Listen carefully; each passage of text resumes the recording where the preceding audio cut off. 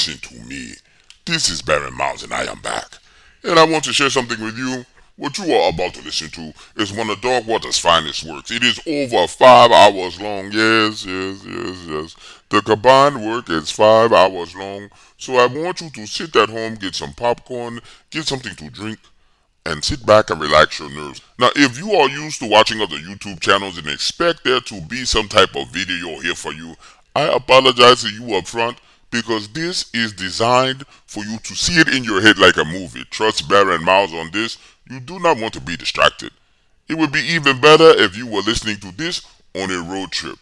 On top of that, unfortunately we had to censor some of the curse words, but I still promise you, you will enjoy it. Yes. This is the build-up for Operation Black Sun. But in order to catch everyone up, people who have never heard anything, and to remind all of you who haven't heard it before, take some time to listen. Yes, I told you Doc Waters was back in his bag, and he is doing it like he's never done it before. Enjoy.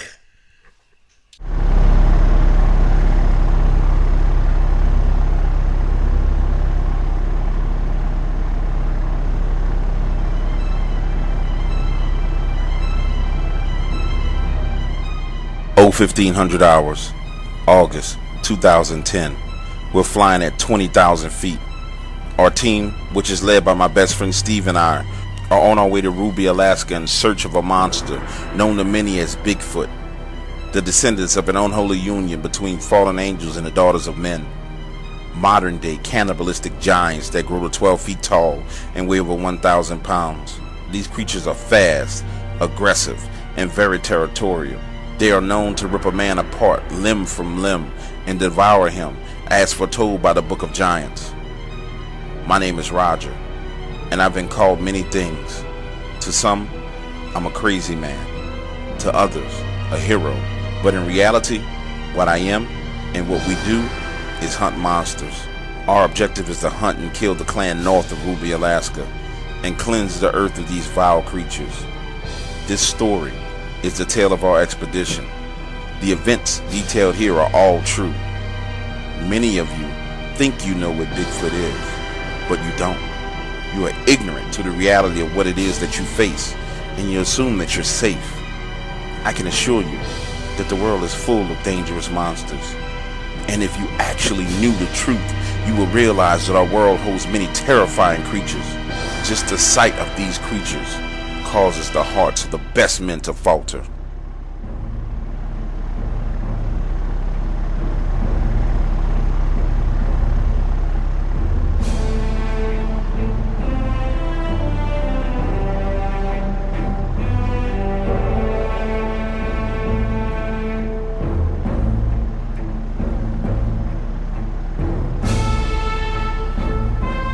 On a plane, the 5,000-mile flight to Alaska was just as I expected it to be, full of jokes and laughter. After all, the crew we had was a mixed bag of sociopaths, psychopaths, and one techie. I'm not sure about the company you keep in your life, but these guys, they're a handful. Now for the crew. Steve and I go back, way back to the 5th grade. I'll never forget the day I first met him. It was coldish, and in the infinite wisdom of St. Rita's private school, they decided to let the kids out on the yard for recess. Now don't let the name fool you. St. Rita's was a private school, but it was kind of rough. To this day, I don't understand why Steve's father insisted he attended the school anyway. I guess you can say his father believed in tough love. As for Steve's family, now they're rich. And I'm not talking about bullshit stock market rich. I'm talking about oil money rich. The type of rich no one in his family really had to work for the next 7 generations. But his dad was old school. He drove a beat-up pickup truck and made sure he counted every penny.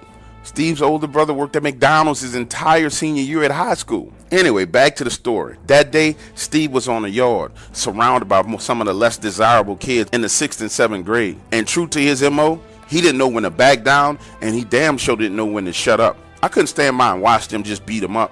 So I interceded, trying to help out, only to take that whooping with him. Ever since that day, Steve and I have been best friends. And man, what friends have we been? Our friendship has taken us all around the world. And we got into some crazy, I'm talking about drunken fist fights on the beach in Ibiza, chased by tigers in India, arrested in Moroccan whorehouses. The list goes on and on and on. The sheer and utter delight and danger that we have experienced as friends is just incomprehensible. It was all fun and games until one evening in the jungles of Venezuela, we ran into something that should not have existed. This creature had the body and a face of a woman with wings like a bat. It ruined our expedition and killed 50% of our crew. From that day on, we decided to hunt and kill these abominations wherever we may find them. Which brings me to the next member of our crew. It was on an expedition to Africa in search of the Lion of Judah that we found him clinging to his last breath. Vital was 18 years old when we discovered him, hidden inside of a hollowed out tree stump, clutching his empty AK-47. He was a fierce child soldier. Vital's parents were killed when he was 10 years old. His mother brutally raped and his father killed before his eyes. So for the next 8 years, he was forced to fight and kill indiscriminately. During that time frame, he became one of the most feared soldiers on the battlefield. So feared that the other generals decided that it was better to take his life than let him take over their army. So one night, the general sent 30 soldiers to kill him. By morning, 30 men lay there dead, and Vital was gravely injured. When Steve and I stumbled upon him in the jungles, he was barely clinging to life. And from that day on, Vital has been with us. I witnessed him kill a full-grown lion with nothing but a 45 and a machete. He's a 6'8" African with a serious attitude problem, but we love him to death. Also with us is Charlie. He's pretty new to the team. Graduated from MIT with a degree in information technology, then went on to work to Microsoft. He was there for 2 years before he got caught hacking. You know, Charlie really gives me the creeps. You know, he reminds me of one of those guys on To Catch a Predator. Except for Charlie's the kind of guy that'll hack your baby monitor and watch your wife breastfeed. He's sick. I repeatedly told Steve that I don't care for him and I don't even want him around. And truthfully, I hope on this trip, Bigfoot shoves a keyboard right up his that way I don't have to be bothered with him anymore.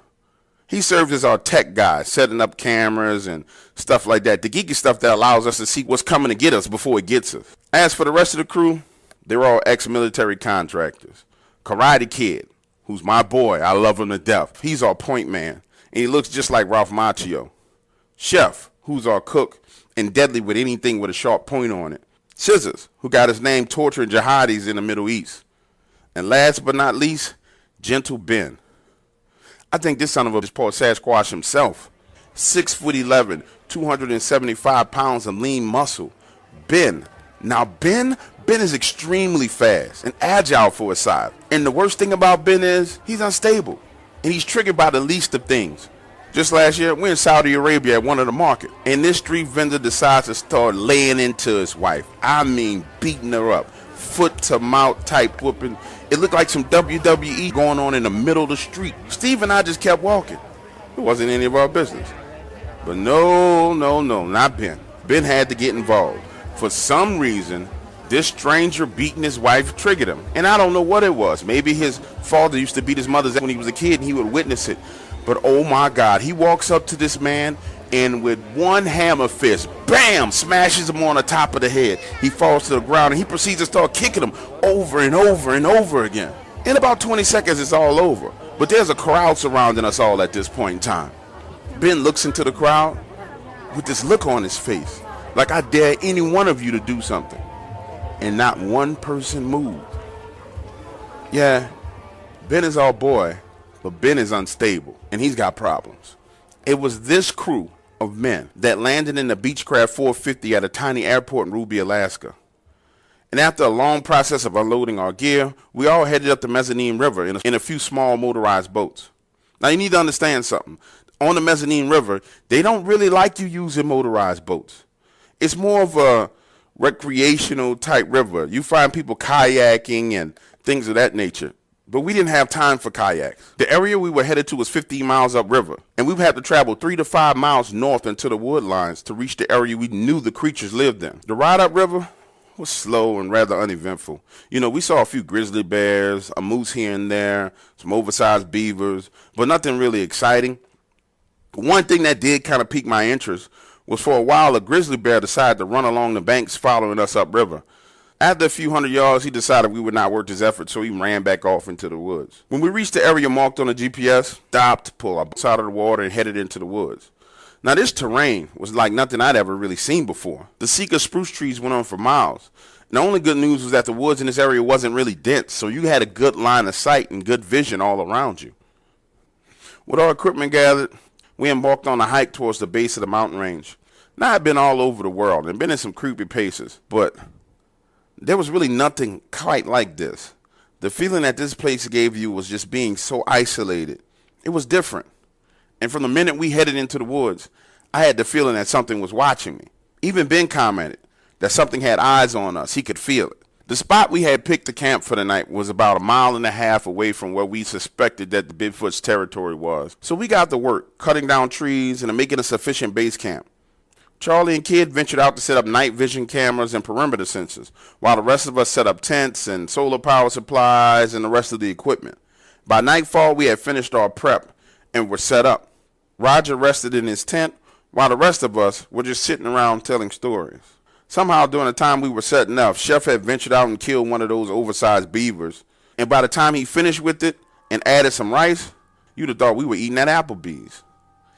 So around 10 o'clock, just when we were all about to settle down and rest, one of the perimeter alarms on the north side was triggered.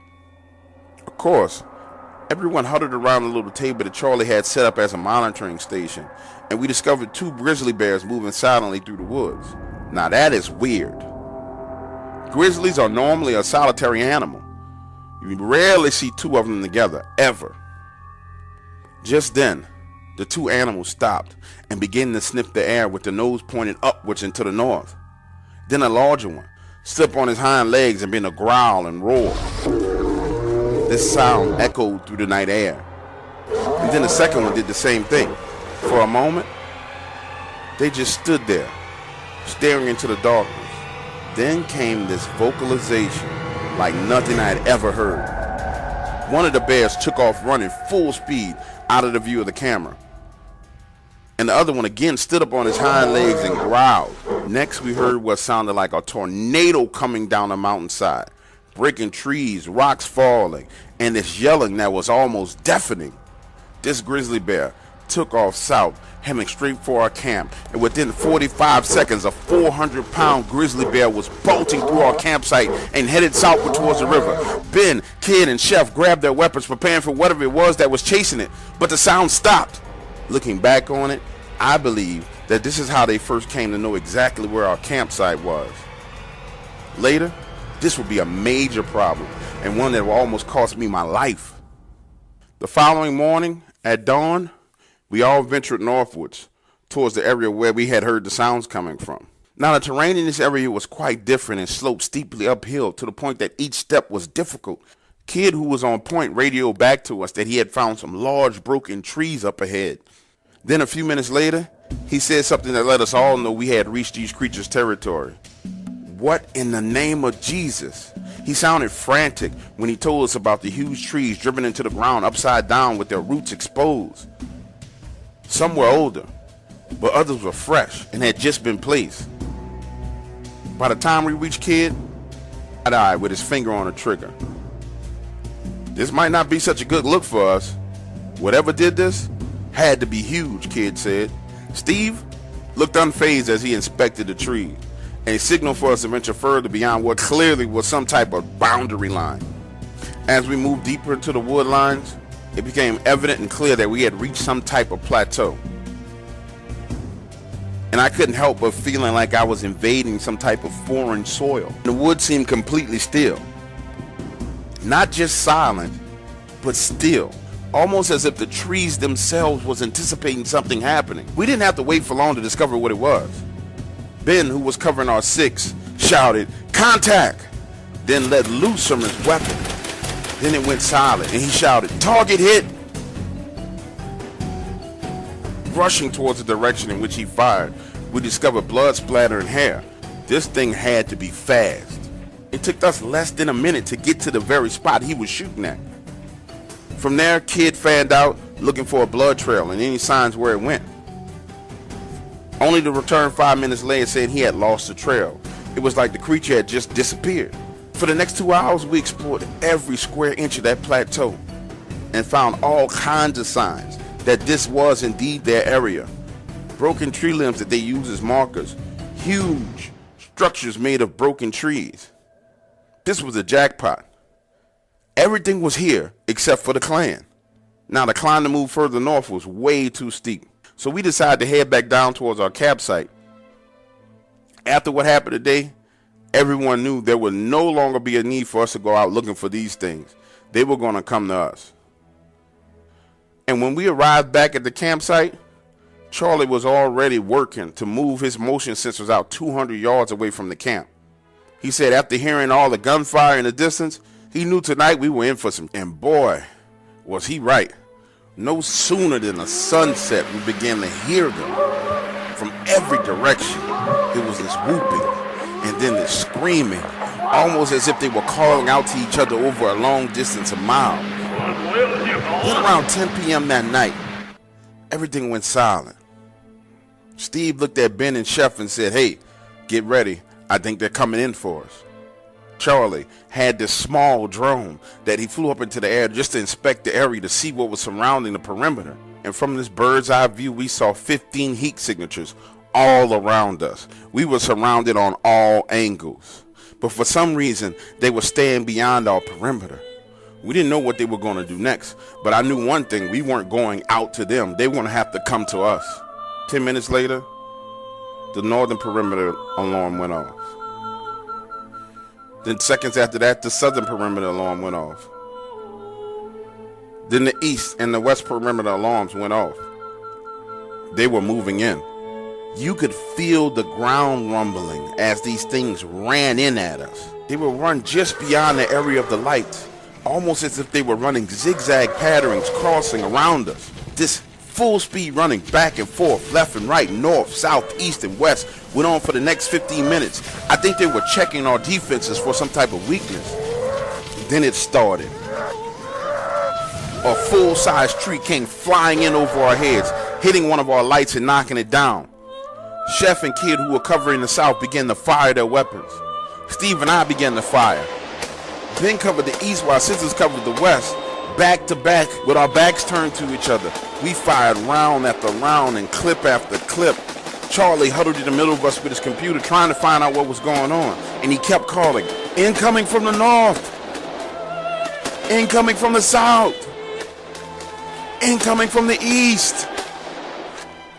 After what felt like an hour of pure madness, Ben got completely and totally enraged. And I saw him out of the corner of my eye going to his case and grabbing his AA-12 shotgun. Once he began shooting that shotgun, all activity ceased. And high above us, from the area of that same plateau, we heard a scream so loud and so powerful that I knew that this was just a test. The real danger was whatever that thing was at the top of the plateau, screaming and giving orders to these creatures. That we would discover the very next night.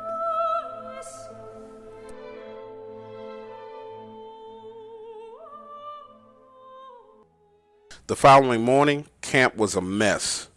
3 out of our 4 lights were destroyed, and they had thrown full-grown trees at us. Charlie started his moaning about not being safe. He wanted to leave. The little wussy acted like he had a choice in the matter. Steve was clearly perturbed as he walked around the perimeter. "I hit 3 of them in the chest multiple times," he said. "So did I," said Ben. "I hit 2 of them with the AA-12. What was most confusing was that there was no bodies. Vital, who I only saw one time during a firefight, was not in the campsite. When Steve and I realized this, instant panic set in, and we began to look around for any signs of where he might have gone to. Fanning out in all directions, we moved around searching for him. And just as Steve and I began to assume the worst, he signaled us from high in a tree. Now somehow, during the firefight, he managed to flank these creatures and get well behind them. Vital went on to tell us that he observed them during the fight, that these animals carried their wounded and dead off when they left. He also told us that when they left, they scattered in all directions. Vital believed that this was not just one clan, but it was 4 clans that we were up against. I have to admit, I was impressed. How the hell did he pull this off? And for the first time, I began to think that we had bit off way more than we could chew. A huge part of me wanted to leave, and Vital even said it. This is a fight we cannot win. But I knew Steve, and we weren't going anywhere. When we returned to camp with Vital, there was this synchronized exhale and a brief moment of relief. But as soon as Charlie started yapping about wanting to leave, the shit hit the fan. Steve grabbed him by the back of the neck, pulling him close and whispered, I didn't hire you for your opinion or cowardice. Now get your ass moving and expand our perimeter. To be honest, the overall consensus was that we needed to leave. And Steve knew it. I mean, we were some terrible shit in our time. But 3 to 4 clans of Bigfoots? That was a bit too much. And the intel that we gathered only told us about one violent clan. We didn't even come prepared to deal with more than one clan. And last night, we ran through 35% of our munitions. If they attacked us 2 more times, we were. So I pulled Steve to the side while everybody was cleaning up, and I said, listen, brother, this is getting a little too sticky for us. We might need to think about getting the hell out of here before nightfall. He just looked at me and said, I know. Let's give it 24 more hours, and then we're out of here. I'm going to kill as many of these things as I can. Now, Steve knew this wasn't a good move. I could see it in his eyes. He realized that we were in way too deep. And the bad thing about it is, he wasn't the one that was going to pay the price. I was. We spent the rest of the day preparing defenses. Ben cleared more trees to give us a better line of sight. Karate Kid dug out 2 small ditches within our perimeter and filled them with gasoline as a way of using fire to separate the creatures and provide us more light so we can see. And no one was allowed to venture out from the camp at all. And with good reason. I know I saw 2 of those creatures watching us. They were there for a split second, then gone. At this point in time, I didn't know if we were going to survive the night. But I knew one thing for sure. We were prepared to fight tooth and nail. Smoke bombs, flashbangs, fire traps. This was going to be one night to remember. And by the time darkness fell, the camp was transformed into a target range. Gone were the safari tents and fancy equipment. It was about to go down. There was no fancy meal cooked by a chef that night. Straight up MREs, pinto bean stew is what we had. It was awful. Looking back on it, that almost was my last supper. The mood was tense as darkness grew. Everyone knew that tonight was going to be hell. We had no idea what we were about to face. Unlike the night before, things were normal until about 11:30. That's when the woods went silent. It was amazing, almost as if every living creature evacuated the area. Vital signaled from high above us in a tree to let us know that he was seeing movement. The next thing you know, a freaking boulder comes flying in at us. Now listen, this is not a rock. Rocks are about the size of your hand. This thing was the size of my chest. This was a boulder. It was like God got pissed off at us and it started raining boulders from the sky. I remember looking around and thinking to myself, man, we're in serious trouble. They're going to stay out of shooting range and just throw boulders at us. Just then, Vital began to fire in the opposite direction from where the boulders were coming from. Then he said something that I'll never forget. It's a distraction. Look behind you. By the time I turned around, Vital had begun to open fire full blast, and I could see huge shadows moving towards us. But it was not until Kid lit the first ring of fire that I realized what we were up against. Now I need you for a second to imagine this. As the first ring of fire began to ignite, one by one, the dark shadows surrounding us became clear. It looked like an army. This reminded me of something from the ancient days of the Roman Empire. They were all lined up. Some had boulders in their hands. Others had broken trees. I mean full-size trees. It had to be about 30 of these things. The smallest 7 feet tall. Some were male and others were female. Vital stopped shooting for a moment, and I swear it was like something out of a movie. From behind the line of creatures stands up this thing. I say it stood up because it had to be squatting down.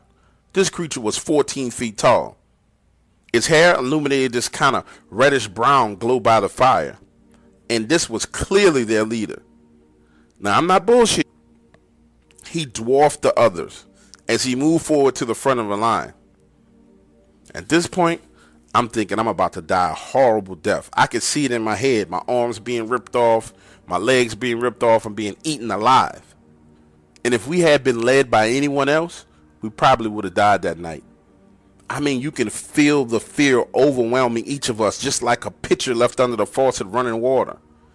And just when we were intimidated, I heard this shot, and I knew it was from him. Steve had just fired his .50 cal Barrett. I watched as the 14-foot tall Bigfoot was hit dead center in his chest. The creature stumbled backwards for a few steps, bumping into others, then fell on his side. Steve had shot the leader in hopes that the rest of them would become afraid. And for a moment, it looked like it had worked. Until the largest female looked down at their leader, pointed a finger at us, and began to roar. Steve's second shot put a stop to that instantly.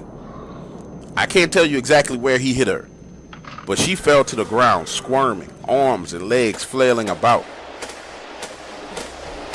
From that point on, it was non-stop shooting. Chef and Ben popped smoke at our rear to keep them from coming up behind us, while Kid chucked flashbangs into the direction of the others. The sound didn't seem to bother them, but the flash definitely stunned them, allowing us to kill 10 to 15 of these things with ease. The tide had turned in our favor, and I had just thought, man, I might just survive this, when I felt the ground shaking beneath my feet. Turning to my left, there it was, moving full speed directly at me with its mouth wide open. It looked like one of those Down syndrome or retard kids we grew up with in school, except it was jet black. And his eyes, I'll never forget those eyes. They weren't set on the front of his head. They were kind of to the side. But the eyeballs actually rolled completely in as it fixed its gaze on me. I was only able to get off one shot before I went flying into the air. And just like on those cartoons where the Hulk throws something in the air and then punches it, well, that was me. And as my body was in mid-air, this thing took 2 steps forward, swung its forearm in a downward direction, striking my left thigh. I felt the bone break before I hit the ground. I was laying there, in pain, and it was just about to step on me when Ben shot it in the head with that AA-12 shotgun. After the first shot, it was still able to turn and look at him. Then it fell to the ground. From my position on the ground, I fired as many shots as I could. Man, I watched as Charlie was hitting the head with one of those boulders, splitting his skull. Chef was hit by a tree. This thing came flying in like somebody threw a frisbee, knocking him unconscious. Right at about 4:45 in the morning, things went silent. I didn't know if they were preparing for round 2 or if they had enough. But with 3 of us down and limited munitions, it was time for us to get the fuck out of Dodge. Ben did his best to tend to my broken femur, and somehow Vital was able to wake Chef up. But Charles, he was gone. There was nothing that could be done for him. With a splint on my leg and some drugs in my system, I was able to stand with assistance. Now able to stand, I witnessed firsthand the carnage. Blood, hair, everywhere. They didn't take their dead with them this time. They left them behind. To be honest with you, this was a massacre. And for the first time, I felt conflicted that day. I'm not sure if it was the drugs or my conscience, but I felt up. We had wiped them out of existence. Or at least so I thought. Steve, ever focused, gave orders for us to start heading back to the boats. We were to leave everything behind except for our weapons and the remaining ammo. There was really nothing left. Everything had been destroyed that night. By the time we reached the river, the sun had fully risen. And again, the sense that we were going to make it out of this alive washed over me. I finally felt secure. That was until I started hearing this sound coming from behind us. It wasn't them coming for us. It was the sound of them weeping, moaning, almost as if they were crying for the loss of their family members. While all that was going on, Kid looked down at his GPS, confused. He said, the boats are supposed to be here, but according to this, they're 30 feet deep in the river. Steve looked at me and said, wait, what? You mean these things sunk our boats? And in that moment of confusion and fear, the meds wore off. The pain from my leg came rushing back, sending signals to my brain that said, you're hurt and you're in danger. Ben assisted me in sitting down on the ground and walked over to the riverbank. He just stared in the water as if he was Darth Vader and he could use the Force to get the boats back. And Steve, he just looked at me with this kind of blank stare on his face. Because at that moment, I think he finally realized we were screwed. While we were coming to this realization, all you heard was them screaming and crying in the background. This ordeal was far from over. We had limited ammo and now no transportation.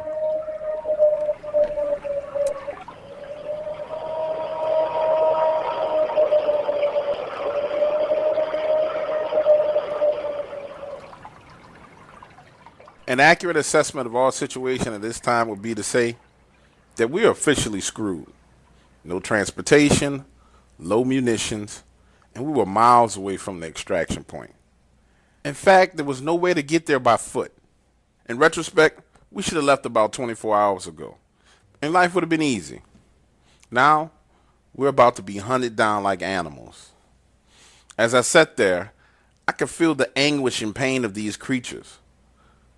They were going to come and get us soon, and we needed to come up with a plan. For the first time ever, I looked into Steve's eyes and saw a level of fear as he paced back and forth along the riverbank with his head held high. I could see the gears in his head moving as he came up with a plan. Now, I already knew he had a plan to get us out of here. He was past that part.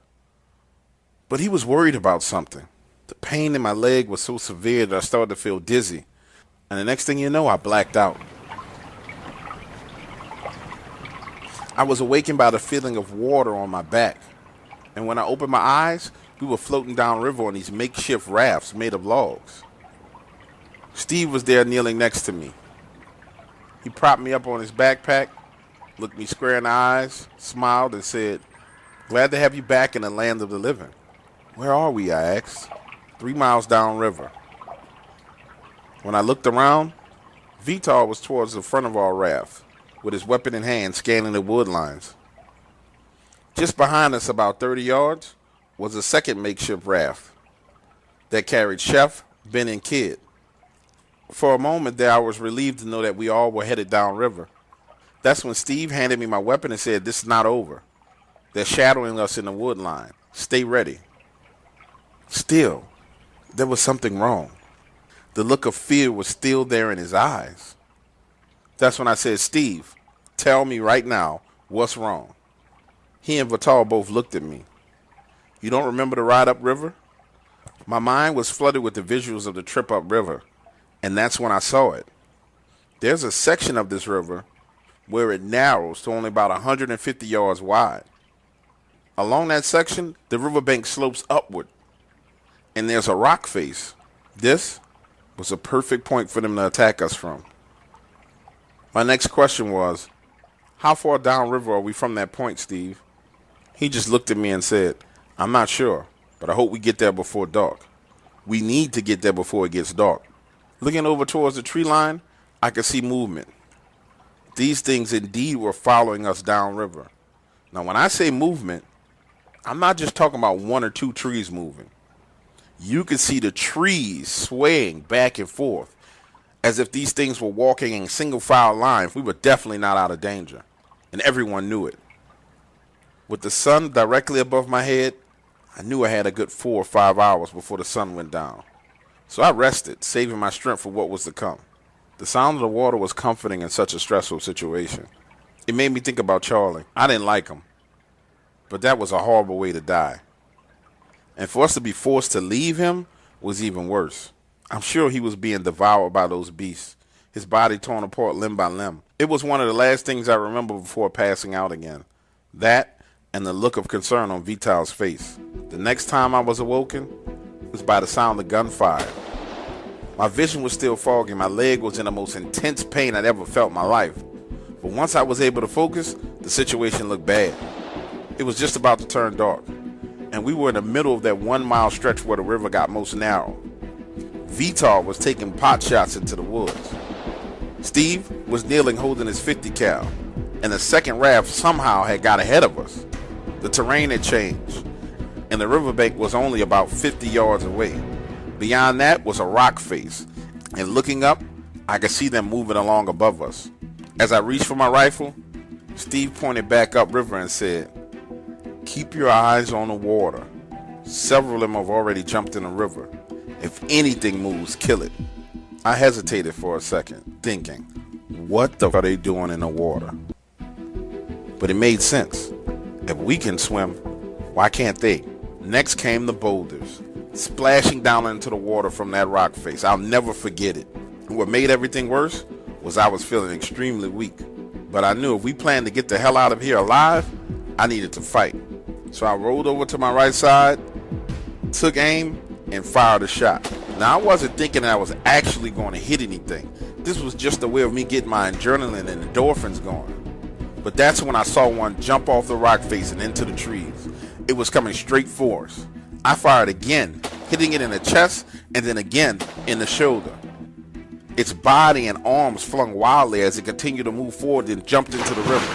Now we had one of these things in the water with us for sure, but I couldn't see it anywhere. On the raft ahead of us, they went from controlled bursts to full automatic fire and began throwing flashbangs on the riverbank. That's when I noticed the straps and vines used to hold our raft begin to bulge and move a bit, as if something was pushing the logs from beneath the water.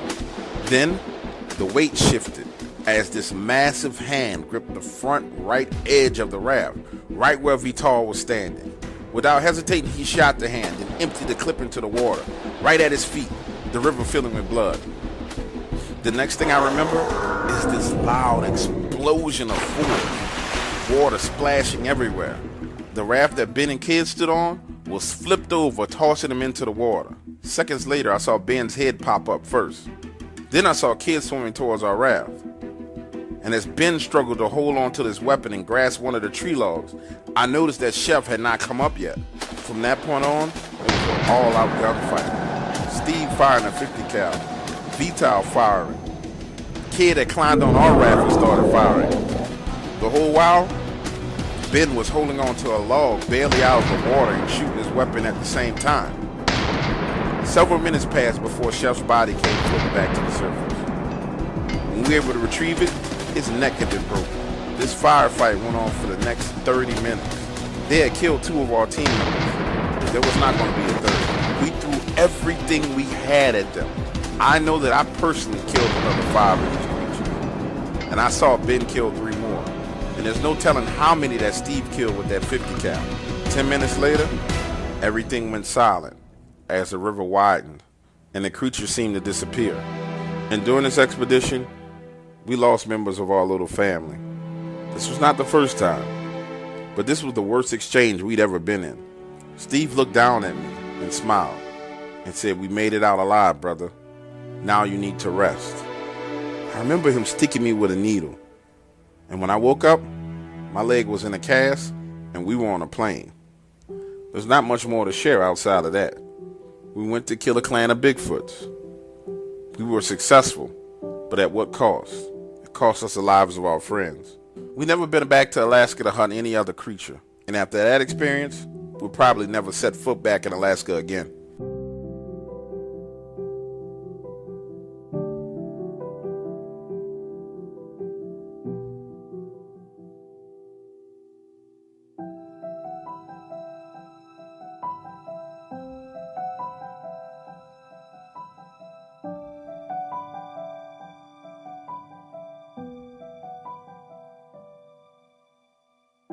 Long before we visited Ruby, Alaska, before the death, the blood, the stinging pain of loss, before it was revealed to us that the world was full of hideous monsters, and that the elites of the world knew of these creatures and used them to suit their needs. Before we met Vital, Ben, and Chef, it was just Steve and I, two men who traveled the world, searching for a good time, aimlessly wandering without a purpose, having the time of our lives. So tonight, I take you back to the beginning, how it all started, when we first realized that the world is not what it seemed, and walk you through the events that turned us into what we are today, monster hunters.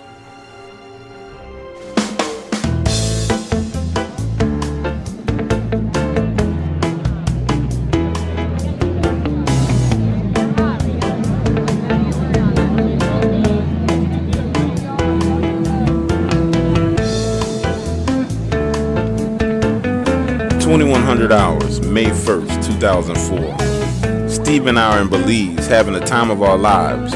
Oceanfront resorts, great food, beautiful women. If you've never been to Belize, you need to put it on your bucket list. And the women, oh my God, amazing. With skin tones ranging from the Creole colors of New Orleans to the smooth, dark chocolate of South Africa. In those days, long before we learned about the evils of the world, Roger and I only cared about traveling. And I'll never forget that night. I was beachside with the most angelic being God ever created. What was her name again? Oh, yes. Alicia. How could I ever forget her? She had these eyes that peered into your soul. You know, if things had gone differently, I could have seen myself marrying a woman like her. Beautiful, intelligent, and from a family of means. Alicia. Yeah. Roger was a few feet down from me, drinking and entertaining a group of 3 women, running his usual mind control language patterns, talking about feelings and using words like imagine this, and presupposing that all 3 of them will be having sex tonight when his satellite phone rang. You know, sometimes I wish that he had never answered that phone call. I sit back and wonder how our lives would have been if he had just taken those women back to his room instead of taking that call. It was that very phone call that set us on the path to becoming monster hunters. The phone call was from a man named Sorkin. You see, Sorkin had his eyes on this gold-rich land outside of San Carlos, Venezuela. Locals there were pan-mining the area and selling lots of gold. And as for Sorkin, best way to describe him is a globalist. He had his hands in everything: drugs, guns, prostitution, diamonds, gold mines, oil. You name it, he had access to it. Countries didn't matter to him. In fact, borders didn't exist to him. And rules? They didn't even apply to Sorkin. One day he told me Hugo Chavez was just a pissant dictator to him. You see, I'd only met him once before. Roger and I got an invite to hang out with him and his sons at their box suite at the Dallas Cowboy games. And I had never seen anything like this in my life. I mean, the power this guy had. Congressmen, diplomats, foreign ambassadors. Everywhere we went, somebody was kissing his ring.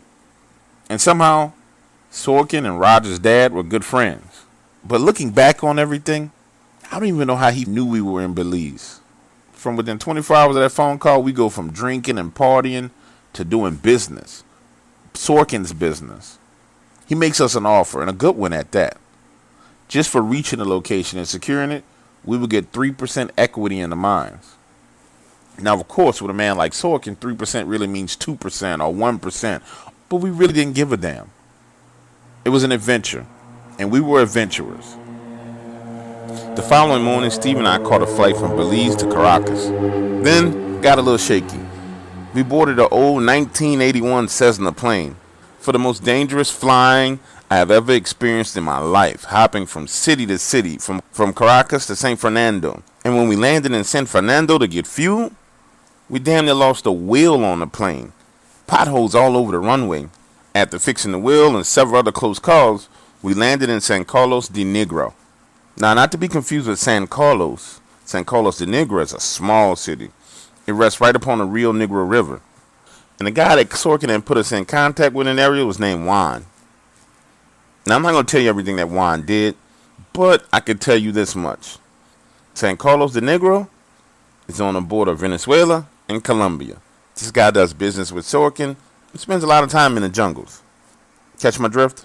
As far as San Carlos de Negros, the color of the city is a bit of an overstatement. This place was bare bones. A village is more like what I would call it. Stray dogs everywhere, poverty like nothing I'd ever seen. We jump in the back of the Jeep with Juan and his right-hand man, Dantes. Now, Juan really was nothing special to look at. Small man, weighed no more than 185 pounds and stood about 5'10". But Dantes, his boy, looked like he had been through a rough life. He's about 6'3", very slim, but he had the eyes of a killer. You know those cold, dead eyes? Soulless? And his head must have been split open like a melon at some point in time, because the scars on his face and the stitch job, man, imagine a skinny Latin version of Frankenstein with tattoos. And what was even more disturbing about Dantes was he didn't say a word the entire time. He was just there.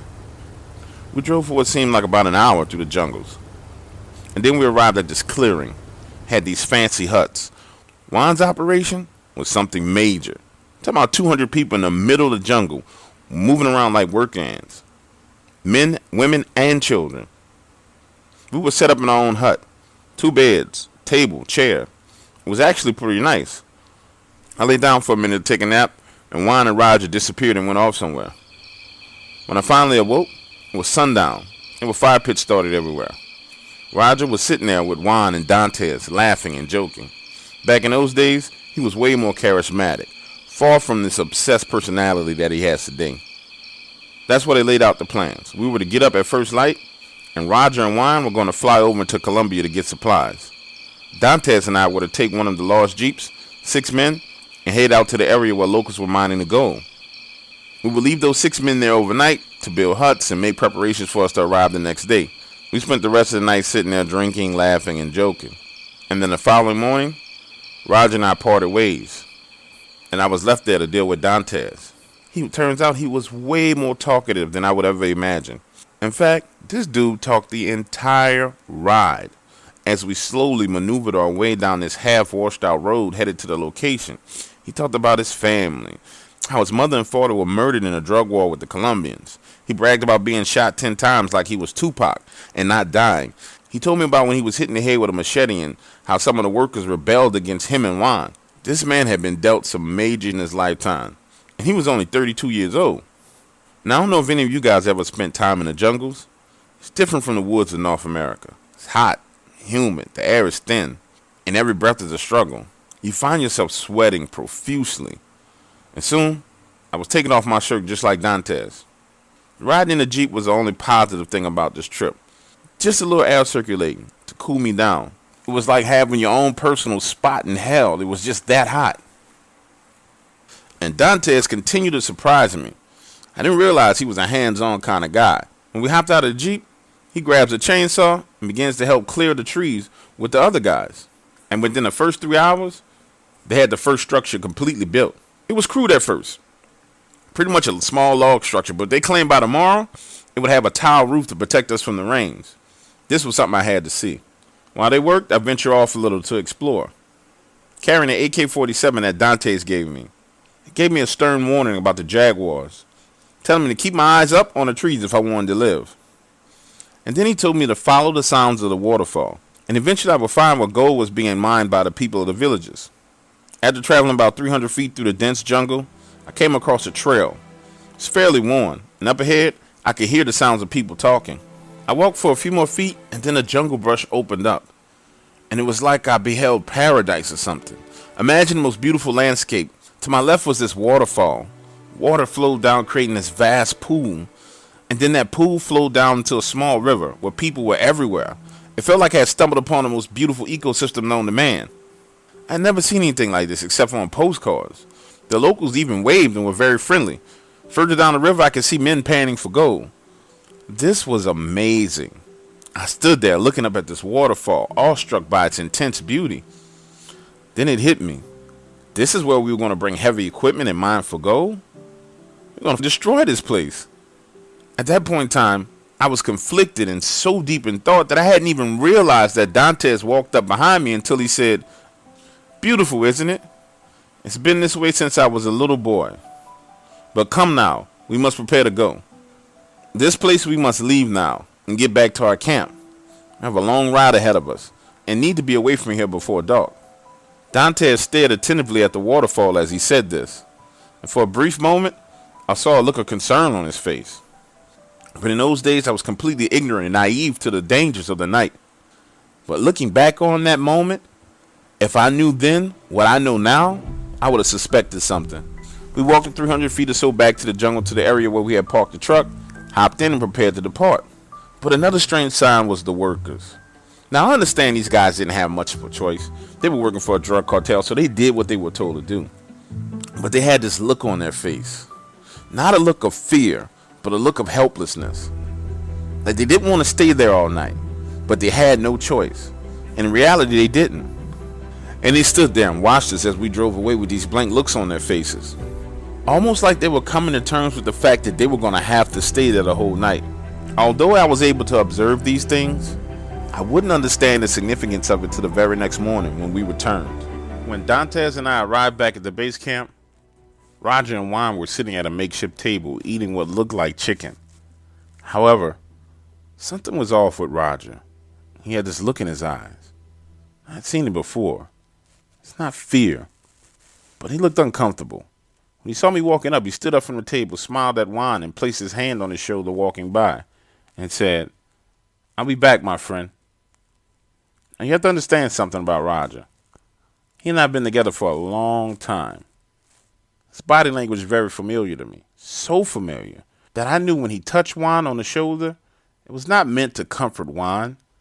It was a reminder to him that he needed to keep his wits about himself. Roger was now manipulating Juan.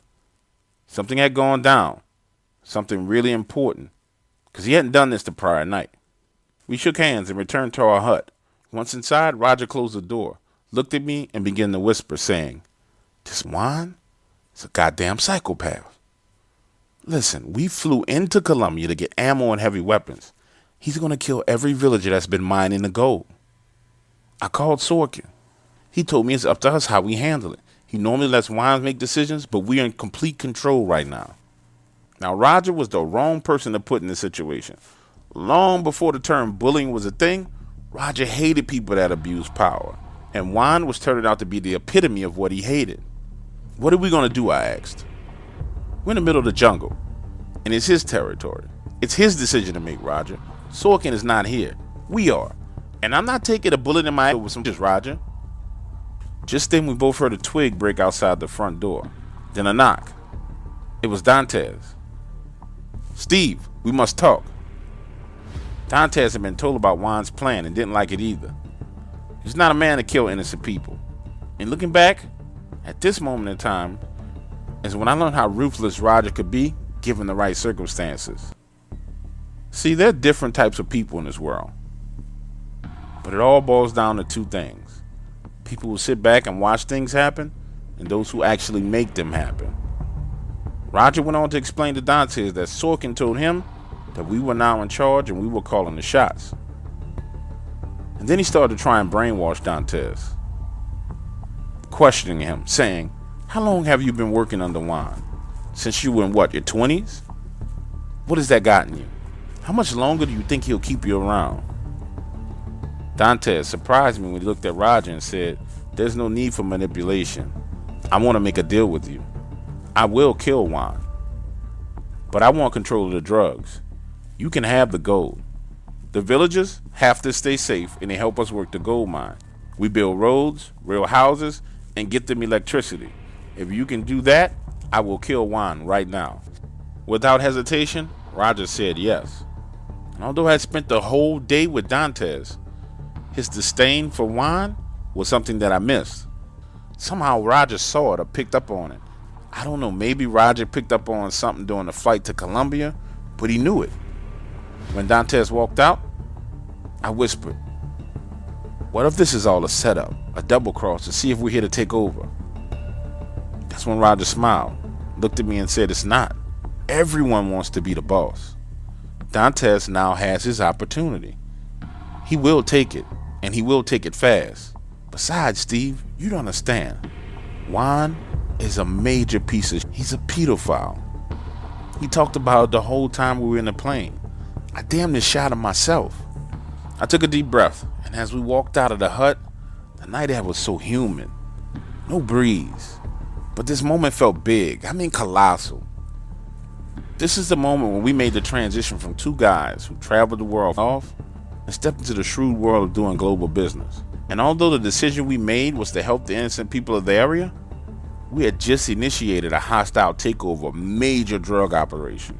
This all was a bit much for me, and I couldn't help but hold my head down as we walked out of the front door. Juan was still sitting at the table when we arrived. By now, he was half drunk. Dantes sat there quietly next to him as Roger and I took a seat. Roger squared his shoulders and smiled. Juan, you think we can talk about those villagers again in the morning? Maybe we can revisit the idea when you haven't been drinking. That's when Juan quickly stood to his feet, stumbling a bit and resting his hand on the table and said, Roger, you are a boy. Sorkin told me, you play around the world with daddy's money, but have no money of your own. I'm a man. I built this drug operation myself. I'm a man, boy. Stay out of my way and let men do what they must do. A quick glance was all it took from Roger to Dantes, and then the sound of a single gunshot echoed through the jungle. It's not like in the movies, you know, where the blood splatters all over the wall and a person just falls. Nah, Dantes shot him from a seated position. The bullet exploded his face. Juan's eyeball flew out on the table. He was able to turn and look at Dantes just before he fell to the ground. Half of his face was missing. I can only imagine how surprised he was when he realized that Dantes shot him. Beyond the eyeball sitting on the table and Juan's face literally being blown apart, what got me was how casual Dante was after he did it. Men came running with rifles, and upon discovering that Juan was dead, they smiled and laughed. He truly was a pedophile, molesting the children of the villagers, and Dantes was respected among the men as a fighter. He worked with them and toiled with them. He was one of them, and now he was in charge. This whole situation was a lot to process. It was my first time seeing a man get shot. I didn't want to show weakness, but I felt sick. The smell of blood was strong, and his eyeball sitting on the table. Oh. I got up and walked away. Made it about 20 feet before I vomited. Roger, on the other hand, seemed unfazed by the events. He got up, shook Dante's hand, and walked into our hut. After I gathered myself, I walked in, wiping my mouth, and said, "Did we do the right thing?" Roger's reply was, "We did the only thing we could do. Now we have control of the situation and the respect of the people. Let's give it a few days. The word will spread and we'll be the heroes." Somehow, Roger was able to go to sleep that night, but I wasn't. In my mind, I kept replaying Juan getting shot in the face over and over and over again. And the following morning, I was still awake when Dantes knocked on the door to our hut. "Wake up. It's time we go back. The men should be done by now." And when I walked out of the hut and past the table from last night, I could still smell the blood. Juan's body was gone, and in the distance there was smoke from a fire. I never took the time to ask, but it's safe to assume that they burned his body. Meanwhile, Dantes gathered 20 more men, weapons, fuel, lanterns, flashlights, all kinds of crap, and we headed out in a caravan towards the site. During the ride, I tried to tell Roger about the beauty of this location, how majestic it was, and that we were going to destroy the place. But at that moment, Roger had begun to transform into the man that he is today, cold-hearted and slightly disconnected. After an hour ride through the jungle, we arrived at the site where the men were supposed to be building huts, but no one was there. Only 3 huts had been built. No fires had been started. No food had been cooked. It was almost as if these guys disappeared. And Dante's reaction was pretty insightful. He seemed completely unsurprised by the situation. The rest of the men, they kneeled on the ground, making the sign of the cross, and began to pray. And they whispered among themselves this term. What was it? Los alados. Dantes instructed the men to look around for them and check the trees. "The trees?" Roger said, looking at me. You see, we had no clue what we gotten ourselves into, but we would soon find out. Thinking that the men had just wandered off, Roger and I proceeded to head towards the falls. We traveled the 300 feet or so to the trail, and when he first saw it, I think he realized what I was telling him. The village people were downriver at work. so we headed that way to talk to him. How much gold can you find here in a day's time, Roger asked. Would you like to make more? The funny thing is, most Americans like us, we believe that people in third world countries are ignorant and uneducated. And in some cases, that's true. But in matters of money and value, these people knew exactly what they had. They just had no way of getting to more of it, and had no one to sell it to other than the drug cartels for food and clothes. I asked them if they knew what happened to the men that we left there yesterday, and it was weird. Prior to me asking that question, they were all smiles, then complete silence. The older men began to walk away, but standing right behind that group of older men was a teenage girl. She smiled and signaled for me to come over. That's when she told me she heard about Senor Juan, and it was good that he was gone. He had long been taking advantage of the girls in the area. This young girl was the first to explain to us the true danger of this beautiful paradise that we had found. She said that ever since she was 8 years old, no one in any of the villages would venture out at night. She said that everyone feared los alados, or the winged ones. These creatures would emerge from the caves behind the waterfalls at night.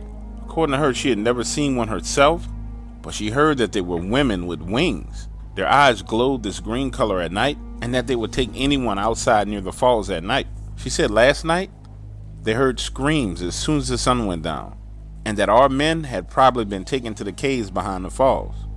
Roger and I thought that this was complete bullshit. Legends that people tell kids to keep them out of the jungles at night. We figured it was a local's way of keeping their kids from being eaten by jaguars or bitten by snakes.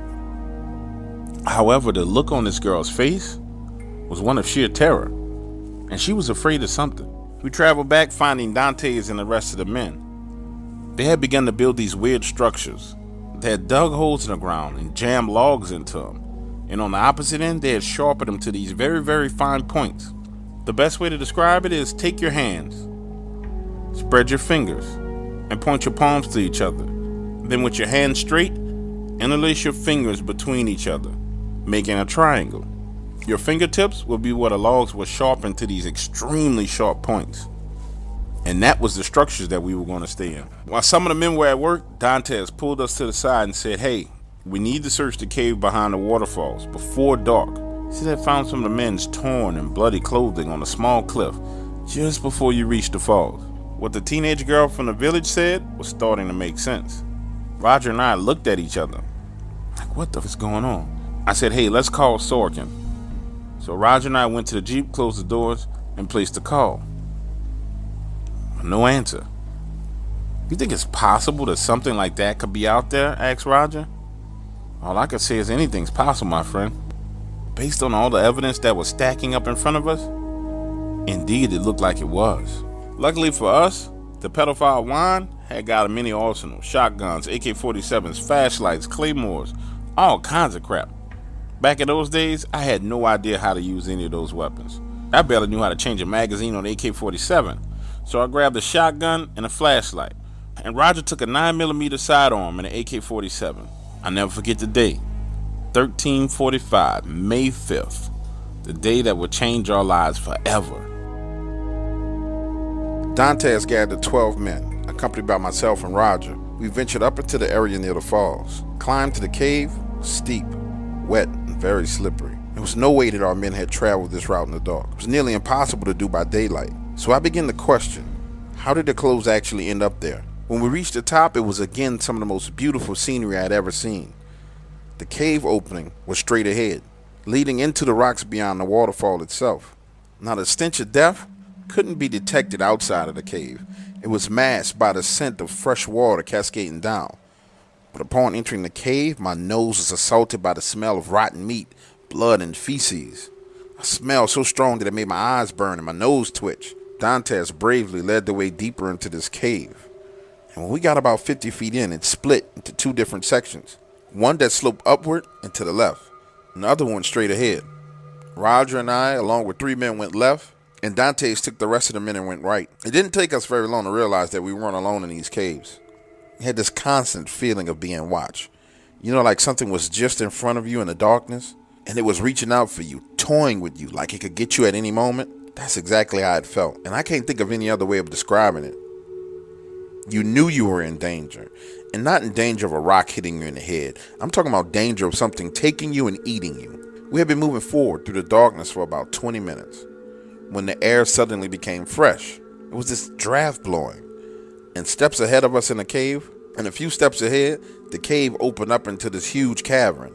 Our lights barely penetrated the darkness. When Roger lit a flare, the place was massive. When I looked down, we were walking towards the end of a ledge. It dropped straight down. If we had taken just another 20 steps, we'd all died. At that point, we hadn't heard anything out of the normal. Just the sounds of water dripping and the echo of our own footsteps. But when one of the men lit a flare and tossed it over the edge, something happened. We started to hear this noise, kind of screeching and crackling at first, then flapping of wings. Now, this was no hallucination. These sounds were real. They were coming from above us and below us.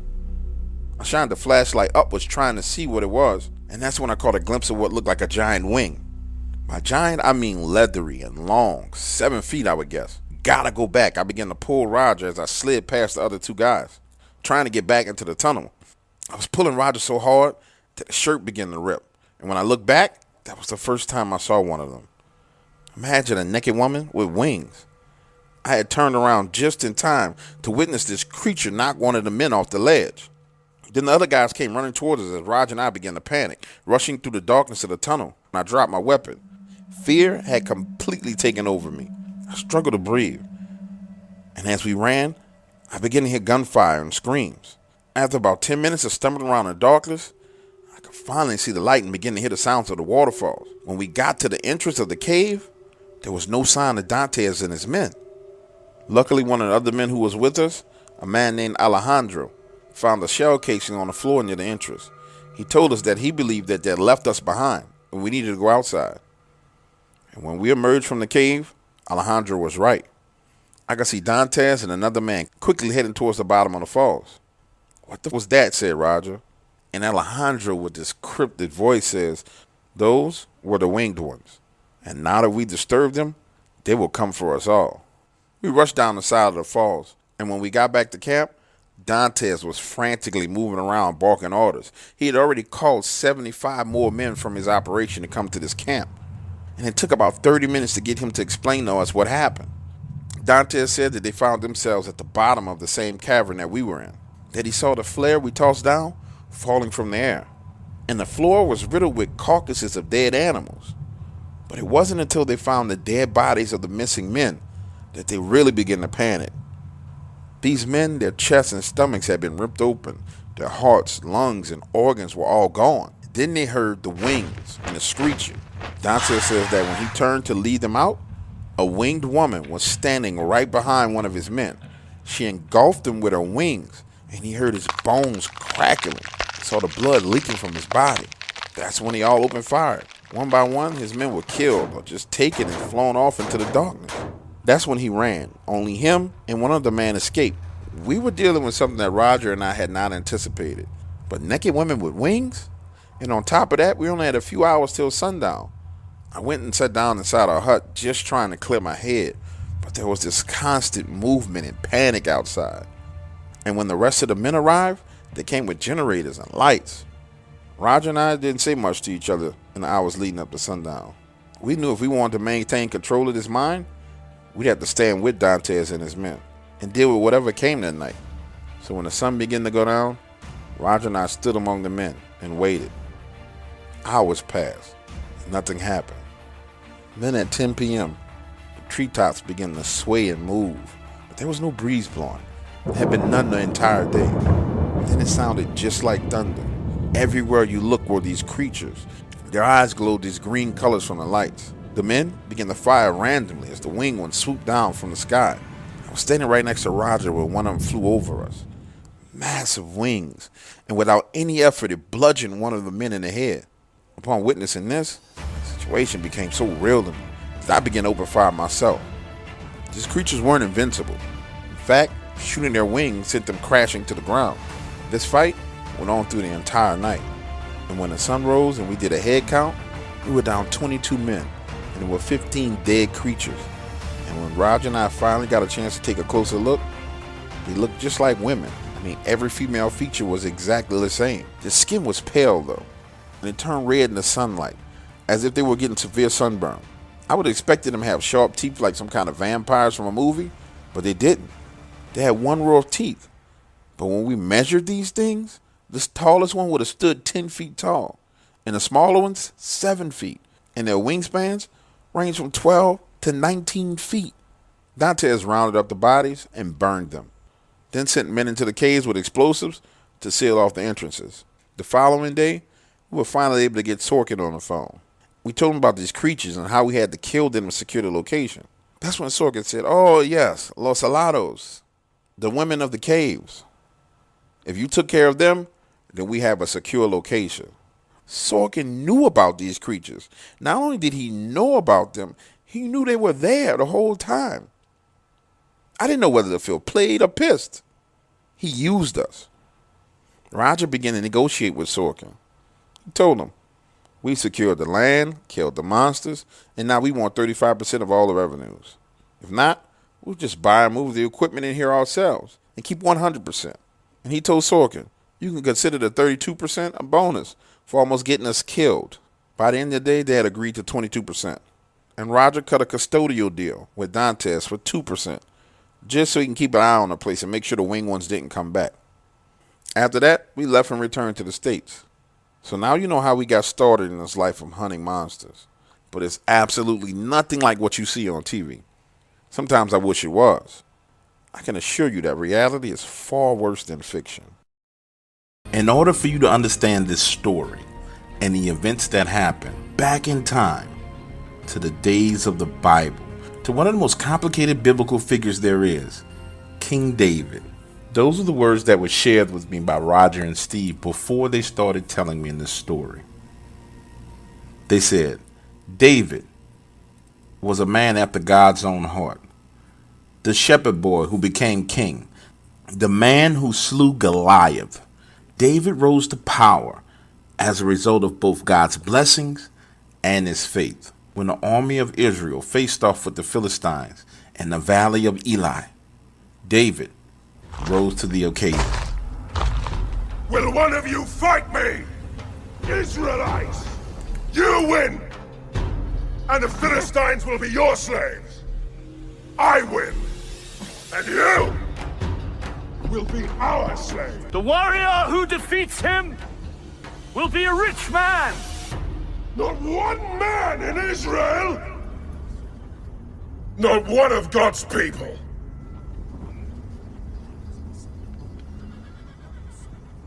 I'll do it. David, you're no soldier, you're a shepherd. Yes, a shepherd.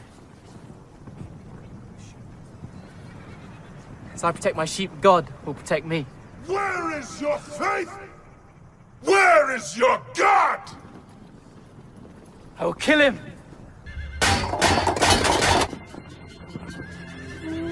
Yea, though I walk in the valley of the shadow of death, I fear no evil. You are with me. Thy rod and staff, they comfort me. You anoint my head with oil. My cup overflows. Surely goodness and mercy shall follow me all the days of my life.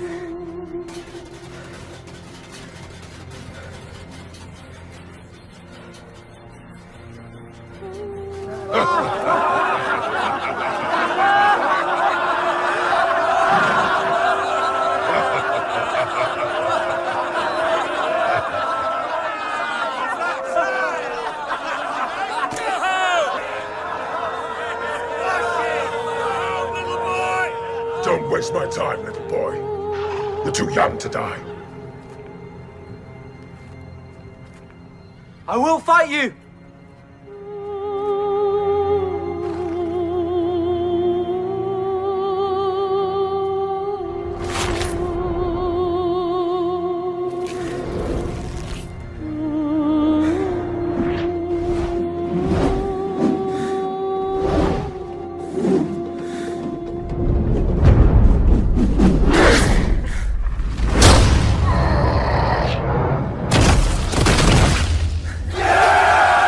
King David, over time and through many battles, was able to identify special soldiers, his personal bodyguard. And in the Bible, 2 Samuel refers to these soldiers as David's mighty men. 2 Samuel chapter 23, verse 15 says, And David longed and said, Oh, that one would give me drink of the water of the well of Bethlehem, which is by the gate. And the 3 mighty men brake through the host of the Philistines, and drew water out of the well of Bethlehem, that was by the gate, and took it, and brought it to David. Nevertheless, he would not drink thereof, but poured it out unto the Lord.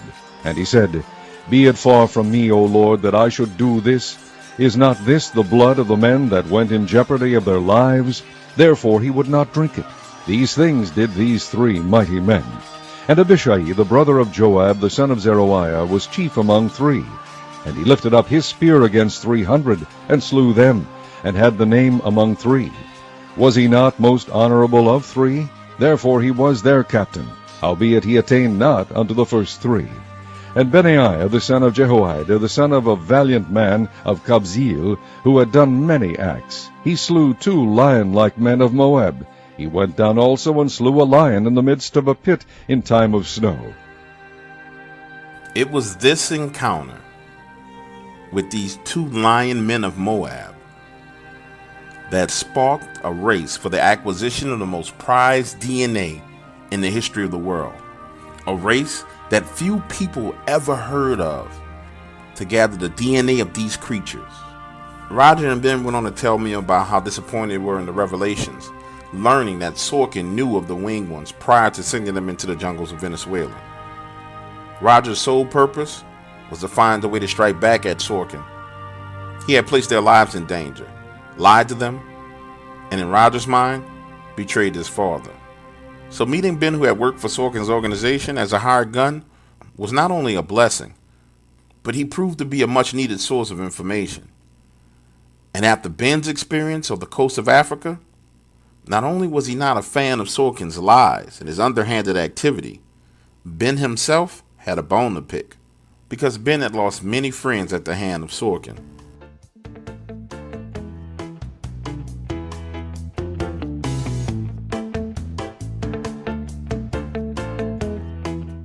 Our meeting was held in a ballroom of the Marlin Hotel in Miami, and the conversation started off lighthearted, casual, but then Roger became Roger.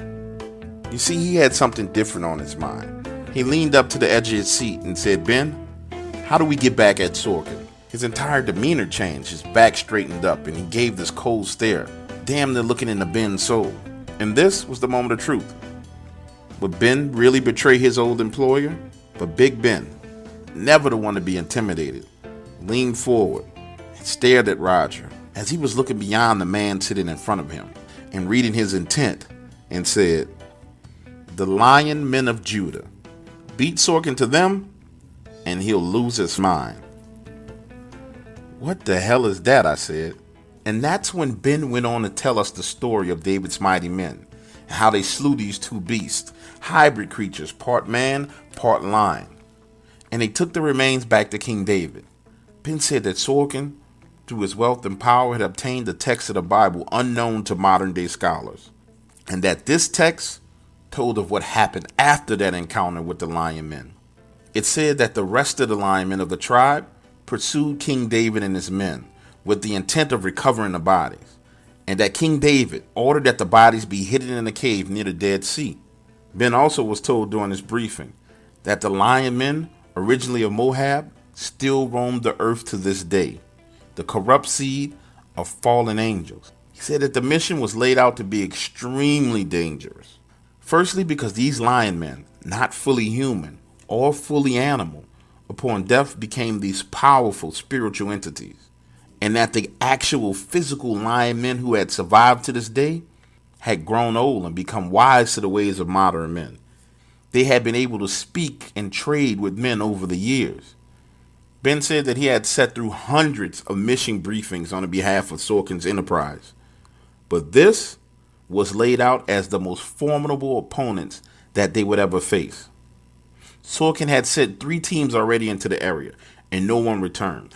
The second team discovered that the surveillance equipment of the first team was being used against them. And they lost contact with the third team within 30 minutes of their arrival to the destination. It was said to them that these creatures were more intelligent than men. During this meeting, Ben shared so much eye-opening information with us about the missions that he went on for Sorkin that it blew our minds. How he hunted and killed Yetis in Russia. He described their speed and strength as otherworldly, and how he witnessed two of them fighting, one ripping the arm off the other.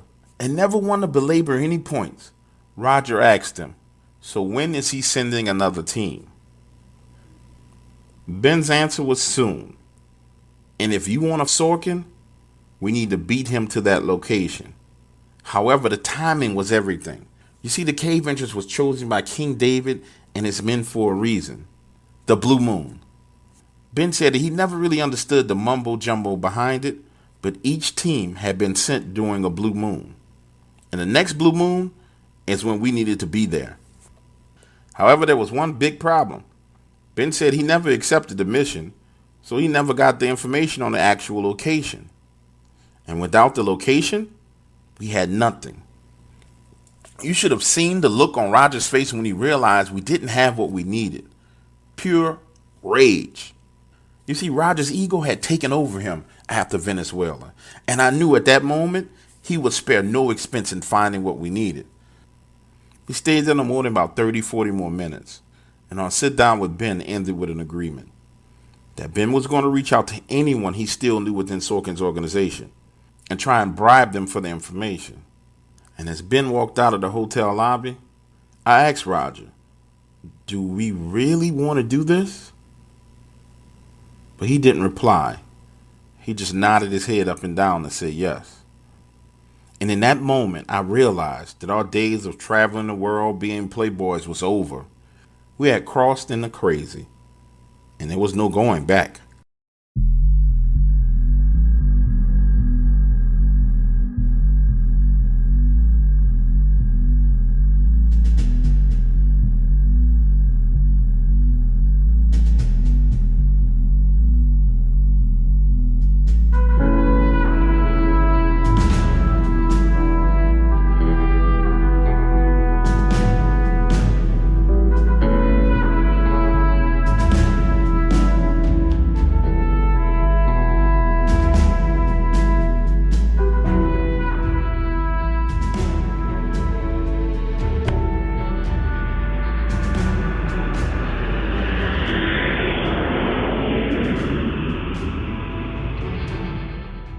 We had absolutely no clue where Ben was headed to when he left. But it turns out, Ben went to Washington, D.C. You see, Ben went to meet this woman named Mary. She was the wife of a senator, and that senator sat on several important committees.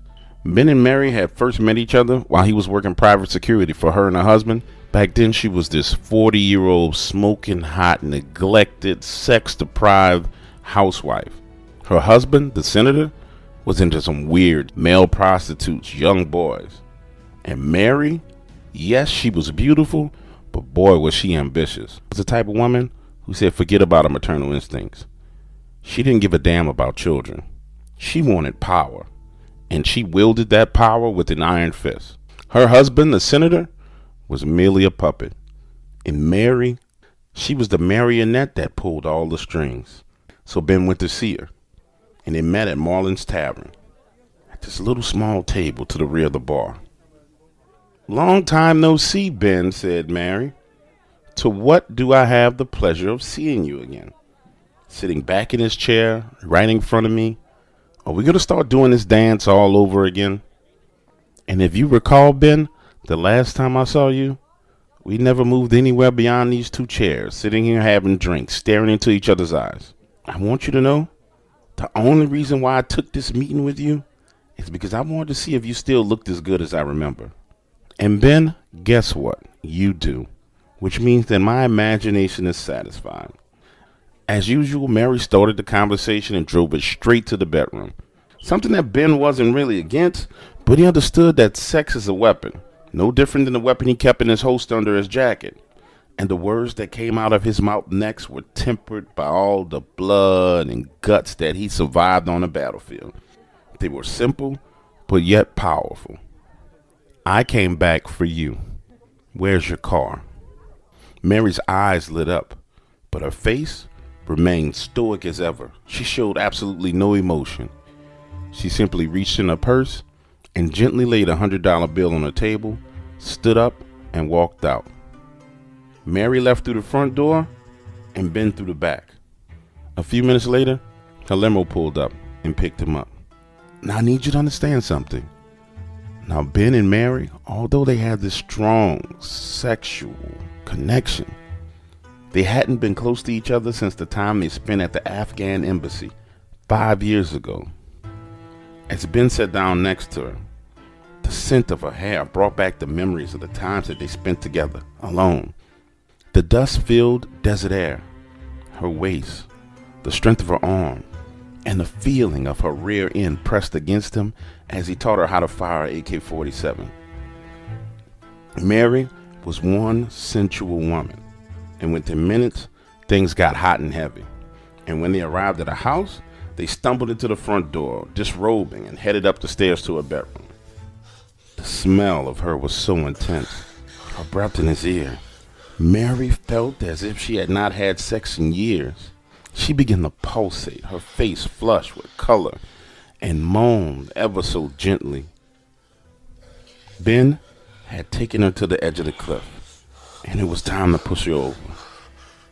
Soon, Mary erupted in pure pleasure, her legs shaking, eyes rolling back in her head, her mouth wide open. She stayed in that state for 3 minutes, until her body laid there limp.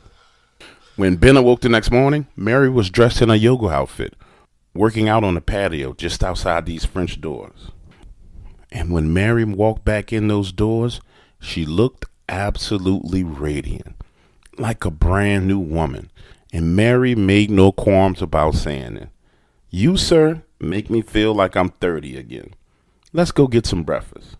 Ben hurried out of bed, throwing on some clothes. But when he arrived downstairs in the kitchen, he was expecting him to be alone. But imagine his surprise when a senator was sitting at the table. Sit down, Ben, she said. Talk about awkward. She insisted. Sit down, Ben. Now, Ben had killed many men in his lifetime, but the concept of sitting at another man's kitchen table after screwing his wife all night just felt scary to him. It made him feel like he was grimy and dirty. And as he sat down in a chair, the senator looked up from his newspaper and said, Hello, Benjamin. How long has it been since I've seen you? Was it Afghanistan? You look well. Who have you been working for? Where have you been? Fill me in. What's going on? That's when Mary chimed in and said, Ben has been doing some private security work in the States lately. Miami, New Orleans, Dallas. He's been everywhere in the U.S. What I'm trying to figure out is what he needs from us, darling. So, Ben, what is it you're seeking? I know it's way more than just sex. And as the X on the word sex rolled out of Mary's mouth, the senator cleared his throat. So what is it you need, Benjamin? Go ahead. I need you guys to track down someone and give me his current location. The man's name is Alessandro. Alessandro, said Mary. Yes, Alessandro. Ben went on to tell them about Alessandro, Sorkin's right-hand man. Ben told them Alessandro was at the barn with me when I worked for Sorkin. And I can't verify exactly where he was from, but the word was that he was from the favelas of Brazil. Raised in those slums at 12 years old, Alessandro became a baby-faced enforcer for one of the most ruthless gangs in Rio. By the time he was 16, he had killed 30 men and was so feared that people refused to walk on the same side of the street as him. One day when the military raided the favelas, Alessandro got separated from the rest of his crew and was surrounded. They had the gun to his head about to execute him when they asked him his name. Alessandro, he shouted defiantly. You, I'm not afraid to die. I live in hell already. You, kill me if you want to. The squad leader decided instead of killing him, that he could use a fearless soldier like him in their ranks. Alessandro was then knocked across the head and taken back to the military base and locked up for a week. Daily, he was given the option to join them or starve to death in prison. On the fourth day, with no food and water, he decided to join the Brazilian military. From there, Alessandro went back into the favelas as a trained soldier, and he invoked so much fear that the crime lords agreed to a truce amongst themselves. This truce, based on fear, lowered the crime rate for 6 months. From there, Alessandro rose through the ranks of the Brazilian military and was recruited by the Brazilian Special Operation Command. It was there that he met a British operative that coerced him into going AWOL and working for Sorkin. Ben went on to tell Mary and her husband, at the barn where Sorkin trained all of his operatives, I heard this story about him. You see, they give you this test. It's a test of your mind, body, and spirit. Teams of 2 are flown out and dropped into the wilderness of Siberia during the harshest winter they can find. The job is to survive 5 days there alone. Ben went on to say that typically the teams were dropped about 3 to 5 miles apart, and all the action was monitored via satellites. The story goes that Alessandro and his partner were dropped off, and he killed the man within the first 15 minutes, took his clothes and food rations, then found 2 more operatives and killed them as well. His downright evil and vicious behavior during that test laid the foundation of Alessandro's power and reputation within Sorkin's organization. And over time, he became so well trusted that he worked personal security for Sorkin himself. He's a ruthless killer, only loyal to the money that he makes working for Sorkin. Okay, then, said Mary. And this is the guy you want to find? Sounds to me like if you find this guy, he's going to be a little pissed off that you tracked him down. But give us a few days and we can find him, right, darling? Said Mary as she looked at her husband. Yes, we can find him. Give me 48 hours and I'll make some calls. Then Mary, with her robe half open, said, in the meantime, what do you say we get some more alone time, Ben? Major General Scott.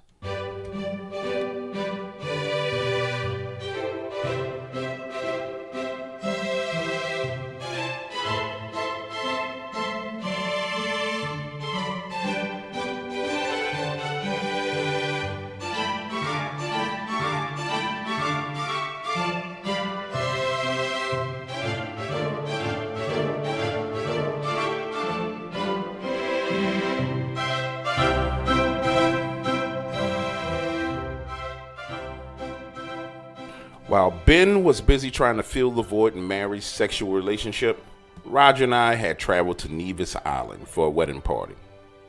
Major General Scott and Roger had become close, mainly due to the campaign donations that Roger and I were making to one of the local Senate races in his area. And General Scott's daughter, Lauren, this chick graduated from Harvard with a degree in finance. She and her husband made $18 million their first year out of school.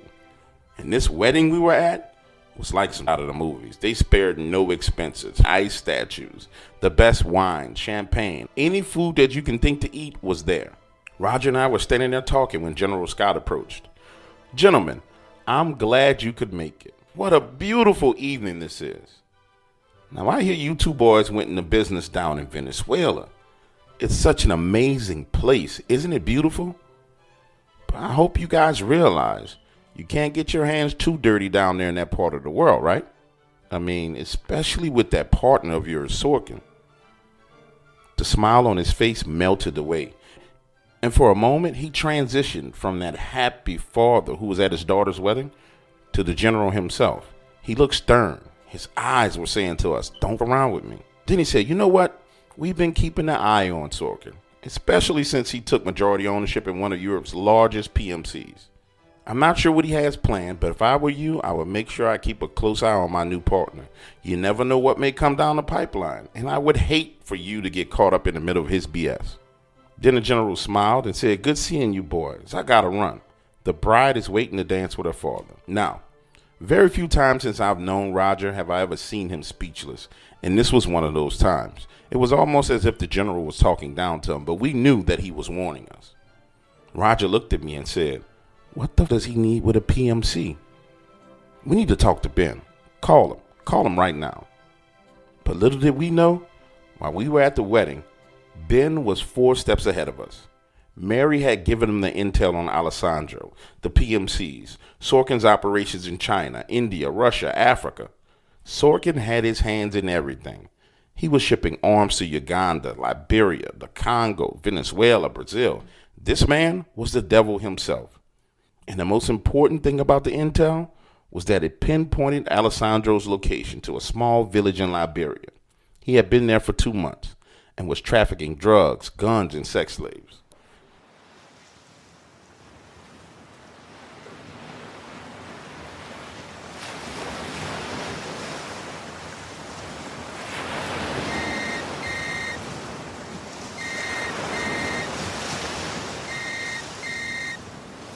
Two days later, Roger and I are sitting on the beach having drinks, and we receive a phone call from Ben. You guys ready for some action? I don't know exactly where the location of the Lion Man is, but I do know someone who will. Now, it's going to be some getting to him, but if we can get our hands on him, we'll know everything. You guys go ahead and relax a few more days. I need to get us some help. We'll meet back up at your place in Miami in 3 days. And just before Ben hung up the phone, he said, oh, whoa, wait a second. I'm going to need you to send me some money. Also, I'm going to email you a list of some of the equipment that we're going to need before we leave. And by the time we returned to our villas, Ben had emailed us his list. We needed a cargo plane, and he emphasized that we needed to own the plane. 2 all-terrain Jeeps, 4 passengers with cargo space in the back, and 4 to 6 days of food and water. Also in the email, Ben said he would take care of getting us a crew of men we needed. He knew some people he could trust with his life. Roger, never the one to hesitate or BS, was on the phone within minutes, negotiating the purchase of a cargo plane. And he assigned me to locate the Jeeps. The following day, we left for Miami.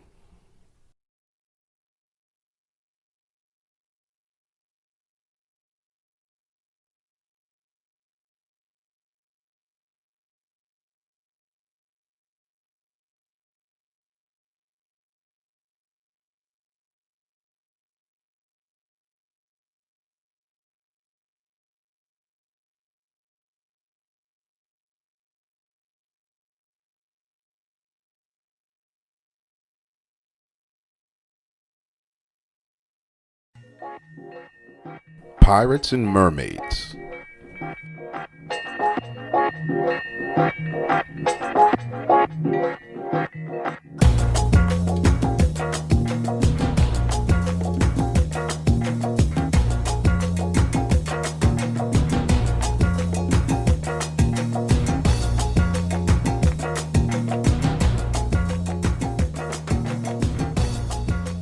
When Ben showed up again, he wasn't alone. He had these 3 guys with him. The first thing I noticed about one of them was that he looked like Ralph Macchio from The Karate Kid. The second guy, who introduced himself as Chef, was about 6 feet tall, and there was no way to avoid looking at the scars he had all over his hands, arms, and face. And the third guy looked kind of foreign, and I didn't like the look in his eyes. He just made your skin crawl. You could feel it. Like this guy wasn't missing some of his screws, but all of his screws. Even when he smiled at me, it just looked fake, like he didn't even know how to use his facial muscles to make a smile. That's when Ben asked if we had done our part and gotten the supplies we needed. But he used this authoritative tone, almost like he was in charge.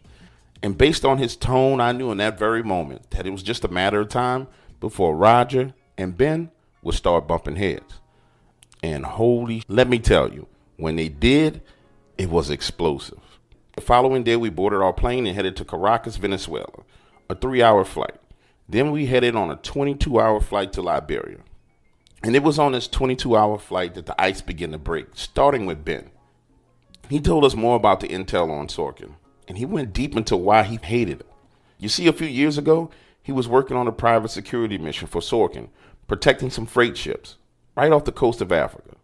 And back then, he worked with this guy that he was really close to called Babyface. He had gotten that nickname because he was the spitting image of the notorious mobster Babyface Nelson. Babyface and Ben had worked over 22 jobs together, and during that time, they got extremely close. On this particular mission, Ben, Babyface, and 15 other men were protecting this freight ship. Now, they was under the impression that the only thing they had to do was protect the oil on the ship. And that's when pirates attacked. 6 small boats, Somalis with AK-47s, RPGs, and these weren't playing. For the most part, this conflict was just target practice for them. That was until 2 of the boats got close enough to the front of the ship and allowed 6 of the pirates to board. They killed 8 of the contractors and were firing RPGs from an elevated position atop some cargo containers. Once the Somalis got that kind of advantage, Ben and Babyface were forced to flee to the hull of the ship. And when they got below deck, Ben said that he realized the ship had been modified.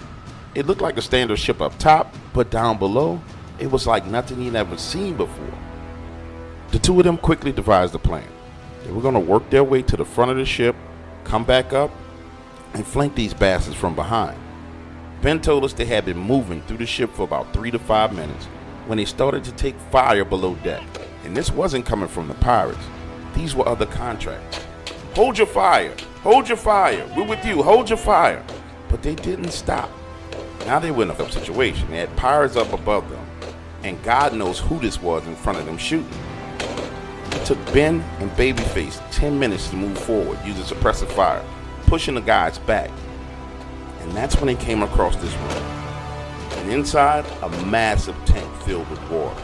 A monitoring station with cameras showing everything going on above deck. Inside of the first tank was this creature, and it looked like a woman. In fact, it had breasts like a woman, but the thing was, it had these webbed fingers, and its skin had this greenish blue tint. Ben said the thing that stuck out to him the most was how massive this thing's legs were. It made its upper body look small. And the second tank was another creature. This one, male. And while Ben and Babyface stood there distracted looking at these things, they started taking fire from across the room. And Babyface was hit in the head. Blood, brains, and teeth exploded all over Ben. That's when his eyes glossed over, and you could tell he was becoming emotional. Then he changed the subject to Alessandro. Ben went on to tell us that Alessandro was the single most dangerous operative he knew. Ben said that in order to be successful, we needed to be patient and wait on our opportunity to grab him. After we had our hands on him, we would let Scissors take care of the rest.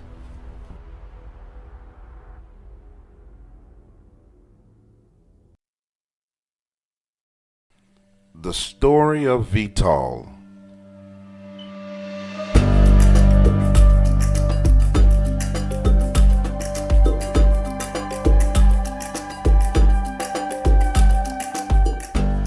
When we arrived in Liberia, we still had a 2-hour ride to get to Alessandro's location.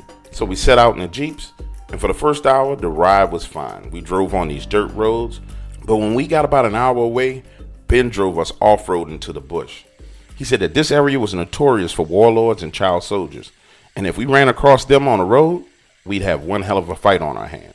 I think we had to be no more than about 25 miles away from the town that Alessandro was held up in when Ben stopped the Jeep and began reaching for his binoculars. Something's going down up ahead, guys. Take a look. When I grabbed my pair of binoculars and took a look, there was this young man running through the tall grass with an AK-47. No more than 17, 18 years old. This dude was so tall. I could see his entire upper body as he darted from left to right, and behind him were 10 boys, no older than 13 to 15 years old, shooting at him. I watched as he ducked, rolled, jumped in the air, ducking his head. And when this boy got behind a tree, he held there for a moment, then stepped out and fired 6 shots. Each shot hit and killed one of the boys that he fired at. In that moment, the rest of the boys paused and started arguing among themselves as he continued to flee. Then he turned again, fired a single shot, and hit one of them in the head, and it had to be like 70 yards away. And that's when the other ones ducked down and started hiding amongst the tall grass. This kid fired 2 more shots, one to the left, another to the right. And based on his body motion, you can see how weak he was as he limped over to the next tree. That's when Ben commented, "I don't know who this kid is, but they sure up messing with him." I watched as the young man slung his weapon over his shoulder and began to run again. This time, it was only one boy left firing at him. And that boy seemed to be scared. He wasn't advancing at all. And the moment he ran out of ammunition, we all were stunned at what we saw next. The taller boy emerged from behind a tree and began to walk straight towards him, his right leg bleeding as he limped forward. And as the last pursuer pulled his machete and began to run at him, he stopped and stood there. It was crazy because when that machete came swinging down at him, he simply raised his left arm, blocked, stepped to his left, took the machete out of the boy's hands, and in his swinging motion, thrusted it straight into his neck, blood squirting into the air. Then he fell to the ground and began crawling towards a tree. Ben cranked the Jeep back up and began to pull off, saying, "Now that was a show." And as he motioned to put the vehicle in gear, Roger turned off the ignition. "We need to go help him." "No," said Ben. "First of all, they after him because he had to do something. Second of all, did you see what he just did? We're here for Alessandro, not some cheetah chasing child soldier." To which Roger looked at him and replied, "We're here because I'm paying you to be here. And you and I are about to go over there and get us out of the bush. We need someone who knows the area. So get your big out of the Jeep and let's go." Now, I can't tell you whether this was intentional or just happenstance, but when I looked in the front seat, Roger had his weapon laying across his lap, pointed directly at Ben. Ben definitely noticed this because he raised his arms in the air and exited the Jeep. The two of them walked over, and Ben returned with this boy slung across his shoulders, laid him in the back of the Jeep, and Scissors went to work on him, trying to stop the bleeding. And when he gave the signal, we pulled off. The Brazilian Body Snatcher. We set up camp for the night about 5 miles from Alessandro's location, and that's when Ben and Kid left walking into the darkness to go scout his location. Now, the two of them didn't return until the next morning, but when they did, it was nothing but bad news. Alessandro was there, but there were over 25 child soldiers in that village. They watched him all night long. The only thing they noticed was that early in the morning, about 4 o'clock, Alessandro opened his back door for these 2 young boys. They had to be no more than 12 years old. Ben told us that they were going again tonight to take a closer look, but this time he was taking Scissors with him. And that's when Roger insisted that he needed to go. And after a few minutes of arguing, Ben said, "If you want to get shot at or killed, it's on you. We can handle ourselves. I'm not sure if you can handle this, Roger." That's when Roger gave him this steely-eyed, evil look, saying, "You would be surprised at how well I can handle myself. Don't worry about me. I'm going with you." This time, Roger, Ben, Scissors, and Karate Kid left in the Jeep. It had to be about 3:30 in the morning when Chef and I started to hear gunfire in the distance. And as I sat there, I couldn't help but wonder if my childhood friend Roger would return alive. But little did I know, Roger was not the one to be trifled with. You see, they waited outside of the village until the child soldiers were asleep. Karate Kid and Roger snuck up on their barracks, locking the door from the outside with 2 metal bars, then poured gasoline around the building. Meanwhile, Ben and Scissors took a chance, and they waited outside of the back door of Alessandro's building for him to open the door up for his late-night extracurricular activities. Their hunch was right.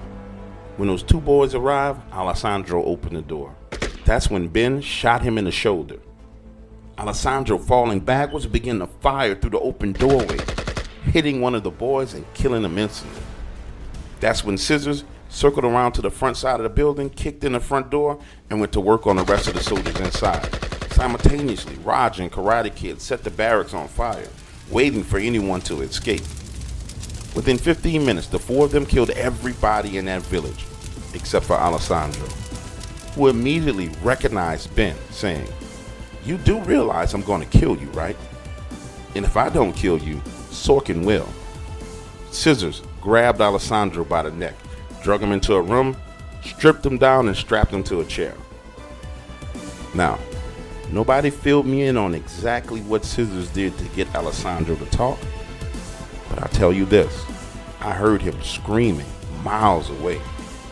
The 4 of them returned a little bit after sunrise, and on our ride back to the plane, I remember Ben saying to Roger, "You know what, Raj? I thought you were just some rich with an axe to grind.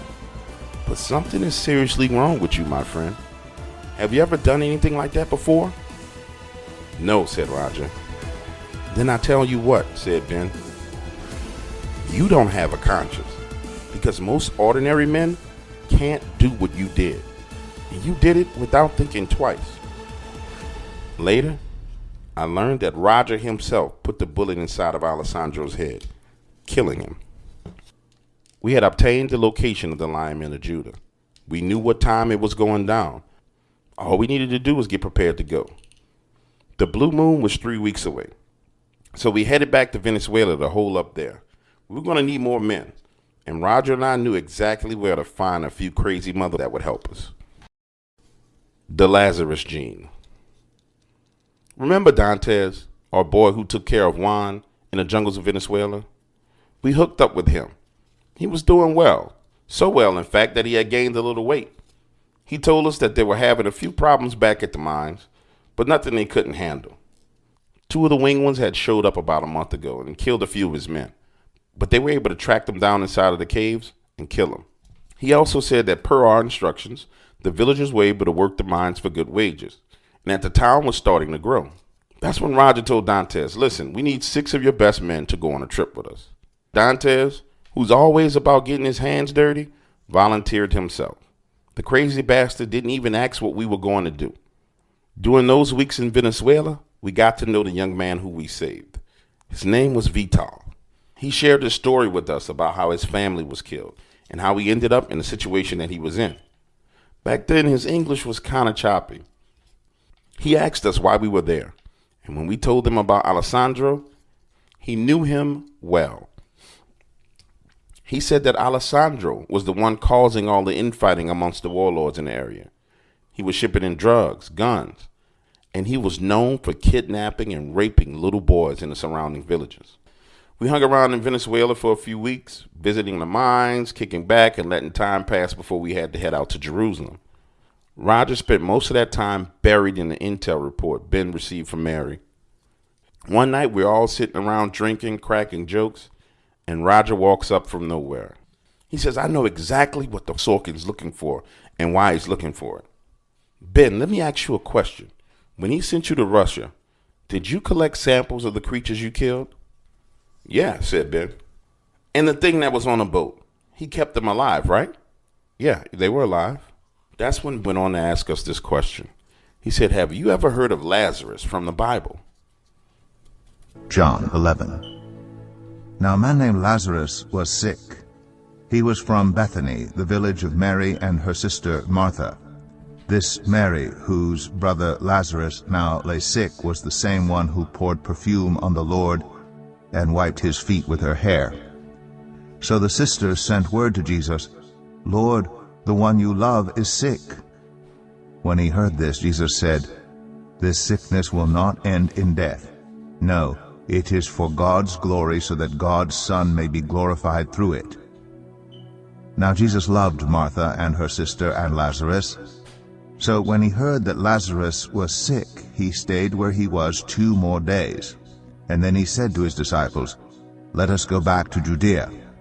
But Rabbi, they said, a short while ago the Jews there tried to stone you, and yet you are going back? Jesus answered, Are there not 12 hours of daylight? Anyone who walks in the daytime will not stumble, for they see by this world's light. It is when a person walks at night that they stumble, for they have no light. After he had said this, he went on to tell them, Our friend Lazarus has fallen asleep, but I am going there to wake him up. His disciples replied, Lord, if he sleeps, he will get better. Jesus had been speaking of his death, but his disciples thought he meant natural sleep. So then he told them plainly, Lazarus is dead, and for your sake I am glad I was not there, so that you may believe. But let us go to him. Then Thomas, also known as Didymus, said to the rest of the disciples, Let us also go, that we may die with him. On his arrival, Jesus found that Lazarus had already been in the tomb for 4 days. Now, Bethany was less than 2 miles from Jerusalem, and many Jews had come to Martha and Mary to comfort them in the loss of their brother. When Martha heard that Jesus was coming, she went out to meet him, but Mary stayed at home.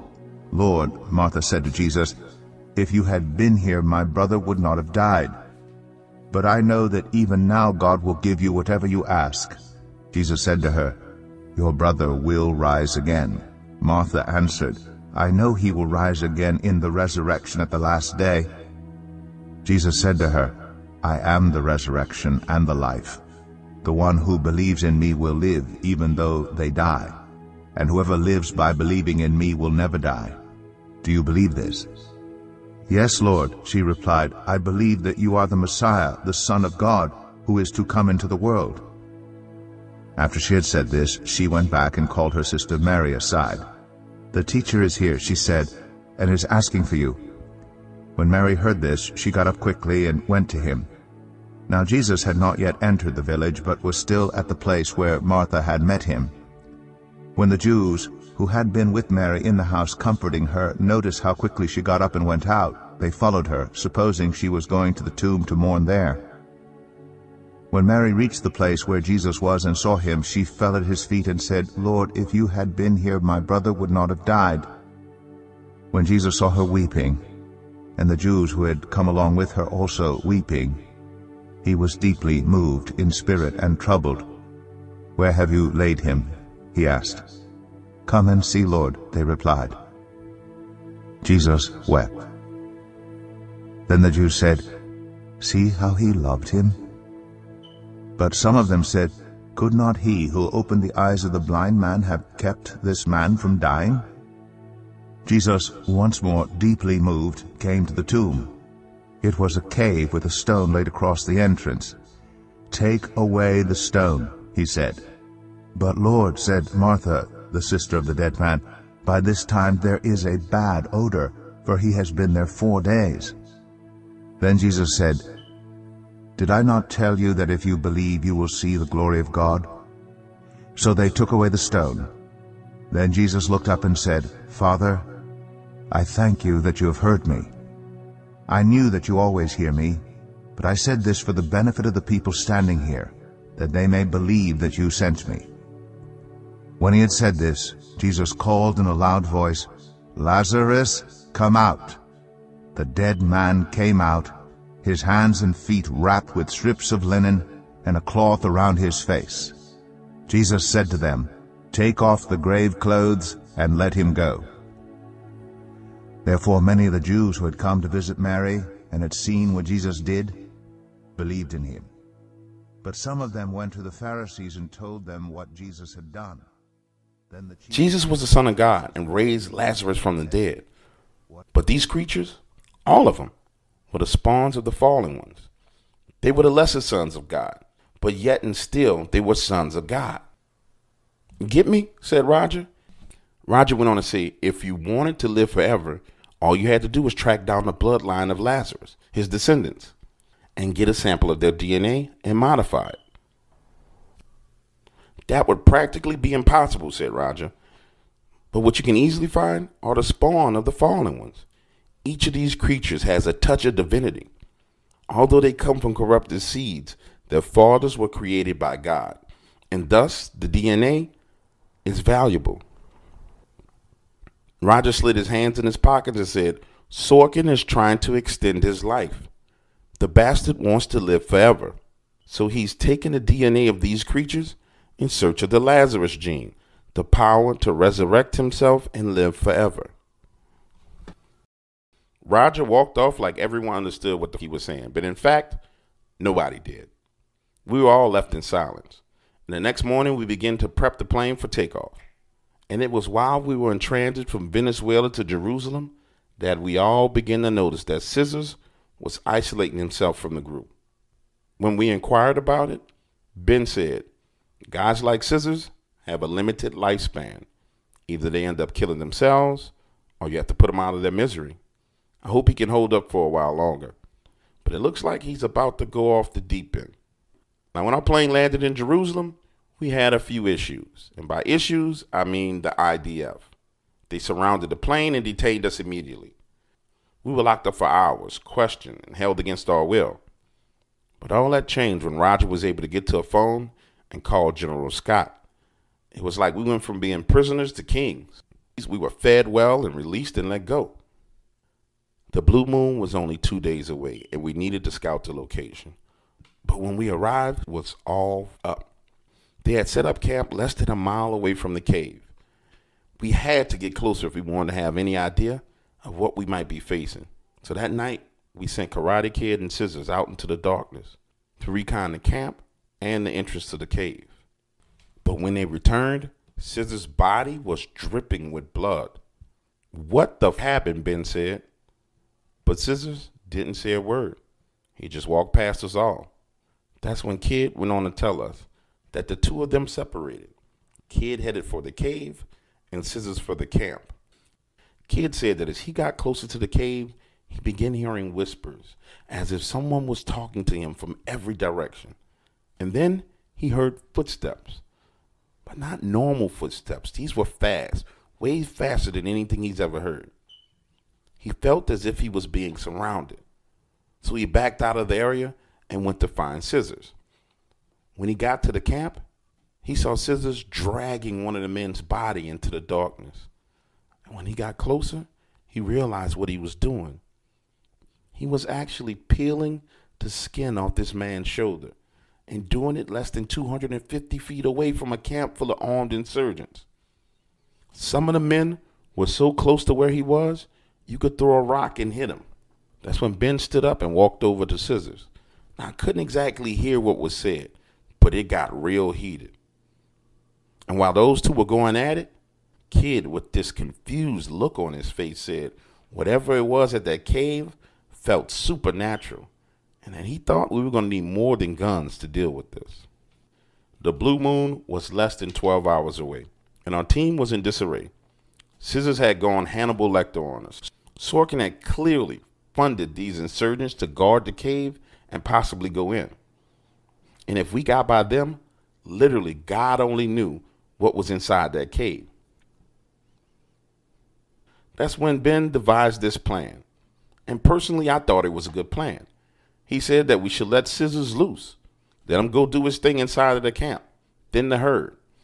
And in the meantime, we take a position, watch and wait to see how many insurgents go inside of the cave.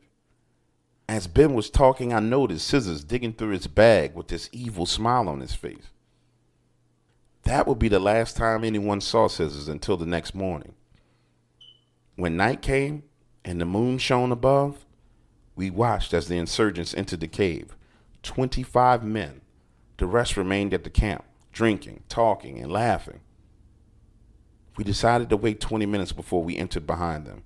And from the moment we got close to that cave entrance, I knew this was going to end bad. It felt like eyes were everywhere watching me. But not just that. There was these strange gusts of wind. But not like wind that shakes trees. More like these swirling gusts that seemed to be focused right on me, localized. When we entered the cave, it was me, Roger, Ben, Chef, Karate Kid, Dantes, and 6 of his men, 12 of us in total. The first thing that stuck out to all of us was that the cave wasn't dark like you would expect it to be. There was this soft blue glow that illuminated the floor. I checked everywhere, above me, behind me, below me, but I couldn't figure out where this glow was coming from. It was almost like the cave was self-illuminating. As we moved forward, Kid was on point. We had been moving slowly for about 12 minutes when I started to hear more of the whispering that Kid told us about. I could barely make it out, but it sounded like someone was saying, "Turn back if ye desires thy life." And judging by the look on everyone else's face, I wasn't the only one hearing this. Kid whispered, "Did anyone else hear that?" To which everyone nodded. But Roger urged us to press forward. We moved about 150 more paces when we found the first dead body. One of the insurgents. His body strung up above us towards the top of the cave. His arms spread wide, his legs crossed, almost as if he had been crucified.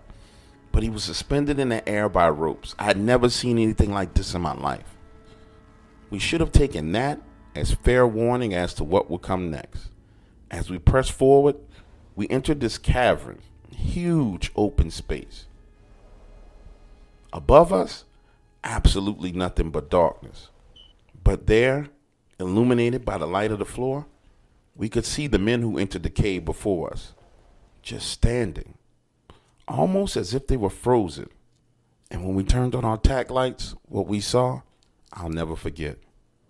Those men were blanketed by this black mist. And when I say a mist, you may be thinking of a fog, but not that kind of mist.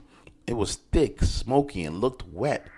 It swirled around each of them, almost like an anaconda wrapping him with its tail. Their eyes running this black, gooey substance. And whatever this mist was, it was conscious, because when the light hit it, it swirled upward into the darkness. And as it left, the men seemed to come back to themselves. In a panic, one of them started shooting upwards, and as we all turned our lights off, taking cover along the sides of the cave walls, that was the first time I laid eyes on what I thought could never be possible. And looking back on it as I tell you this story, I actually heard them and felt them long before I saw them. There was this roaring sound, almost as if 20 lions roared at the same time, combined with this scratching and clawing sound coming from above. And when their feet hit the ground, the earth beneath us shook. Standing there were these two hybrid-looking creatures. They had to be 14 feet tall. Their faces looked like someone had taken a man and mated him with a lion. I was shocked as they stood there on two legs, one with this gray hair and this glowing blue metallic material strapped across his chest, arms, midsection, and thighs. I can't tell you what that was, because with every move, twitch, and breath, the material seemed to expand and contract along with them. And their heads were massive with long hair flowing down from their chins, cheeks, ears. They looked like a freaking lion, but had these man-like characteristics. That's when all hell broke loose, as the insurgents began to fire in every direction, forcing us to separate. And as I moved, crawling along the floor, I got a glimpse of how fast and powerful these creatures were. One of them snatched a man, tossed him 20 feet in the air, while kicking two more. And I swear to you, before his body hit the ground, he was kicked again, his body flying past me, smashing against the wall just ahead of me. I panicked, dropped my gun, and began to run towards the entrance of the cave. That's when I saw Ben and Roger standing there. Ben about to fire a grenade from his rifle. It seemed like it happened in slow motion, but I know it didn't. As Ben launched his grenade, one of them turned, still holding a man's body in his hand, and threw him at us like a rag doll.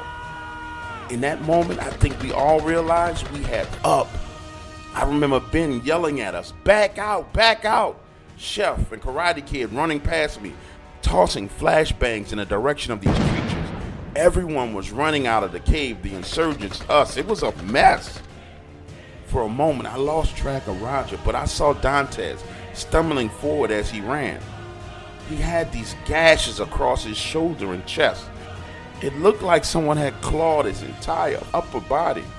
And as I struggled to flee, carrying him along with me, I looked over my shoulder and one of them was coming. And I would say to you, based on the color, this one had to be younger.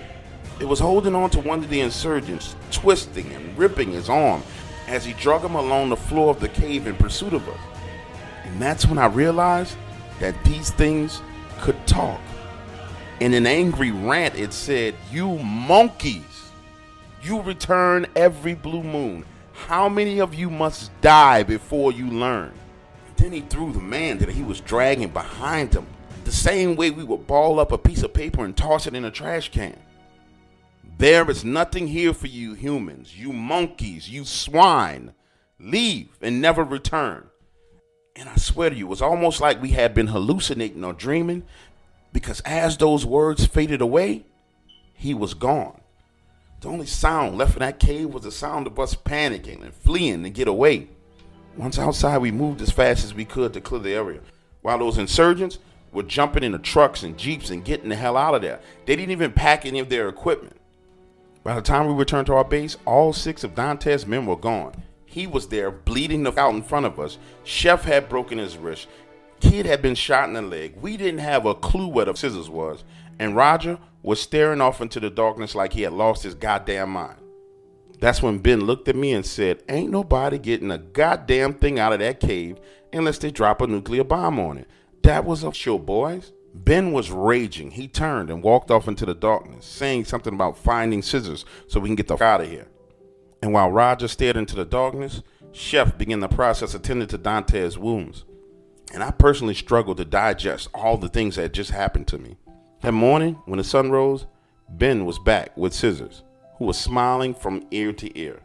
I'd never seen this man smiling, showing all his teeth. We packed up and headed back to Venezuela. As we sat there on the plane, Roger began to talk to me again for the first time. Roger looked at me and said, "Did you realize there were more of them? 12 more, to be exact. They were above us, seated on these huge stone chairs, looking down. It was damn near 40 men inside of that cave, and we only encountered 2 of them. Imagine if the rest of them would have climbed down. None of us would have left that cave alive." Now, for those of you listening to the story, I need you to pause for a moment and realize what this did to us. This encounter damn near destroyed all of us. Scissors had lost his mind. Dantes, who managed our minds, was dying. Ben was still in a fit of rage. Roger was beginning to isolate himself. And me? I still couldn't believe what we encountered.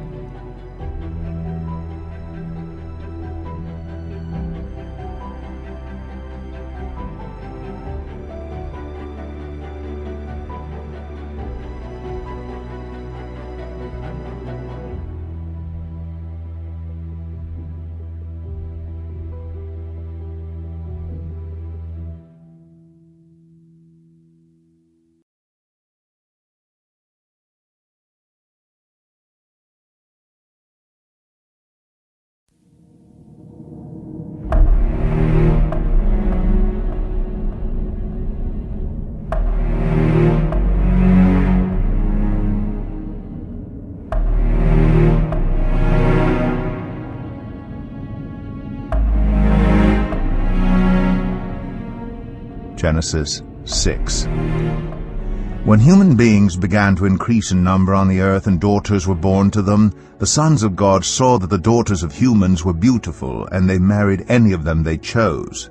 Then the Lord said, "My spirit will not contend with humans forever, for they are mortal. Their days will be 120 years. The Nephilim were on the earth in those days, and also afterward, when the sons of God went to the daughters of humans and had children by them. They were the heroes of old, men of renown. The Lord saw how great the wickedness of the human race had become on the earth, and that every inclination of the thoughts of the human heart were only evil all the time. The Lord regretted that he had made human beings on the earth, and his heart was deeply troubled. So the Lord said, I will wipe from the face of the earth the human race I have created, and with them the animals, the birds, and the creatures that move along the ground, for I regret that I have made them.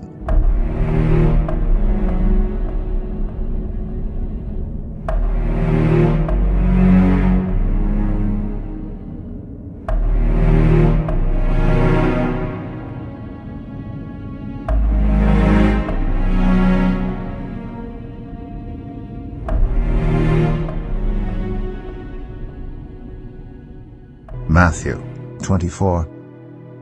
Jesus left the temple and was walking away when his disciples came up to him to call his attention to its buildings. Do you see all these things? He asked. Truly I tell you, not one stone here will be left on another. Every one will be thrown down. As Jesus was sitting on the Mount of Olives, the disciples came to him privately. Tell us, they said, when will this happen? And what will be the sign of your coming and of the end of the age? Jesus answered, Watch out that no one deceives you.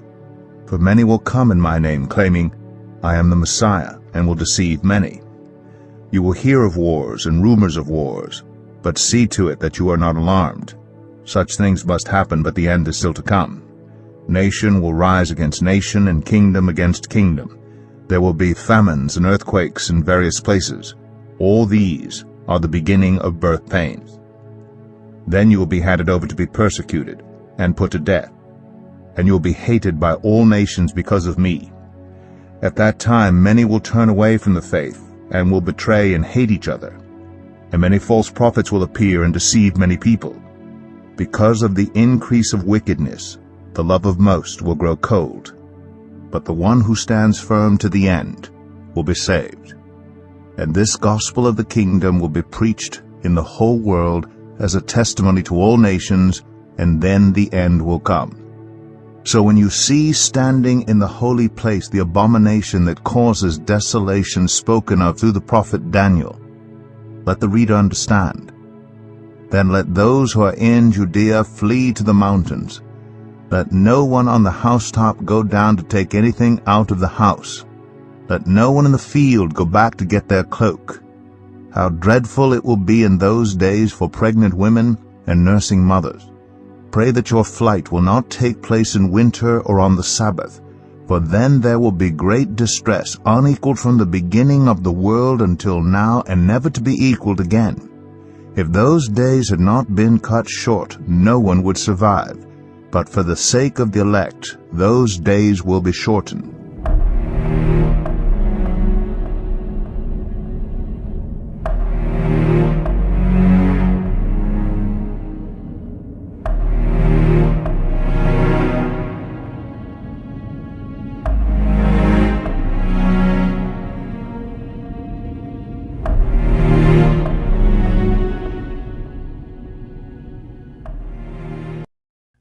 Out of the frying pan and into the fire.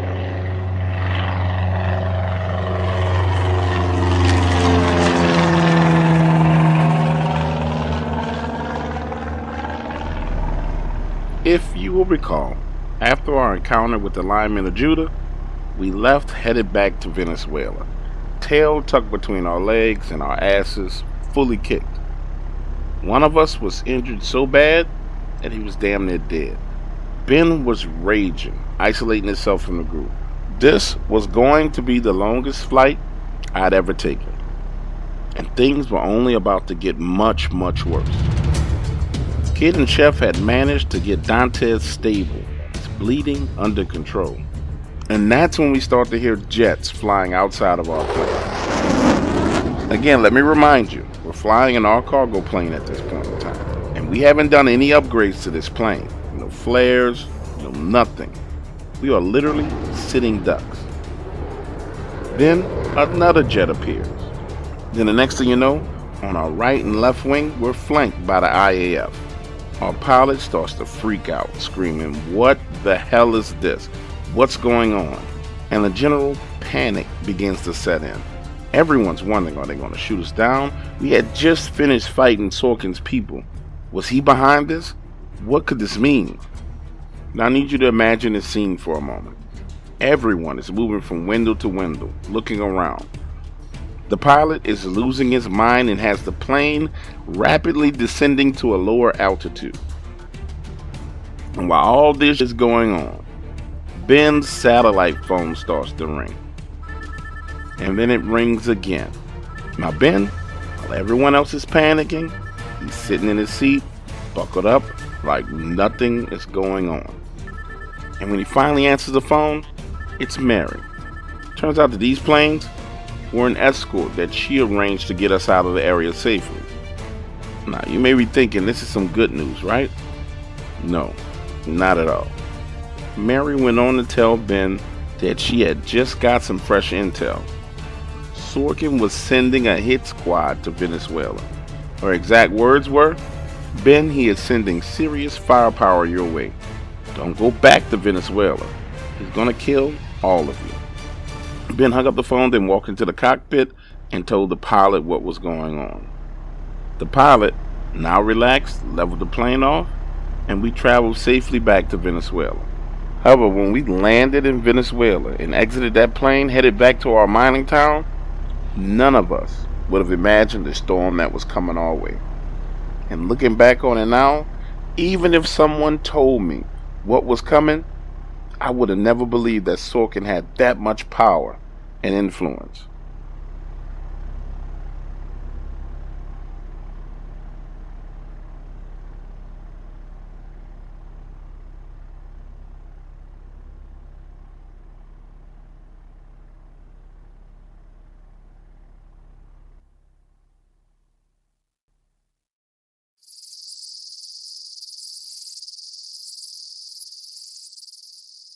suffer the little children to come unto me.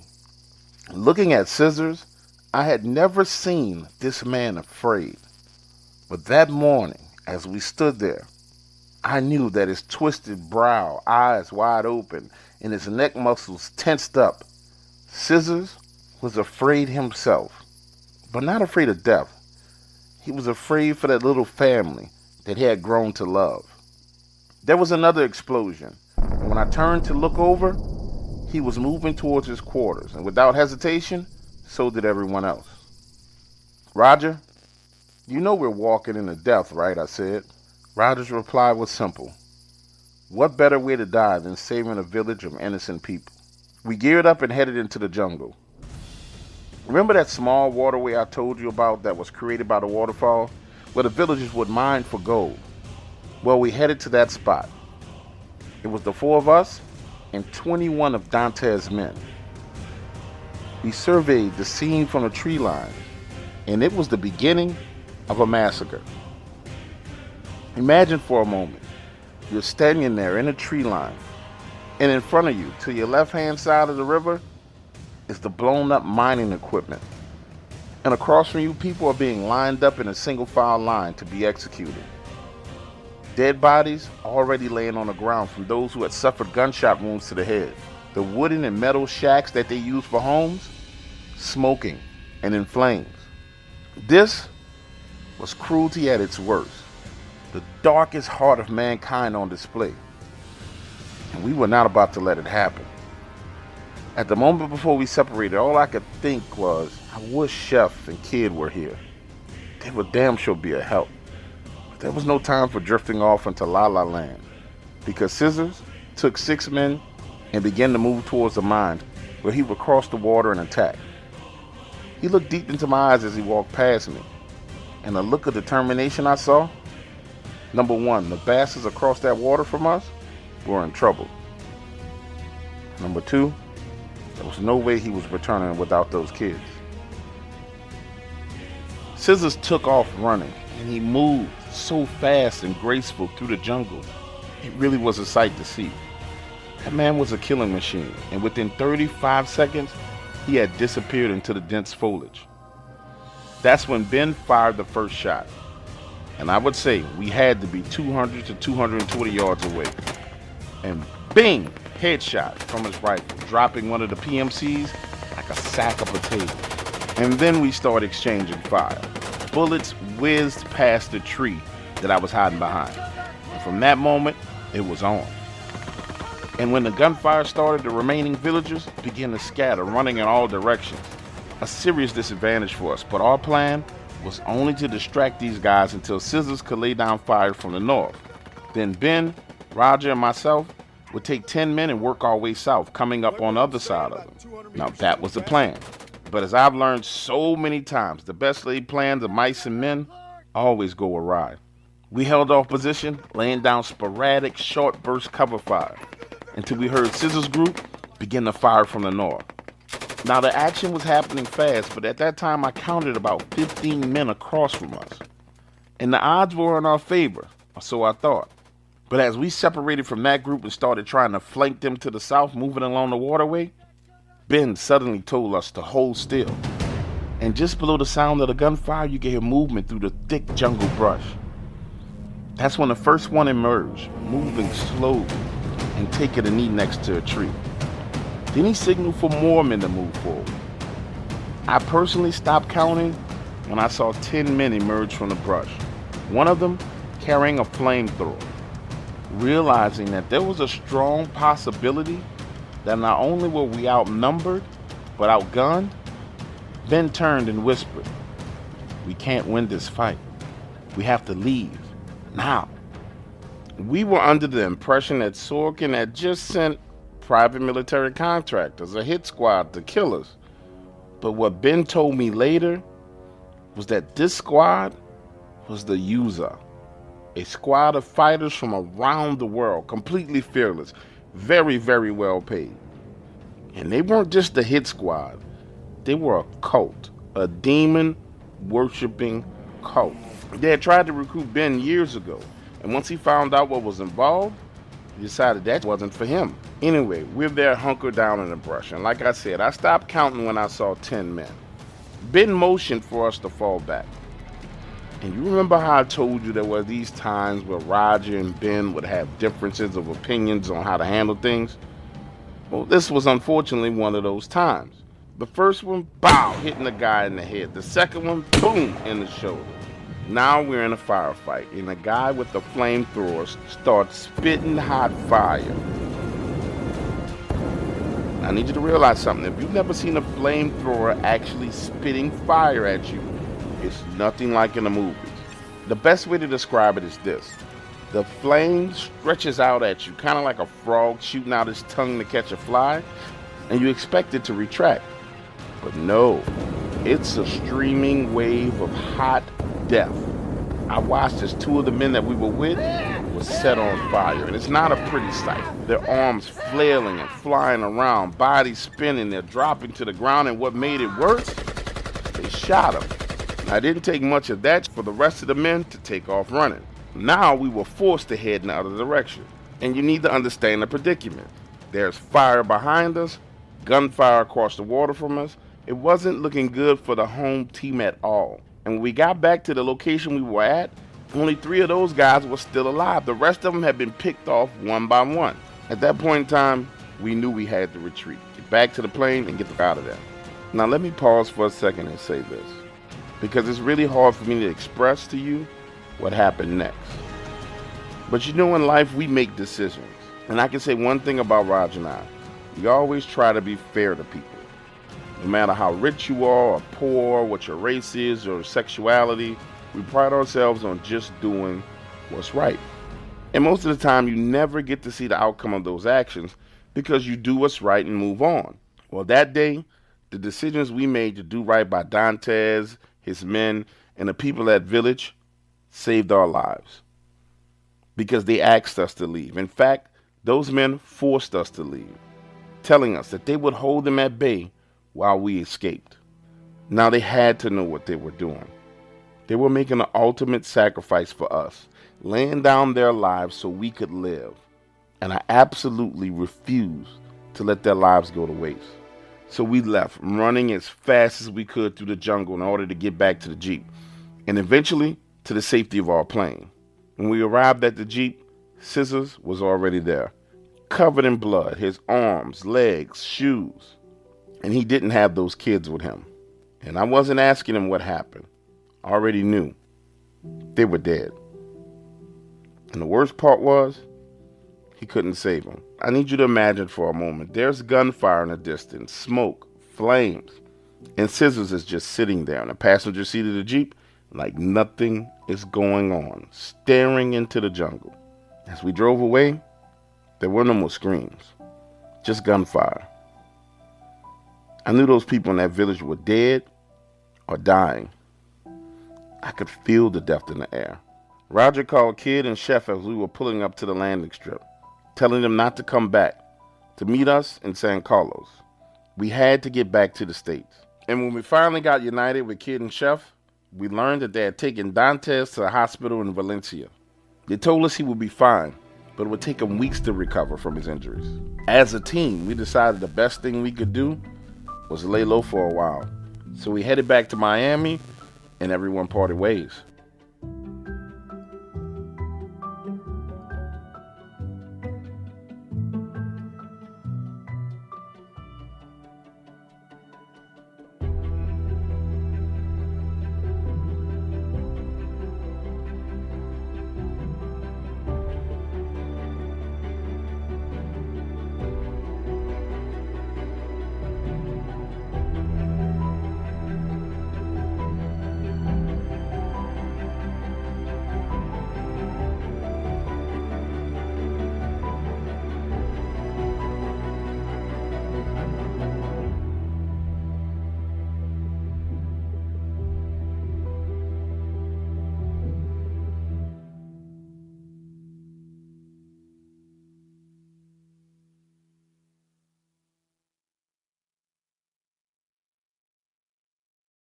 Out of sight and out of mind.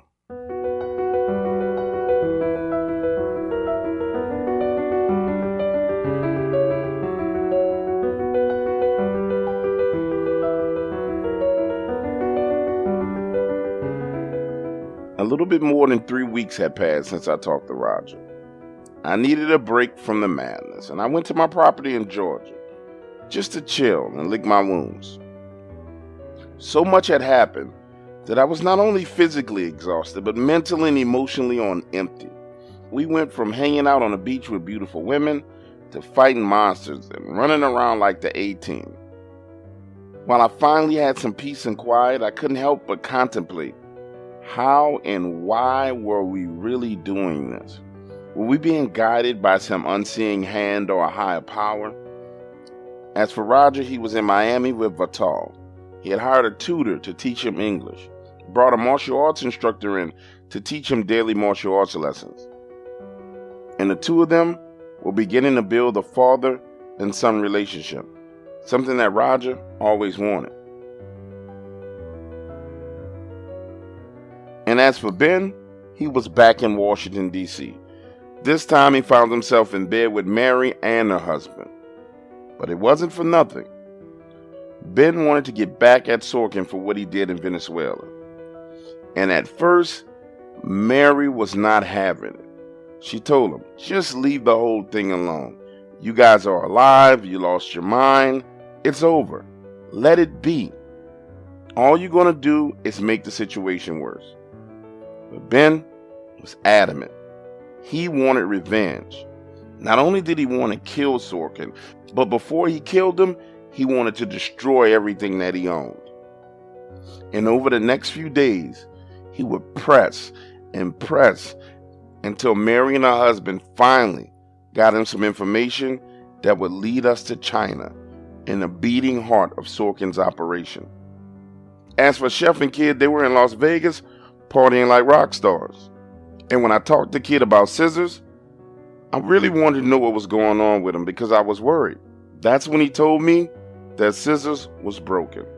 When I inquired about his definition of broken, he said he was in a hotel room drinking the little bottles of alcohol from the minibar and throwing knives at the wall.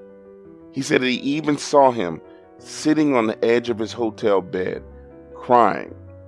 Scissors was having a rough time with what happened in Venezuela, and I guess we all were. We just coped with it differently.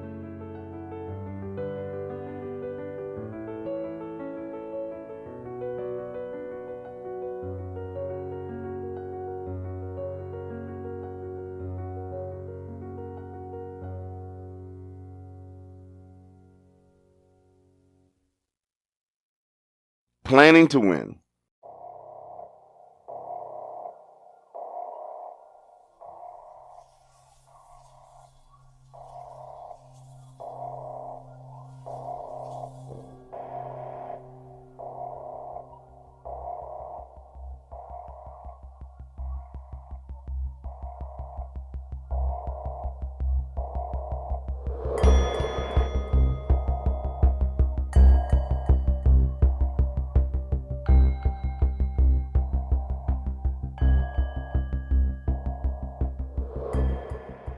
We had been apart as a team for over a month and a half when Ben called me looking for Roger.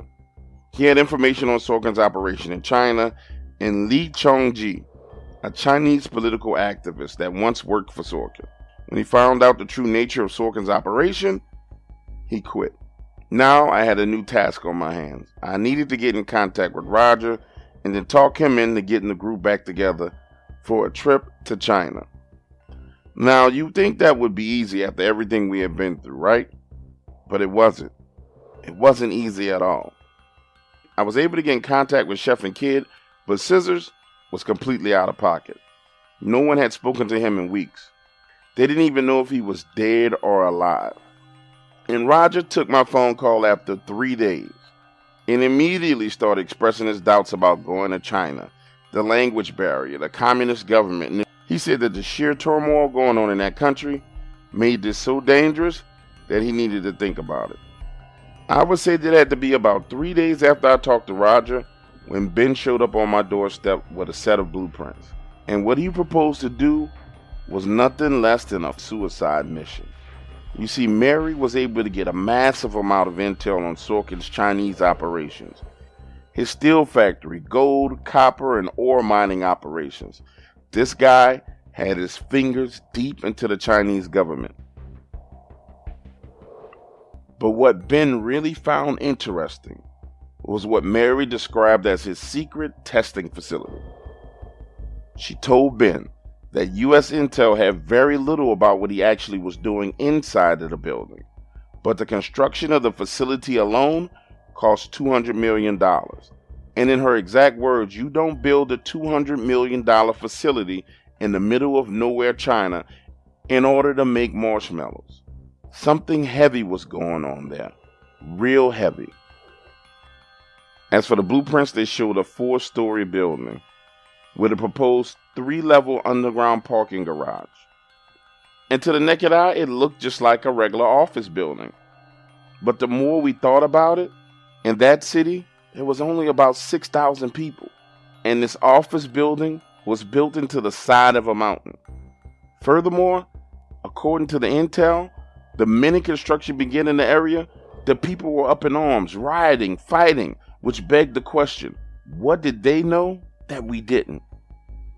Mary said that Chung could fill in the gaps on the information we needed. And he could also get us in contact with 2 MI6 assets that worked directly for Sorkin in that building. According to Ben, all we needed to do was get to China and get to Chung, and we would find out exactly what was going on.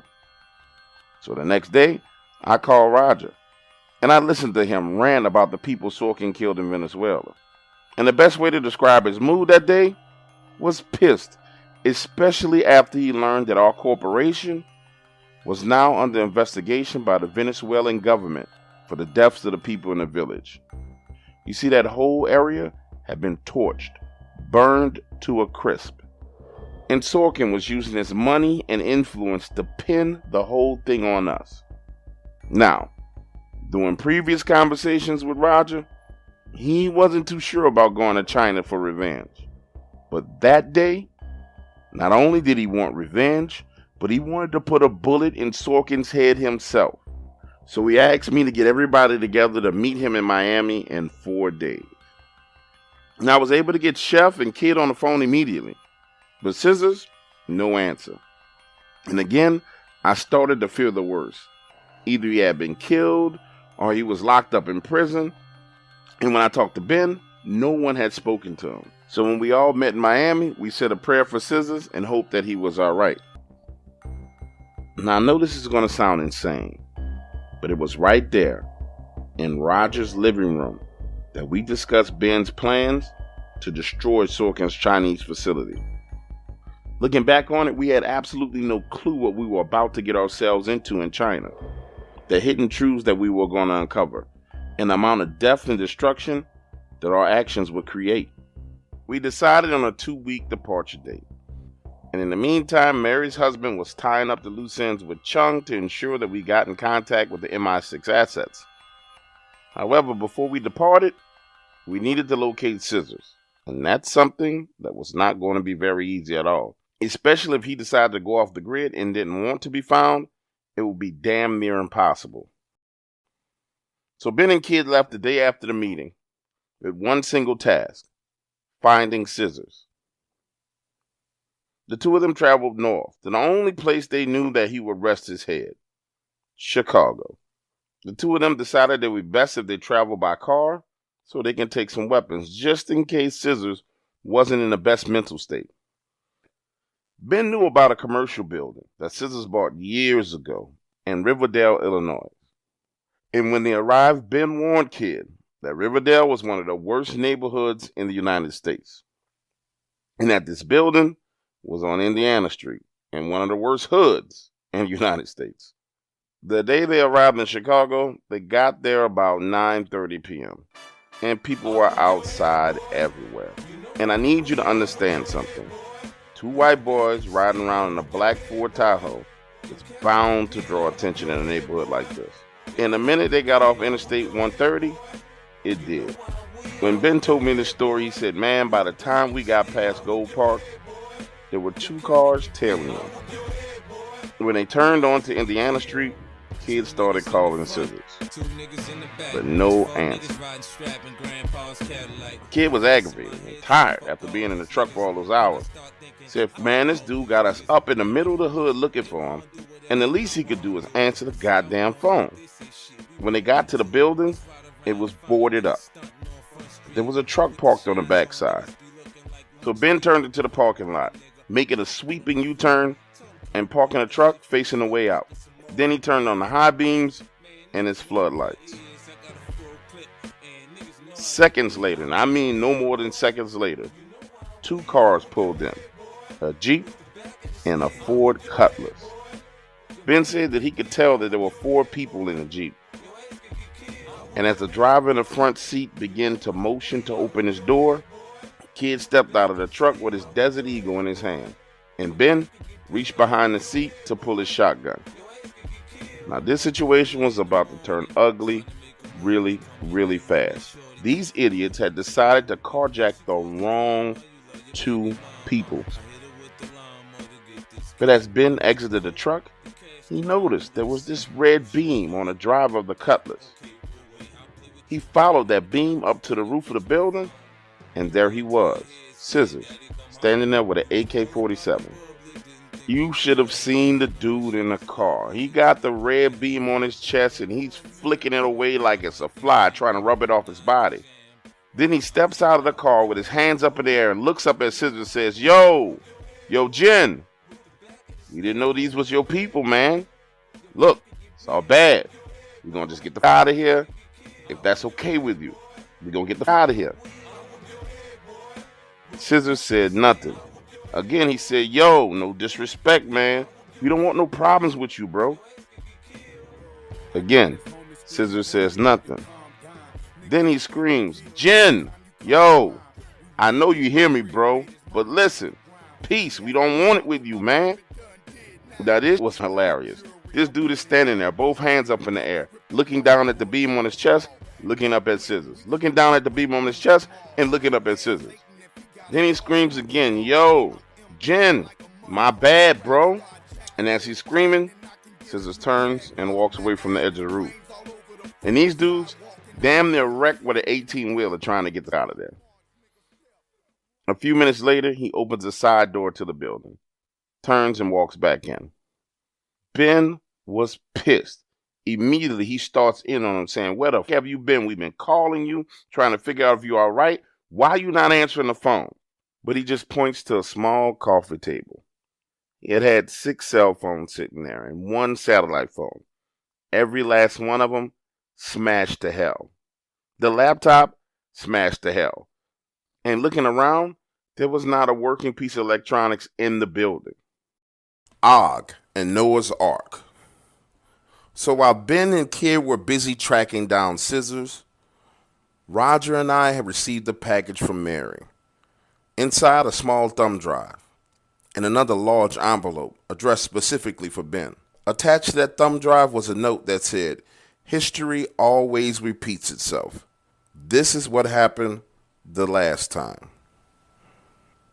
When we accessed that hard drive, it was scans of old Hebrew texts with English translations straight from the Smithsonian Museum. Now, reading this text was absolutely fascinating. However, the information that was highlighted was the story of Noah's Ark and Og, the king of Bashan. Now, as you know, the story goes, God told Noah to build an ark.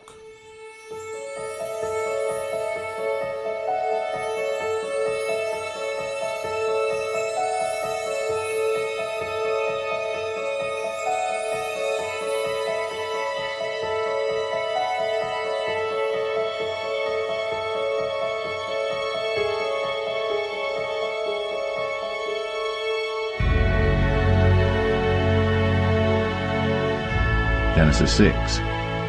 And it came to pass, when men began to multiply on the face of the earth, and daughters were born unto them, that the sons of God saw the daughters of men that they were fair, and they took them wives of all which they chose.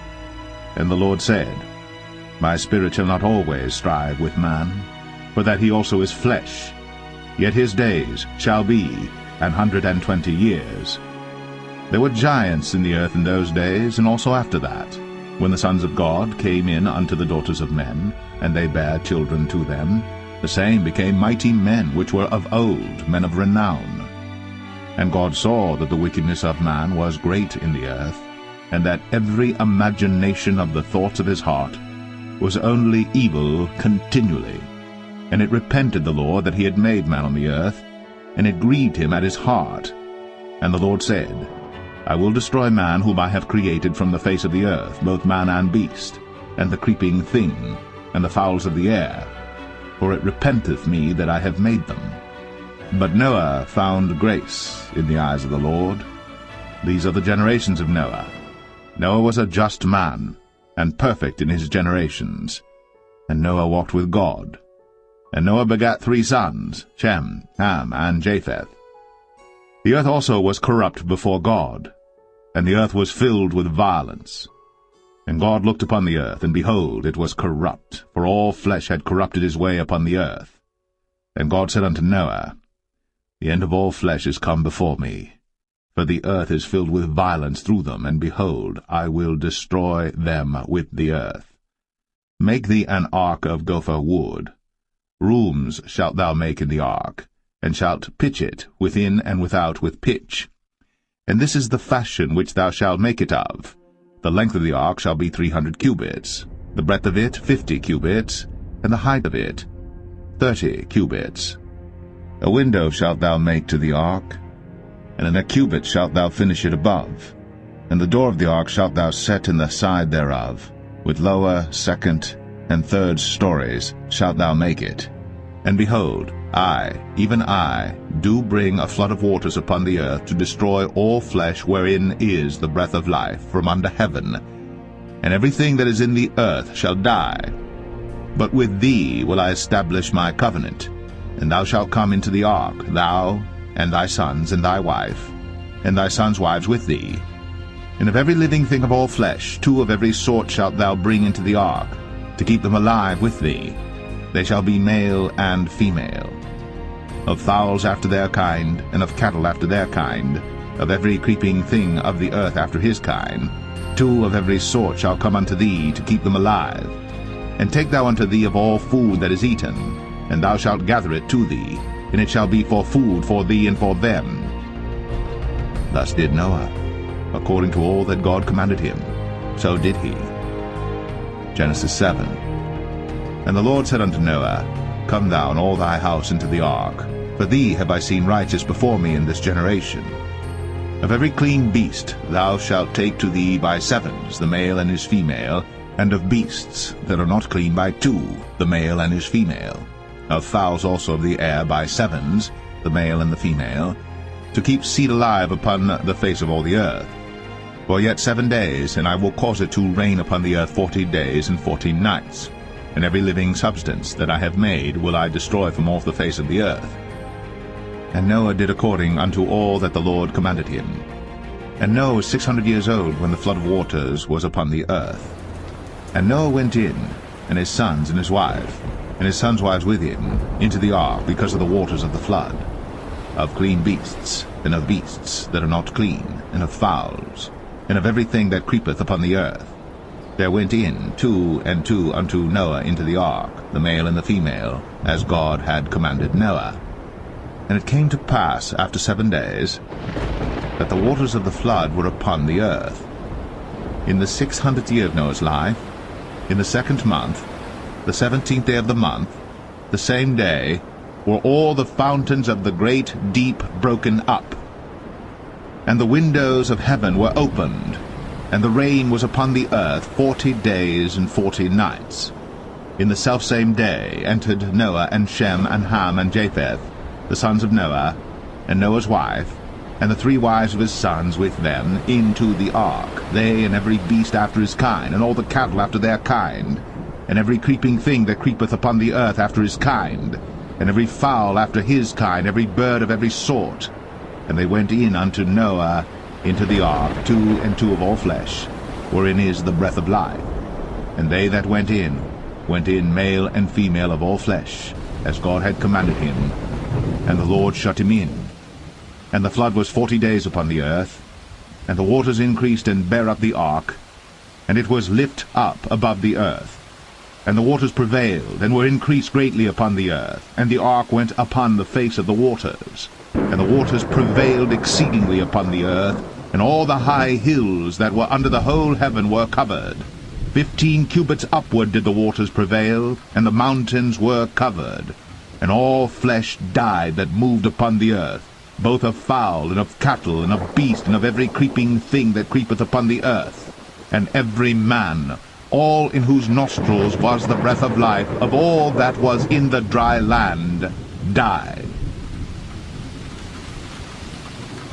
But this Hebrew text had several additions to the story. One in particular that Mary highlighted. It said that during the flood, when the waters were rising upon the earth, those fallen ones who had taught men the arts of science and mathematics, they fled the earth to the heavens in chariots of fire. And the sons and daughters of the fallen ones, born of women, who were vast and many across the earth, climbed to the highest mountains to escape God's wrath. But the waters continued to rise, and rise they did until they reached the peaks of the mountains, until the sons and daughters of the fallen ones began to drown, one by one. And as those waters rose, Noah's ark rose cubit by cubit. And when passing the tallest mountain on the earth, Og, upon his last breath, climbed atop the ark, and hid there for 40 days and 40 nights, sustaining himself with the flesh of the animals of the ark.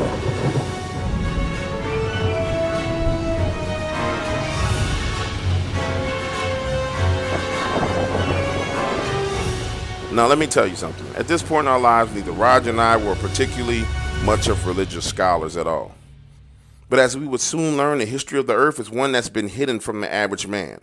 Untold truths are locked behind walls all over the planet, with information so vital to man's survival that we will be forced to acquire this information by any means.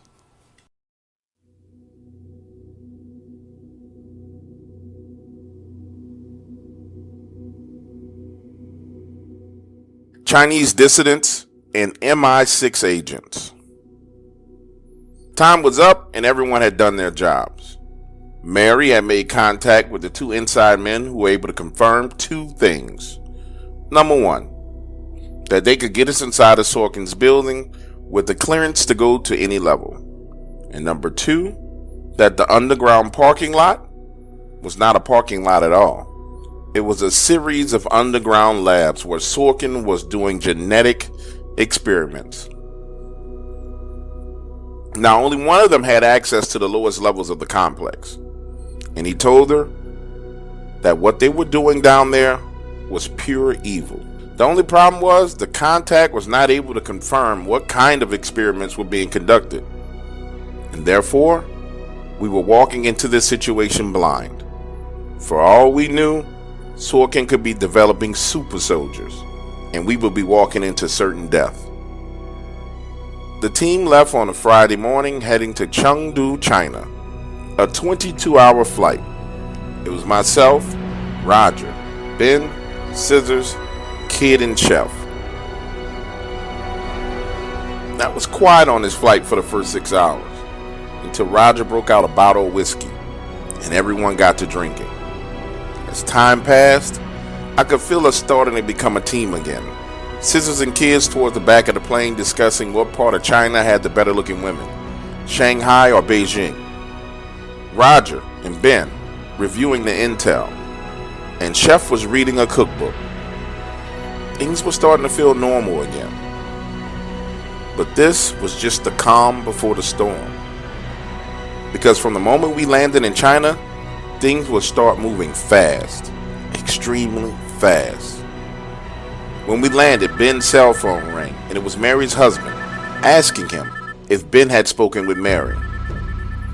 He said that she hadn't come home, and it was unusual for her. Her movements were like clockwork, which later on we would find out it was this exact same predictability of movement that was Mary's problem. We drove north for 5 hours into the mountainous regions until we got to the city where Chung lived. And I'll tell you, the Chinese countryside is beautiful, rolling hills and mountains. but the people there lived in abject poverty, like nothing I've ever seen. Remember the old black and white movies where there was this villain that lived along the side of a mountain or a hill, like Count Dracula's castle, sitting on top of a mountain looking down on the poor masses of peasants? This is exactly how Sorkin's building was set up. High on a mountaintop, houses were cascading down the mountainside into this small valley. This was some straight modern day medieval going on. These people didn't even have power, but this building was shining brightly as the sun set behind the mountain. We were told that we could find Chung, the person we needed to make contact with, near the center of town. And I swear to you guys, we have it lucky in the United States. The way these people were living was heartbreaking. Roger was the only one of us who was able to speak a little bit of Mandarin, and it didn't take long before a kid walked up to us and started pointing towards this rickety building. Outside, some men were sitting at a table drinking tea. Approaching the building, the men quickly stood up, walking away, scattering in all different directions. In that moment, I thought this was some type of setup and these men were clearing out before we got hit. But then I realized that Ben was trailing behind the group, and compared to the smaller physiques of these Chinese men, Ben looked like a Viking god. The little boy motioned for us to follow him into this building and pointed to a table. Remember I told you how poor these people were? It's a stretch to call this thing that we were about to sit at a table. And as Roger and I sat down, everyone else took up positions. Ben stood outside of the front door. Chef, scissors, and kid spread out around the room. And we watched as this little boy walked through this beaded curtain, heading into darkness. A few minutes later, out walks this guy who looks like he's been through the meat grinder. He had a wound on the side of his head like someone damn near cracked his skull in half. And his right eyeball was completely white. This dude looked like someone had him up. He sits down at the table with us and introduces himself as Chung. Then he reaches behind his back, pulls out an envelope, and hands it to Roger. Then stands up and tells us to follow him into the back. We walk through that beaded curtain through this little doorway, and it opens into a kitchen. Through that kitchen, which connects to a second building. Then up a set of stairs that seem like we have been walking forever, passing through people's houses, other kitchens. We eventually emerged into this open area and we were halfway up the mountain. He stops, points and says, "This is it, the building you came for. Can you destroy it?"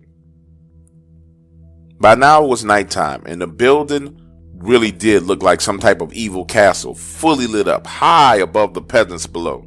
That's when Chung went on to tell us about how women had been going missing in the area. So many that he organized a protest a few years ago. And over 1,000 people took to the streets to petition the government to close down the building. However, instead of the communist Chinese government supporting its citizens, the army came rolling in, beating and shooting the protesters. After the crowd had dispersed, they realized that some of the people had been taken hostage. They tortured them to find out who organized this protest. Next thing you know, Chung's wife and daughter are killed right in front of him. Tears welled up in his eyes as he told us how they dragged their bodies down the same steps we had just walked up.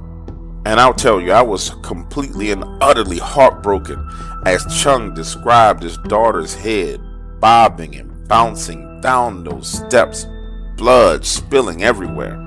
They killed his family but left him alive as an example to anyone else who decided they wanted to be a political activist. They would suffer the same fate as he did. Then he escorted us to these small houses or accommodations for the night and told us that he would take our vehicles and hide them. And we had some time to burn because we needed to wait another 24 hours until the two men inside the compound would make contact. The following morning I went back down to that tea shop on the road and sat there just watching the people walking around with chickens, cows, and then I noticed something.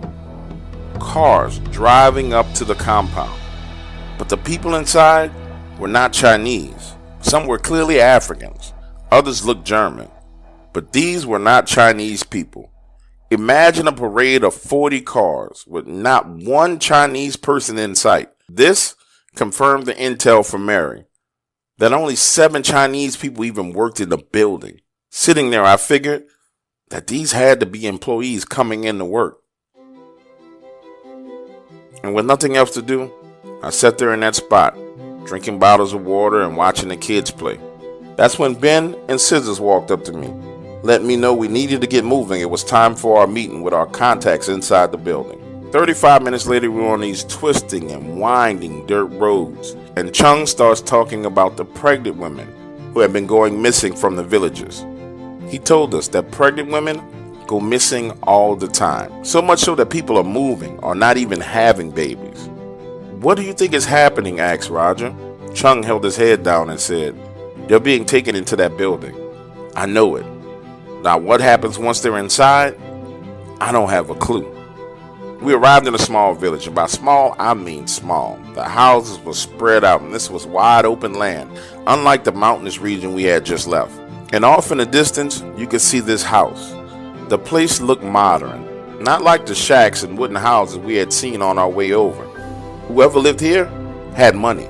As we approached, pulling into the driveway, a woman stepped out of the front door, followed by a tall man. This guy's at least 6'6". And he wasn't fully Chinese. His facial features were more of a mix of Chinese and Eastern European. And as the engine turned off, I saw him waving for us to come inside of the house. He introduced himself as John. This guy's English was not broken at all, and clearly he had grew up in the States. As for the house, this house was nice, extremely nice, and made me wonder how he was able to keep the poor peasants in this area from just killing him and taking all this. But as we settled into his house and sat down at his kitchen table, it became very clear that he was well protected. Because out of the back room stepped two men, both Chinese, wearing all black. These guys had the eyes of killers, their shirts open just enough where you can see their triad tattoos. John cheerfully offered us drinks, American beers, and went on to tell us his role and what he could do for us. He was a part of MI6 and had been working with an American joint task force that was assigned to spy on Sorkin in China. John told us he'd been investigating this guy for 4 years, and unfortunately, his American counterparts met an untimely demise. Then he went on to tell us that he and his counterpart worked inside of the building. John was head of security of the above ground section, but the security for the building overall was extremely tight, and that all of the employees who worked in the underground facility were actually shipped in and out by car or van every day. And they were assigned housing in these villages 50 miles away. John said that there was no way that we could sneak in, but John was solely responsible for the outside security contractors. He did all the hiring and all the training. And that's how we were going into the building. Looking around the table, it seemed like it was fine with everybody. But the only problem was that we would actually have to go through a real orientation before we got access to the building. There was no way of faking it. No way of just getting a badge like on the movies. He was hiring us, and we needed to do a job. That's when Roger chimed in and said, "You are aware that we plan to blow this building up, correct?" To which John smiled and replied, "Yes, but blowing up the building and blowing my cover are two different things. I hope you didn't expect to fly in here and blow up something like your John McClane on Die Hard, did you? That's not how things work. I'll get you access, and you'll be able to confirm the layout of the building. Within a week or two, you'll have access to the lower levels. And then you can coordinate however you want to destroy this place without killing the people that work inside." With that, John stood up from the table, excusing himself and showing us to the door. He told us to meet him at the building the next morning. Just drive on up like we belong there, and he would be at the checkpoint waiting for us.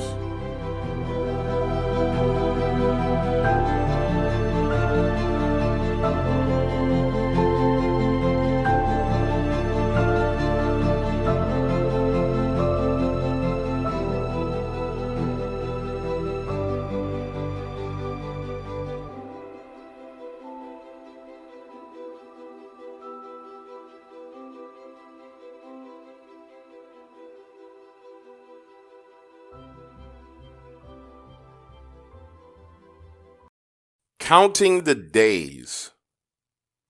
As we left that house, Ben and Scissors couldn't stop laughing. We're going to actually have to work for Sorkin.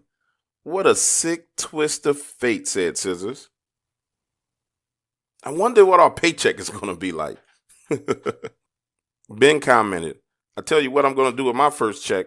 I'm buying a brand new sofa to put inside my 350 square foot coffin on the side of that damn mountain. Everyone's spirits was high. But me, I was worried. We had yet to find out exactly what the Sorkin was doing inside that building. And it seemed as if John just decided he was going to gloss over the whole thing. Like he had absolutely no clue about what was going on down there. The following morning, we reported to work, and John was there at the front gate, just as he promised. He welcomed us in and started introducing us. He even gave us new names.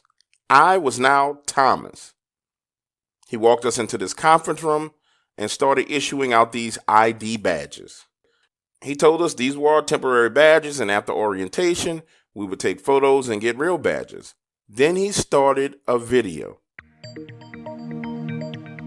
Bashan Corporation is a world leader in cutting-edge technology, neuroscience, and genetics. We employ the brightest minds from around the world in our pursuits of excellence in genetics and neuronetworking. In your new employee packets you will find a non-disclosure agreement, non-compete agreement and hold harmless waiver for all non-employee and civilian contracted personnel. As a part of our security team you will be responsible not only the well-being of Bashan Corporation employees, but the safety of the structure itself. As I am sure you have realized by now, although this location is unique and well fortified, we are surrounded by peasants who want nothing more than destroying the important work that is being done here at Bashan Corporation. Part of your duty and job is to defend Bashan Corporation from not only internal threats but external threats as well. The employees of Bashan Corporation will depend on you to secure their safety not only during their time at the facility but also in transit back to our corporate housing facilities. Now that you understand the initial scope of work, please open your packets and begin the process of signing the documents inside. When you have completed this task, please insert the documents into the scanner at the center of the table. Then proceed with your host to our secure area for your... Now, we're all sitting there looking at each other like this is dead serious. And I guess that's why he survived so long working on these investigations. Because you would have sworn that we were not just at this man's house drinking beers last night. We left the conference room and were taken for a tour of the upper levels of the building. John made sure that we took the steps going up and the elevators going down. He said that these same elevators would take us to the 4 levels below ground once we had the clearance. But before we could get the clearance, we had to have official badges. We were taken to a small office, our photos taken, handed these badges, and then we were issued the standard security weapon, Walter PPQ 9mm, and ammunition. John went on to tell us that once we got access to the lower levels, we would need to upgrade our firearms. That's when Roger chimed in saying, why would we need a different firearm for the lower level? What's the difference? John just simply smiled and said, on the lower levels, they use a FPN 90, stronger firepower, much faster shooting rate. Then he pulled us to the side and said, listen, guys, here are your assignments. I need you to work these assignments until you get clearance to go to the lower levels. It may take a day, it may take a month, but I'm going to need you guys to work these assignments. After we all nodded in a brief moment of silence, he said, oh, and by the way, the gentleman who will be giving you the tour of the lower levels when it's time, he and I have been working together for years. He's an outstanding person, and you will get along with him extremely well. With this kind of little smirk on his face, right? For the rest of that day, we patrolled the halls of the building, an entire 12-hour workday. Walking around, doing nothing. I got so freaking bored, I started stealing from people's cubicles and putting them in other cubicles. When our shift was over, we all met back at the Jeeps and drove back down into town. I still remember Ben and Scissors having this little small conversation about walking up and down the stairwells, and that they had come to the conclusion that in order to blow this place up, we would have to go to the lowest levels possible. So it turns out that working for Sorkin was the best thing that could have ever happened. You see, this would allow us to smuggle in the explosives that we needed to bring the entire building down. Now, we did that boring job for over 3 weeks. Then one morning we show up for work and John meets us at the gate. He smiles and said, "Okay, today you go to the lower levels. Remember, the gentleman that you're going to be working with down there has been with me a long time. You can trust him, but be forewarned. Follow his instructions to the letter. You are new, and there's a significant amount of security on the lower levels, and cameras are everywhere." He smiled and said, "Good luck. You won't be seeing much of me now, but then again, maybe you will." John is smiling from ear to ear as he walks us to the elevator, swipes his badge, and motions for us to get in. The first thing I noticed that the buttons in this particular elevator were not numbers but symbols. And I've never seen anything like this before. John reaches in, presses the button, and says he'll greet you as soon as the doors open. Have a great day. So now the elevator's moving. And we're standing there looking at each other, thinking, this is the moment we've been waiting for. The opportunity to see what Sorkin is really up to. Little did we know that what we were all about to enter and witness was something straight out of Dante's Inferno. When the doors opened, standing there right before us was John. Well, he looked like John, the same height, the same build, the same features, but he had on a different suit. "Greetings, gentlemen. Based on the looks on your face, my brother didn't tell you that he had a twin." He gets a kick out of it with people like that. "Welcome to Bashan Laboratories. Now, before you start your tour and get your assignments, I must inform you of the rules. Your jobs are simple. You are here to serve as a layer of protection. You're not to enter a laboratory room unless you're specifically requested inside that room. If you look above your heads to the ceiling, you will notice yellow, blue, and red lights. If those lights begin flashing yellow, there has been a containment breach on this level. If the lights are flashing yellow and you hear an alarm, there's been a breach with casualties. As you can see now, the lights are blue, which means everything is fine. Now, there's a complete breach of the laboratories and all the safety measures that allows any of our projects and experiments to escape into these hallways and get close to the elevators. The light above your head is going to start flashing red. This lets you know that you have about 5 to 10 minutes to contain the problem, or everybody needs to escape to the higher levels. Kid raised his hand, asking, "Have you guys ever had a red flashing light event around here or something?" The guy looked at him and said, "No, and thank God. Our security is top notch, and you guys come very well recommended. So I'm confident that we won't have any problems ahead of schedule. Oh, by the way, my name is Emmanuel." Yes, our mother was a faithful Bible reader. She named one son Jonathan and the other one Emmanuel. And if my poor dead mother could see what we were doing now, I promise you she would be turning in her grave. With that, he said, "Let's move," and signaled us to follow him. We entered into a security room with lockers and weapons on the wall. He said, "This is your standard issue uniform and weapon when you're working on the lower levels." He handed us a FPN 90. These are fast and easy to reload, and they're extremely powerful. But if you happen to find yourself in a situation where you need to use them, please don't miss. Next, Emmanuel walks us down this pretty long hallway and says, "Now, of course, guys, you want to know exactly what you're protecting us from. So I'm going to show you, but brace yourselves. What we have down here in this lab is like nothing you've ever seen. And I must stress to you, what you see here today, you can never talk about outside of this laboratory."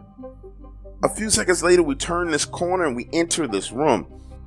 And man, these creatures that we were seeing were both amazing, but just downright frightening. Emmanuel looked at us with this pride in his eyes and said, "These are our hybrid insects." He said that they had been working to develop these particular insects for over a year now. And inside one of these containment units was a spider, literally the size of a desktop computer. And this thing had a tail like a rattlesnake. Roger reached his hand over towards the glass, and then it jumped, smashing into the glass, showing what looked like these snake fangs. Emmanuel said, No. Under no circumstances are you to touch or tease any of these creatures. They have IQs higher than the average 12th grade student. And those guys, they hold a grudge. As we moved on, we walked past 25 of those containment units and into another room with these huge water tanks, 75 feet long, 25 feet high. He said, these are what we call our water people. Humans specifically designed to survive underwater and able to dive depths as deep as the Mariana Trench. Ben started punching me on the back and whispered, remember what I told you about the pirate ship? These things are just like the ones I saw, only they're bigger. Emmanuel said, these creatures are pretty much friendly. However, they do get aggravated if you stare at them for a long time, so let's go ahead and move along. We enter into another room, and I'm thinking to myself, man, if this is just the first level, what the hell are they doing down below? Here in this room, strapped to the table, was something that looked like at one point in time, it was a human being. It had the upper body, arms, and thighs of a man, but its feet and knees weren't normal, especially his knees. They were like 4 times bigger than any normal human beings would ever be. And his skin had these spots on it like a leopard, but there was absolutely no fur. And the weirdest thing was his nose. It wasn't like our nose. It was just these 2 slits that went into a skull. Surrounding him were 4 guards with their fingers on the trigger. And as we walked by, they didn't bother to look at us. They weren't taking their eyes off this thing. That's when Emmanuel looked at us and said, we were kind of forced to bring him up from the lower levels. Frankly, he wouldn't let us do anything if we didn't give him some time up here. So we made an agreement with him. He allowed us to sedate him. We brought him up here for testing, but he'll be going back downstairs real soon. In that very moment, I started to feel pity for this thing, and I made eye contact with it. That's when I heard this voice inside of my head saying, help me, kill me. I know why you're here. Kill me. I want to die. Please, kill me. I whispered to Roger and said, can you hear that voice or am I going crazy? He confirmed by nodding his head, whispering, don't worry, death will come. A few minutes later, we enter into a second elevator and move further down. And walking through there was a straight up show. Humans with pig heads, wolf heads on pigs, a living, breathing nightmare. The worst thing I saw was a humanoid with the head of a cobra. Imagine a king cobra with the arms and legs of a man like Arnold Schwarzenegger when he was bodybuilding. All these things were locked in stasis units in deep sleep. Emmanuel said that they were still growing and had to be kept asleep. He told us a story that years ago, in one of the underground labs in America, they had a containment breach. And that even to this day, they were still hunting down many of those creatures. He told us that those were earlier versions, but just like these guys, they were able to reproduce by parthenogenesis, meaning they didn't need to have sex to reproduce. He told us know one thing: if any of these bad boys get loose, we had to kill them. He said that the stasis units kept them weak, allowing our weapons to kill them. But the longer they were allowed to roam and stay awake, the stronger they would get.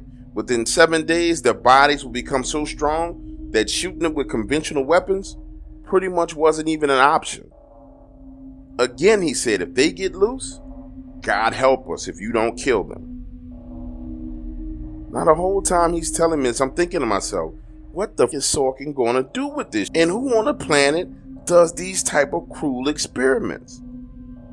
But what took the fuck cake was when we entered this room full of babies.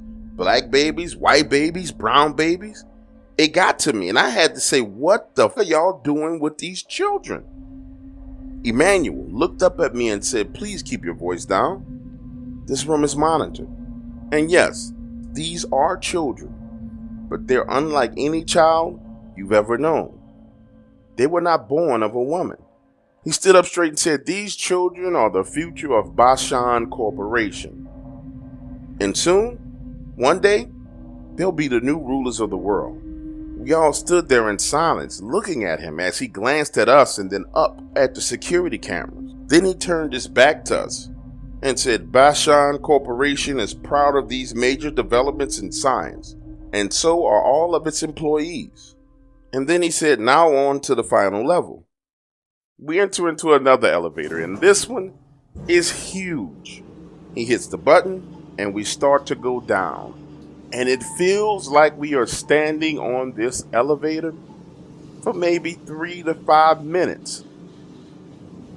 But when the doors open and we exit, it's this gigantic room. In the center of it is what looks like a giant engine. Multiple coils illuminating this blue light. And to the right of that engine was a set of steps that led up to a balcony. This balcony ran along the side of the wall, all the way around the room. I still remember there was this humming sound. I don't know where it was coming from, whether it was coming from the engine or somewhere else, but it was this constant low humming sound. Now, at this point in time, we're all in complete and total shock and awe here. Because I haven't done an accurate job of describing this room to you, and I will, but I noticed something. Roger and Emmanuel were walking over towards those steps, and I caught a glimpse of Emmanuel leaning in and whispering something to him, Roger nodding his head. Then Emmanuel pointed to the engine and said, this technology is old world, and it's how we power the entire facility. Now, you won't find anything like this anywhere else on Earth. He looked at us, leaving this long, awkward pause, almost like someone does when they're suggesting something to you. And then he pointed to these giant doors. They ran along the balcony and underneath the balcony, and said no one in this facility has authorization to enter any of these doors. He said, but once a day, 2 men are required to walk the length of this room, checking every door to ensure that they are not compromised. Now, this is very important. Every day, 2 of you will walk this room. If you discover that these doors are compromised in any way, you are to exit via the elevator immediately. And when you reach the next level, you will see a red button. Press it, and it will shut down the elevator. Now, I need to pause here in the story for a second and explain to you. This was no ordinary room. This had to take tens of millions of dollars to construct. And the thing that was so confusing to me was the sheer size of it. Imagine a room the length of a football field, that engine that we described sitting on the 50-yard line, expanding out from the 50 to the 30 in both directions. Ceilings 70 feet tall. And those doors, my God, they had to be 20 feet tall each, 15 feet wide. As I'm standing there trying to digest everything I'm seeing with my 2 eyes, Ben taps me again and says, man, what the hell did we get ourselves into? This room is big enough to hold a goddamn dinosaur. And for the first time I saw Ben actually perplexed. He said, why is the elevator so big? And did you notice that this elevator goes up to the surface? Ben stood there scratching his head. Emmanuel walking past us back to the elevator saying, gentlemen, here are your assignments. When we head back upstairs, you should go straight to your post. That day, I spent 12 hours in a room full of cloned children, watching them be fed, their diapers being changed. By the time we left, I wanted to blow that place till kingdom come. And on the ride back, Roger shared with us what Emmanuel told him on that steps. And it was some straight Old Testament type stuff. Emmanuel told Roger, Bashan Corporation. There's a lot in the name. Look it up in the Bible and you'll understand exactly what Sorkin is doing here. He also told Roger that if he blew up the coils, it would bring the entire building down. But before we could do that, he had to take out the security office. Those people worked directly for Sorkin, even streaming him a live feed of everything that was going on. They had been there since construction began. We learned that the rest of the contractors were there for a check, and frankly, didn't like what was going on. So they wouldn't attempt to stop us. They would only be concerned with making out alive. And the last thing he shared with Roger was that everything in the building had ears. So do not discuss anything within these walls. Later that night when we got off, we started to devise a plan of how we were going to blow this building up. And based on what we saw, we needed to smuggle in a significant amount of explosives. This would take us weeks. So we all decided until we had enough explosives inside of the building, we were going to work just like normal people. And we ended up working for Sorkin long enough to actually get a paycheck. And it wasn't bad. $9,000 for 2 weeks of work. That's what I call bringing home the bacon. He was paying his people well. But the time had come for us to strike at the heart of his operation. And we knew once we did this, there would be no turning back. He will be sending people to kill us.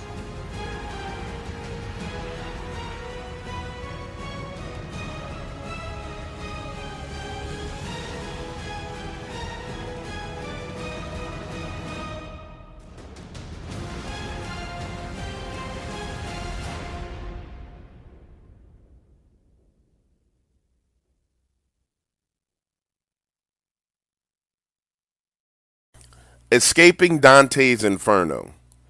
The next few weeks were spent working our plan. We had successfully planted 35 explosive charges throughout the lower levels of the facility, including signal relays that would allow us to detonate those explosives from over 1/2 a mile away. During this particular day, I was forced to witness some of the cruelest things I've ever seen in my life. Babies being stabbed through the heart and killed based on their behaviors and tendencies. Now, I couldn't believe that someone would do something like that. And it took every ounce of discipline that I had not to snap the guy's neck who was doing this right in front of me. His name was Adam. And this son of a got a kick out of it. Now, although I did my best to keep my opinions to myself and try not to blow this mission, I couldn't help but ask him, "Hey man, how do you sleep at night after killing those babies like that?" This dude's response was straight up cold-blooded. He looks me in the eyes and says, "They're not babies, they're soulless monsters." Now later on, I would learn that he wasn't lying and they actually were soulless creations. But in my mind, on that day, they were babies. And I decided that when we blew this building up, Adam was going to get a taste of his own. The day we decided to blow the building was just like any other day. John met us at the front gate as usual, saying, "Good morning, guys. Great to see you. Hope you have a wonderful day." He was his cheerful, normal self. That was until Roger pulled him to the side and said, "Listen, John, if I were you today, I would take an early lunch break, head home to my house, and make love to that beautiful wife that you got at home." John's eyes opened wide as he whispered, "There are hundreds of people inside of this building, Roger. They're innocent. They don't even know what goes on down there in those lower levels." To which Roger replied, "Well, sounds like to me you need to have some kind of fire drill or something because you're about to blow up." I still remember the look of frustration on John's face as the doors to the elevator closed. And when we reached the first floor, I went to find Emmanuel, shook his hand, and slipped him a note. The note read, "God told me to tell you that you might want to get sick today and go home early." And I swear to you, Emmanuel had the exact same look on his face as his brother did just a few minutes before. There was one distinct difference between the two of them. Emmanuel knew what was happening. He knew what was going on down here, and it needed to be stopped. John, on the other hand, had never seen what we all saw. He was worried about the lives of the people above ground, and I could appreciate that. But if Sorkin was allowed to continue with these experiments, or if these things were to be released, they could destroy all life on the planet as we knew it. That day, we wore comms. Scissors and Rogers had been assigned to go to the bottom floor, and for the past few days, as they made their rounds, they had been placing small explosive charges at the base of the coil generator. Ben had been tasked with taking out Sorkin's men that worked security, 3 of them in total. Ben had already started working over one of the guys in particular. Kid, Chef, and I were all on already. However, if this plan went as it was supposed to, we would all be able to just walk right out of there. No alarms, no shooting, no running. If things went according to plan, we would walk out of there like any other workday, drive off in our Jeep, and just blow the building up. Personally, I thought we had put together an amazing plan, taking our time to slowly execute it. And all we needed to do was accomplish one small, final task. I stood there and watched as Emmanuel started to pretend he was sick. This guy was a great actor. He vomited on one of the containment units, even falling to the floor for a second, as a crowd of people gathered around him checking on him. Then he slowly stood up and began to walk for the elevators. Now allow me to pause for a moment here. In order for you to understand the straight up madness that was about to transpire, I need you to understand that on my level alone, there were 65 people working. The one above, 100 people, not including the security. Had things gone as planned, this would have been no problem. But when has anything we done ever gone to plan? Ben came across the comm in my ear. I could hear him whispering, saying, "It's time for these boys to go night-night."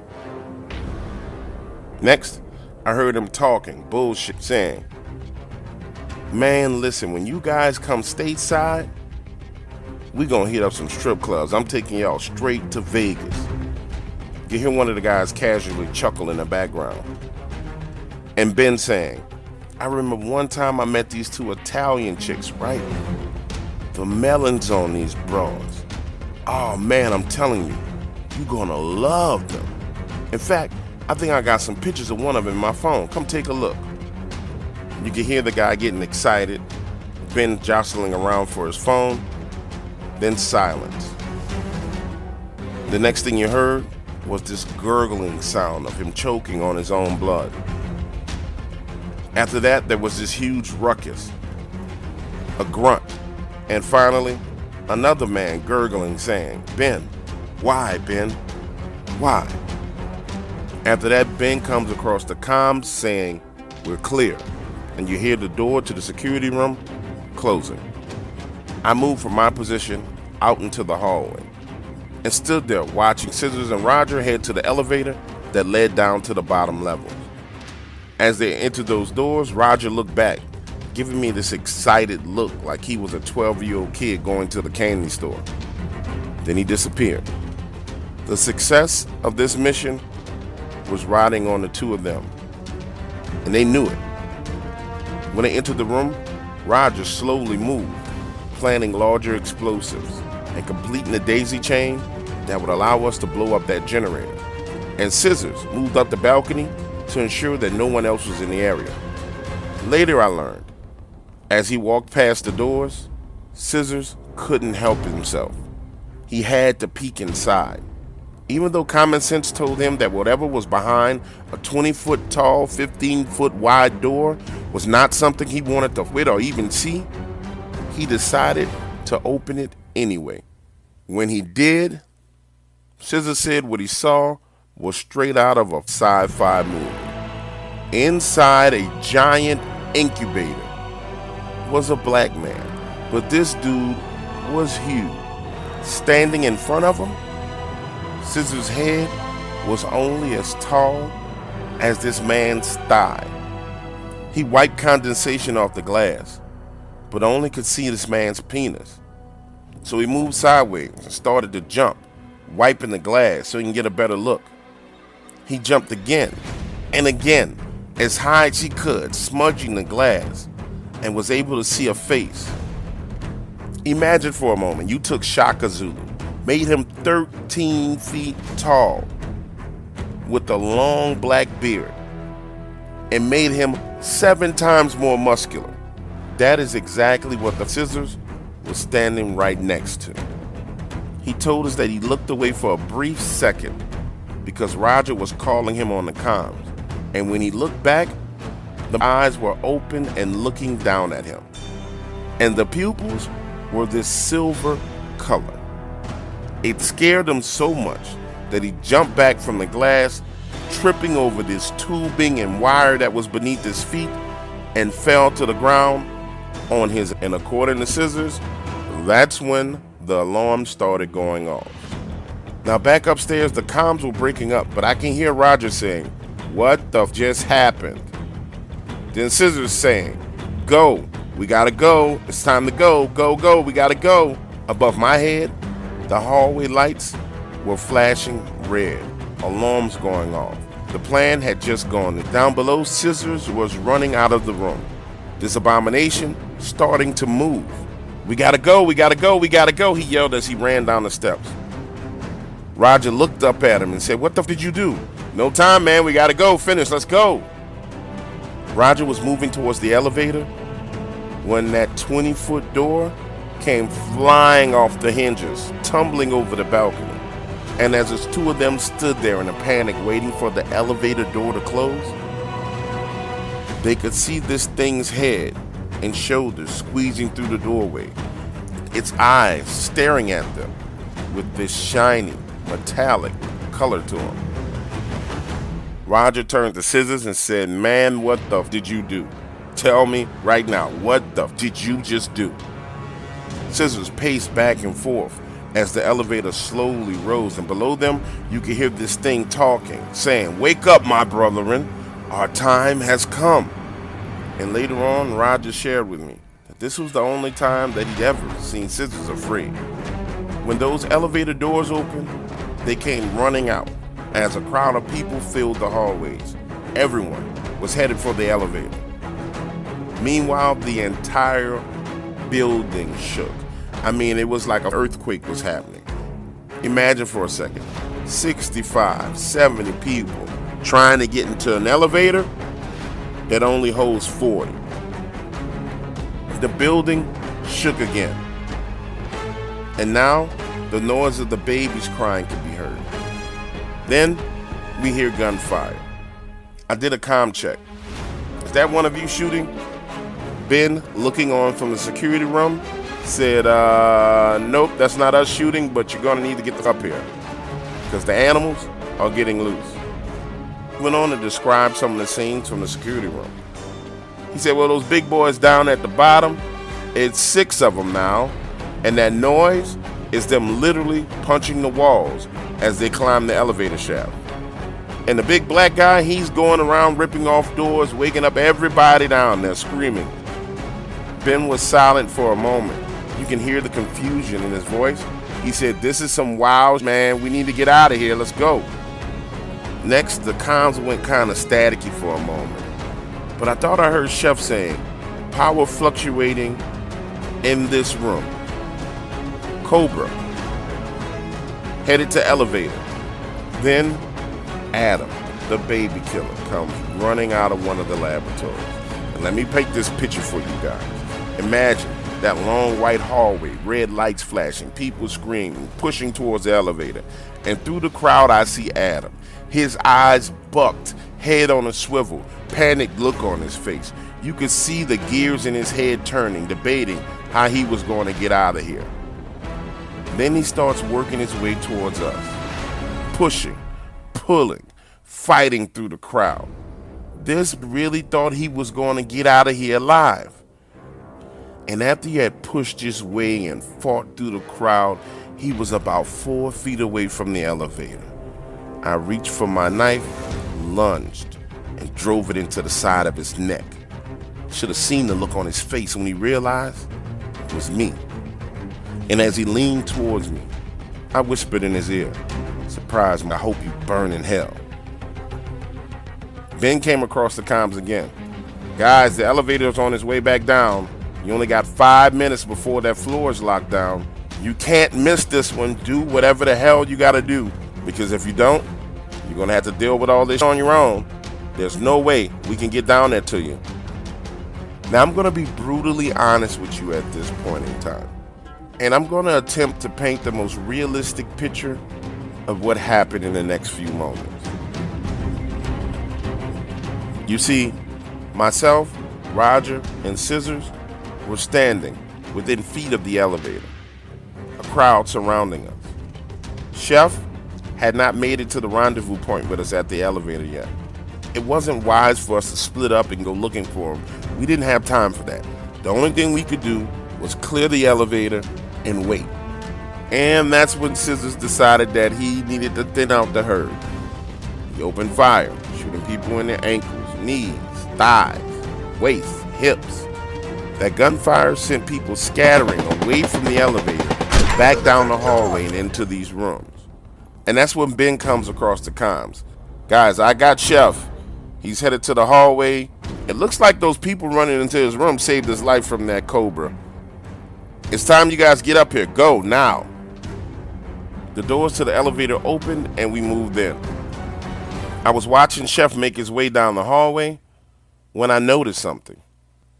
Somehow, during all the confusion, a small woman had slipped inside of the elevator. She was standing there, her shoulders shrunk in, head and eyes down, making herself as small as possible. She had an oversized laboratory coat on. She was small, Chinese. Tears rolled down her eyes as she stood there, trying not to remove. And I remember thinking to myself, good for you, little lady. You're a survivor. Good for you. Chef got into the elevator, and when we arrived to the floor above, it had already been evacuated. And the only thing we had left to do was make our way to the other end of the hall to the last elevator to get out. We could see Ben and kids standing there. And as we ran down that hallway, the building began to shake violently. Lights started to go out, falling all over the place. But somehow, with God's help, we all made it to that elevator. And on the way up, this was the first time I ever saw Roger invoke God. Standing in that elevator, he prayed and said, God, I don't know how or why we got through this, but I just want to thank you, because there's no way we should all be alive. Ben looked over at Roger and said, hey, look, I thought those things down there were in stasis. I wonder if they did get loose, man.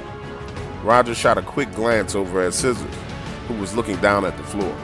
And as the three of them stood there talking about what went wrong, that's when we all realized the survivor, that little Chinese woman, had followed us onto this elevator. And in broken English, she said, they are the babies. That is what they become when they grow up, after the rituals.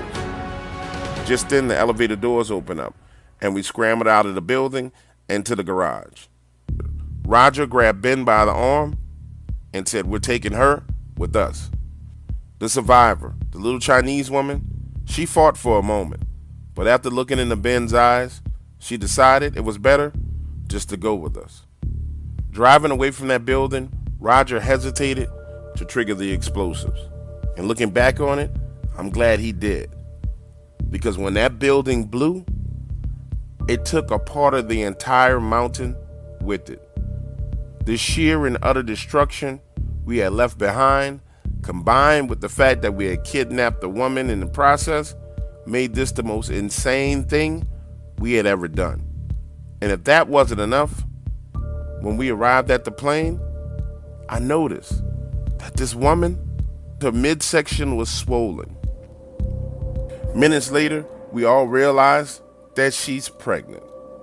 And as the plane took off, Roger set her down, offered her some water, and lightly started to interrogate her. And it turned out she didn't actually work for the lab. She was escaping the lab. The information that this woman was able to share with us was so shocking that it verified we made the right decision in destroying that place. However, she presented a problem. And the more she disclosed, the more we realize that this woman's child may not even be human. We had struck a major blow to Sorkin's operation. This time we knew there would be blood, but we didn't expect it to happen before we reached the United States.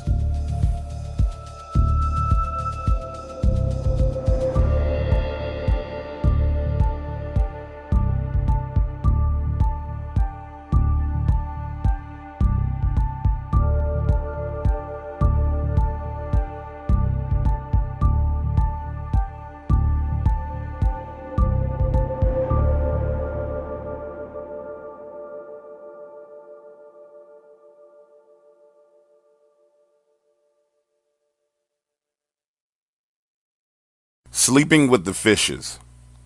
We had been on the plane for a solid 4 hours. How do I know? Because I remember the turbulence. Oh my God, it felt like the plane dropped 300 feet straight down. The jolt woke me up from a dream I was having. I was on the beach, sitting at one of those small beachside cabana bars, shooting this with the bartender. She was this amazing Swedish blonde. I was right in the middle of explaining to her what I did for a living when the plane jolted and we dipped. I woke up and I remember looking at my watch thinking, after all this we've been through, I'm gonna die in a plane crash? A few minutes later, the plane leveled off. But at that point in time, everyone was back on edge. Well, everyone except for Scissors Crazy. He never even bothered to open his eyes. I was getting up to get a drink when I noticed Ben holding a satellite phone with this blank stare on his face. "What's up, big man? You alright?" I said. The look in his eyes was different, unlike anything I'd ever seen. Anger, fear, and rage all wrapped up in one. His veins pulsating just above his temple, nostrils flared wide open. "I'm fine," he said, as he stood up and walked over to Scissors. Next, I noticed the two of them whispering. Then Ben and Roger started whispering and having a chat. Something was going down. And at that point in time, none of us had a clue of what Sorkin was really up to. He had decided it was time to wage war on us. So while we were flying through the friendly skies headed back to the US, he was completely wreaking havoc on our lives back in the States. Now, it took a while for me to corner Roger and figure out what was going on, and that's when I learned what was going down. Mary was still missing, and Scissors, his only family that he had just been T-boned, 2 of them dead. Chef's older sister and 2 kids were missing, and what made it all worse was just the time we had to spend on that plane headed back to the States. Time to think, time to regret, and in Chef, Scissors, and Ben's case, time to go ape crazy. Looking back on it, that was the longest flight I've ever been on in my life. Not because of the time it took to get halfway around the world, but the energy on that plane was so bonkers. You know how sometimes when a person is so intense you can feel the energy radiating from their body? Imagine for a moment how it felt. Scissors was basically rocking back and forth in his seat. Chef was literally sharpening this single knife over and over again. And Ben was the worst. Although he sat there with his eyes closed, you could feel this darkness emanating from his body, like the devil himself was sitting in that seat. Worst of all, there was nothing we could do. We had to stop the refuel and then another 16 hours before we got back to the States. And to be honest with you, I didn't know what was going to happen when we did.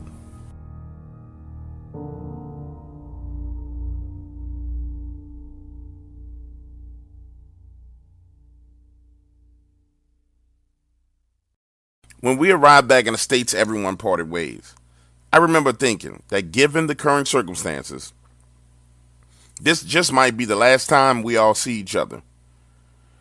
Ben and Scissors had hopped the plane going to Washington, D.C. Kid had accompanied Chef to Little Rock to look for his sister. Things were getting bad. And added to all of this, Roger and I were stuck with a pregnant Chinese woman with absolutely no clue what to do with her. When Ben and Scissors arrived in D.C., They went straight to Mary's house, rang the doorbell, but no answer. After a call to his office and holding and being transferred back and forth, finally, Ben was able to get in contact with her husband. He sounded frantic. Ben, are you in town? Yeah, I'm here, said Ben. Listen, Mary's been gone for over a week now. You and I both know that's not normal for her. She may stay out 2 days, 3 days, but Mary absolutely never disappears for more than a week. I have a campaign event in 3 days, and she needs to be there, Ben. Find her for me now. Trying to remain calm, Ben asked, when's the last time you talked to her, and where was she going? He replied, she went to some kind of event that her friend Shelly was throwing at her house. You know those parties, right? The sex parties that she goes to. He hurried off the phone. Ben, I really have to go. I'm going to text you Shelly's address. Get back with me as soon as you can. And if you can't reach me on my cell phone, call Jessica, my secretary. She'll transfer you straight to me. She knows who you are now. A few minutes passed and Ben received a text message with the address to Mary's friend. It was about an hour or so right outside of the city. So while Ben and Scissors were trying to find Mary, Roger, myself, and Vital were discussing what to do with this pregnant woman we had kidnapped from Sorkin's lab. I was of the mind that we needed to drop her off at the nearest hospital and be done with her. As far as I was concerned, she had just gotten a free trip to America. No customs, no waiting in line, nothing. But Roger and Vital were thinking differently, and thank God I listened to them. They said before we did anything else with her, we needed to have a physician come by the house and check her out. At minimum, we needed to know what was going on inside of her belly. So we reached out to Chef and got contact to one of his friends, a combat medic. He was coming over in a few days, briefly check her out and do an ultrasound. That way, we knew what was exactly inside of her belly. Now, although Chef was able to help us out with our problem, he was going to have a much tougher time dealing with what was going on in his world. He had learned what happened to his sister and her kids. You see, he arrived at our house only to find that the back door was kicked in. And as he walked through the house, signs of a struggle were everywhere. It looked like she was in the kitchen when whoever the intruder was came in. He could see a skillet on the floor by the back door, like she had thrown it. Everything was knocked off the counter, drops of blood on the floor, and at the base of the steps, there was a pool of blood. Something really bad had gone down in his house, and he needed answers, so he stayed and called the police. While Kid went back to the hotel room to make some calls and try and get his hands on any traffic camera footage or surveillance from the area. 3 days passed, and they had no leads and no clue as to what the hell happened or even why. And to complicate things even more, the police were now considering Chef a suspect in his own sister's murder. That was the last I heard from them. Things went silent from there. Ben wasn't answering the phone. Chef and Kid were preoccupied with dealing with his sister and the kids. That was when Roger got a phone call. The man on the phone had a strong British accent. He calmly said that he was an investment banker and had just bought controlling interest in Roger's family oil business. His intention was to liquidate and sell everything. That single phone call cemented it in my mind and Roger's mind that we were under assault from all angles. And to add the icing on top of the cake, there was an explosion at the airport. One of the fuel tanks had a leak, causing a fire in the plane that we had bought and had been using, somehow miraculously had been moved out of its private hangar and parked right next to the leaking fuel tank. You already know what happened. Boom. Within 14 days of our return from China, our lives were in turmoil. Things were coming at us from every angle. And over the next few months, it was only going to get worse. So far, we had brought the fight to Sorkin. And now he was bringing it back to us here on American soil. We were at war. And in a war where we would lose almost everything in the process. Sex, bondage, and sin.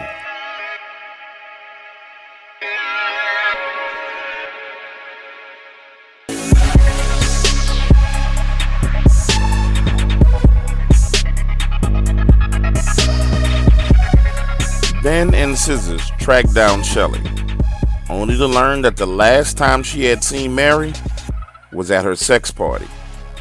She left with a young couple in her own limo. Standing there in Shelley's foyer, they pressed her for the footage of the party. Scissors saying, "I know nasty mother like you, Shelley, have cameras in every room of your house, and you use this footage to blackmail people. We need all the footage from that night." Now you have to understand, in Shelley's line of work, she's used to dealing with some rough clientele. Typically, she would get a vague threat here or there, so it was natural for her to resist Scissors. The only problem was, Shelley was about to learn that Scissors was not only a man of will, but a man of quick action. And she raised her hand in protest, just about to say, "I'm not about to give you anything." He reached over, grabbed her hand, and broke her ring finger. He left that finger on a 90-degree angle, then said, "I will break every last one of your fingers if you don't give me what I want, so we can get out of here and find Mary." Shelley's screams of pain echoed throughout the entire house. A woman like her had her own private security, and deep down in the back of her mind, she was 100% sure that her security guards were on the way to take care of this problem. But no one could hear her. No one was coming to help her. Scissors made sure of that before they even entered the front door. He grabs her hand again. "What do you know about the couple she left with? And where is the footage?" Hyperventilating and panting in pain under her breath, they're two wealthy donors, progressives. They have an import-export business. They ship goods in from China. Allow me to pause for a second, because truly, in order to make a long story a little less longer, allow me just to drop a little information on you so you'll understand. The couple that Shelley was talking about, they work for the Chinese government, and their job was to funnel money into the American political system and try and gain as much control as possible. Shelley handed over the video footage and an invoice with the billing address she used to charge them for their services. Now, the entire time this was going down, Ben was silent. He never said a word. He just stood there looking at her. It was almost as if he was standing there looking at her, trying to make up his mind what he was going to do. He looks at her and says, "What else aren't you telling us?" She went on to insist that she didn't know anything else. And to this day, I can't explain what switch got flipped in Ben's mind. But he wasn't convinced at all. So he went to cutting and poking on places that men should never poke or cut on a woman. And I mean, within seconds after that, Shelley began to spill her guts. She was working for a Chinese corporation. Her entire sex operation was underwritten and owned by the Chinese government. Then she hit him with the really bad news. She told Ben that Mary was probably dead by now, and that her body would show up somewhere with signs of an overdose, and eventually to be ruled as suicide. Ben had gotten an answer. Not necessarily the answer he was looking for, but he had gotten an honest and truthful answer. So he returned to the car to call Mary's husband. 20 minutes later, Scissors comes walking out of the house. He climbs in a car with a black book and a thumb drive. I've got every piece of footage from her cameras for the past 90 days, and I have her black ledger book. It's time for us to go, Ben. We need to get out of here.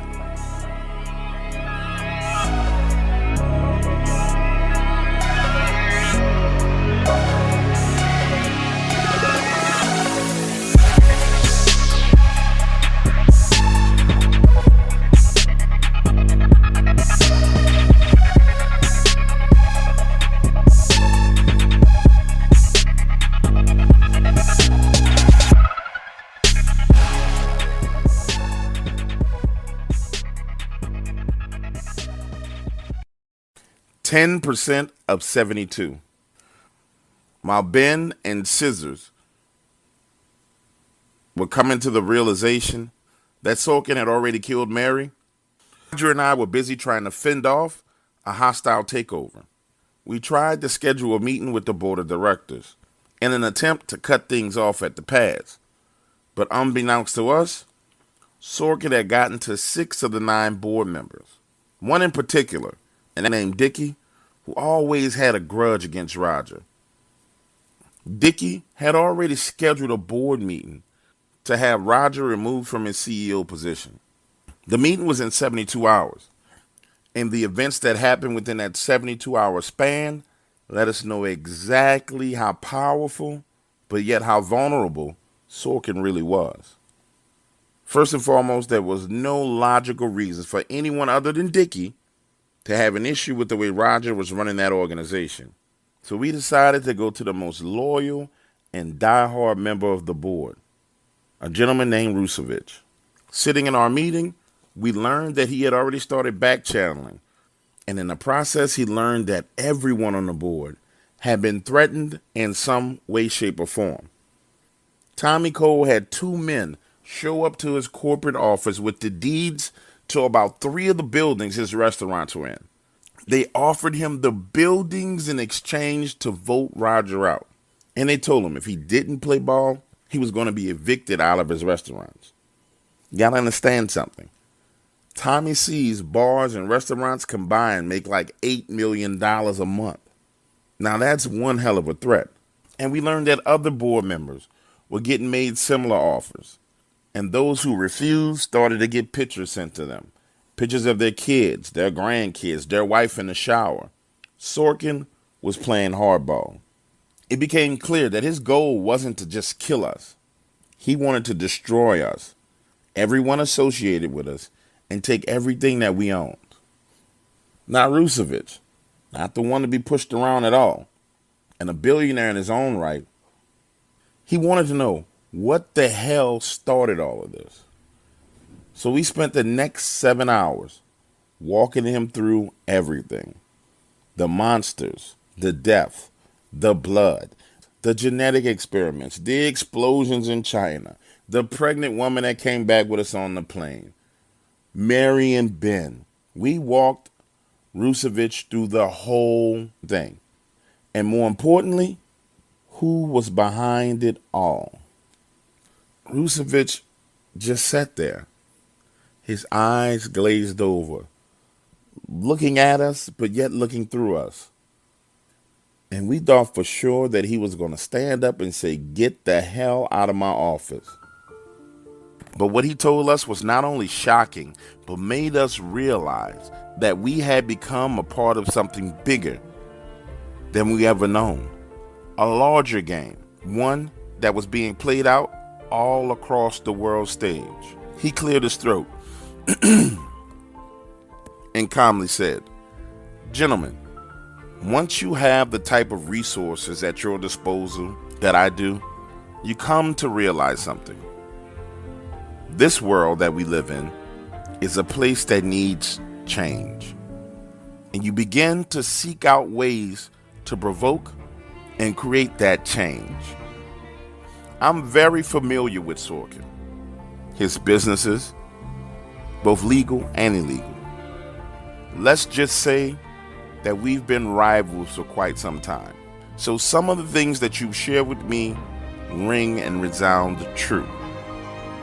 But what I was unaware of was that he was actually moving forward with his plan."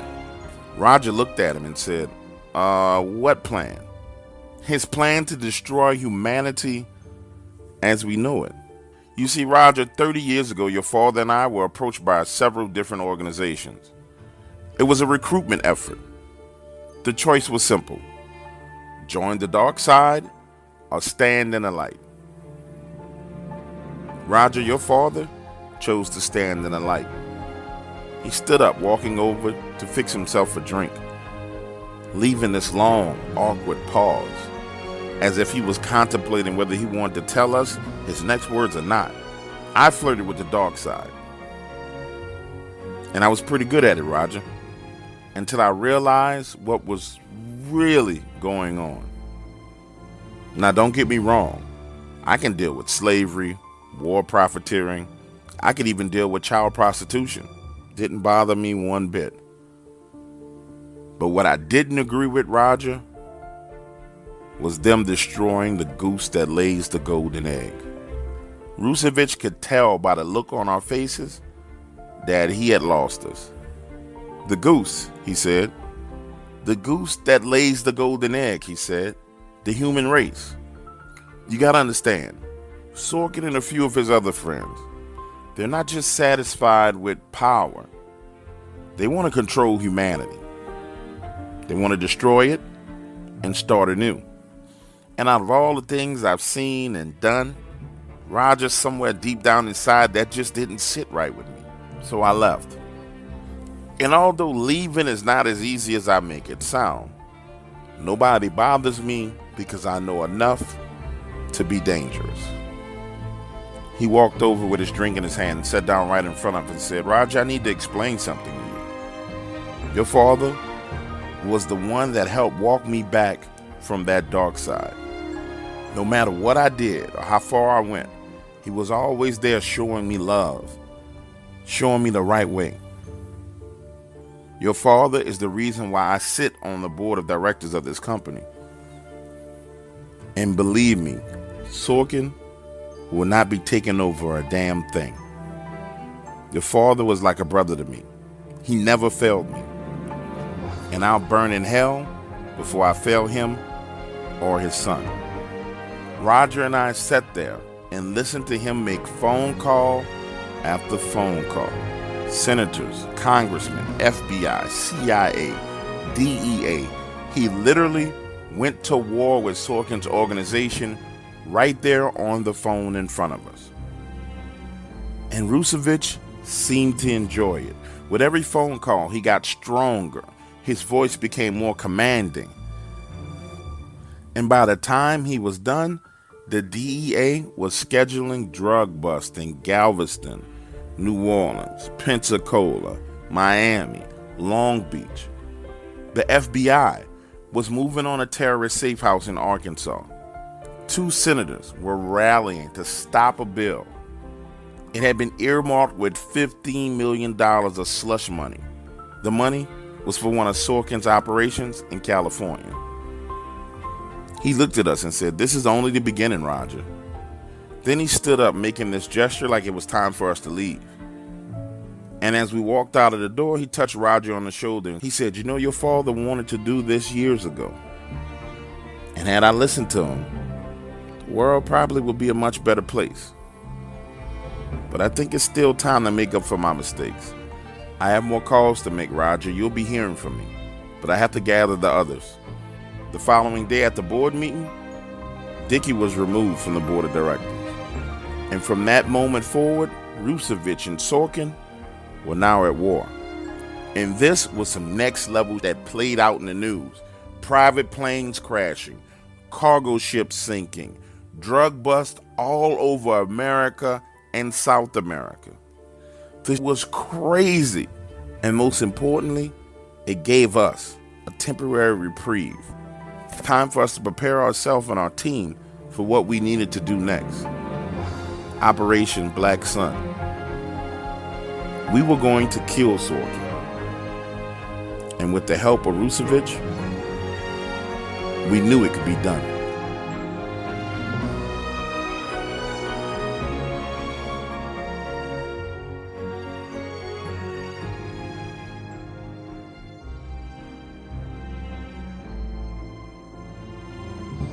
Genesis 6.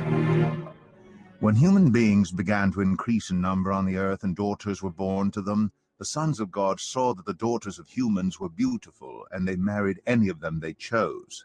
Then the Lord said, "My spirit will not contend with humans forever, for they are mortal. Their days will be 120 years. The Nephilim were on the earth in those days, and also afterward, when the sons of God went to the daughters of humans and had children by them. They were the heroes of old, men of renown. The Lord saw how great the wickedness of the human race had become on the earth, and that every inclination of the thoughts of the human heart were only evil all the time. The Lord regretted that he had made human beings on the earth, and his heart was deeply troubled. So the Lord said, I will wipe from the face of the earth the human race I have created, and with them the animals, the birds, and the creatures that move along the ground, for I regret that I have made them.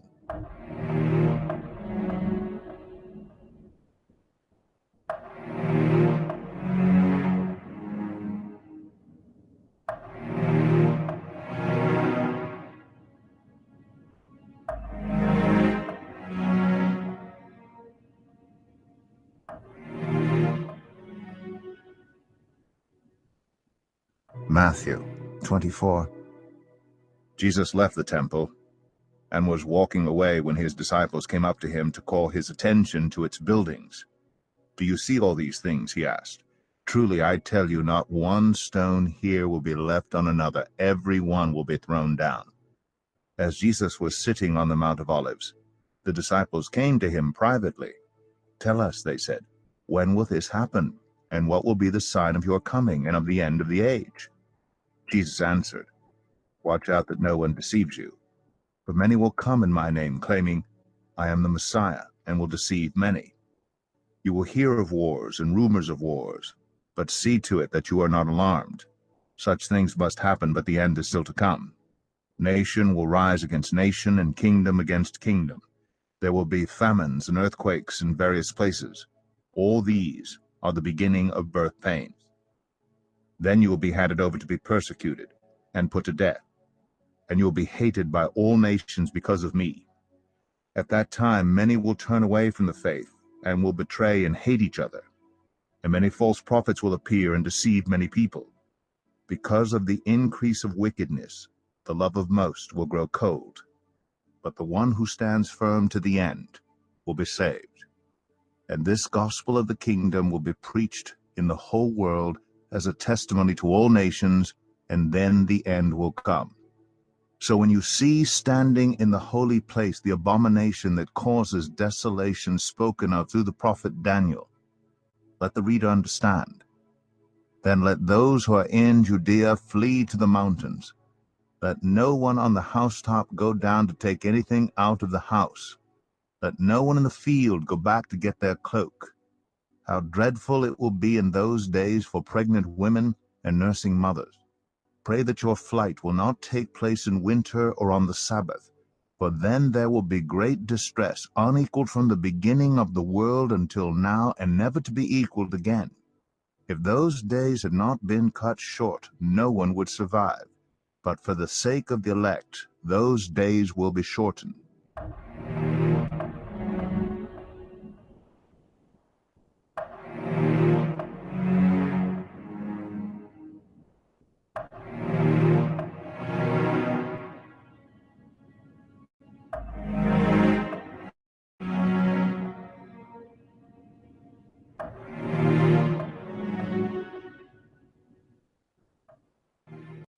Out of the frying pan and into the fire.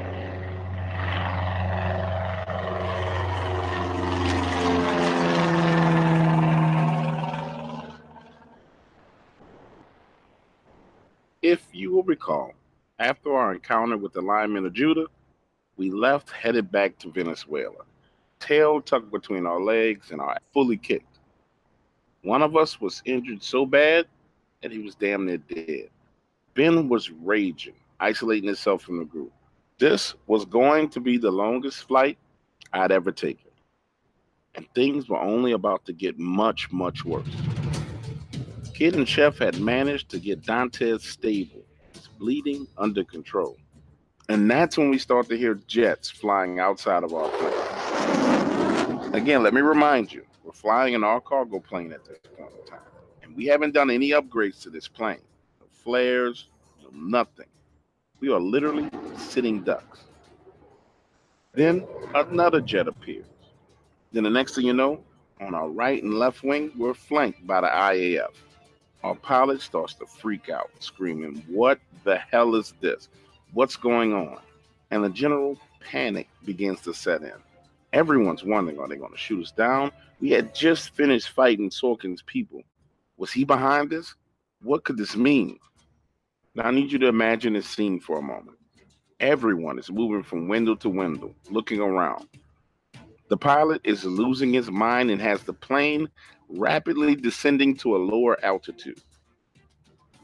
And while all this is going on, Ben's satellite phone starts to ring. And then it rings again. Now, Ben, while everyone else is panicking, he's sitting in his seat, buckled up, like nothing is going on. And when he finally answers the phone, it's Mary. Turns out that these planes were an escort that she arranged to get us out of the area safely.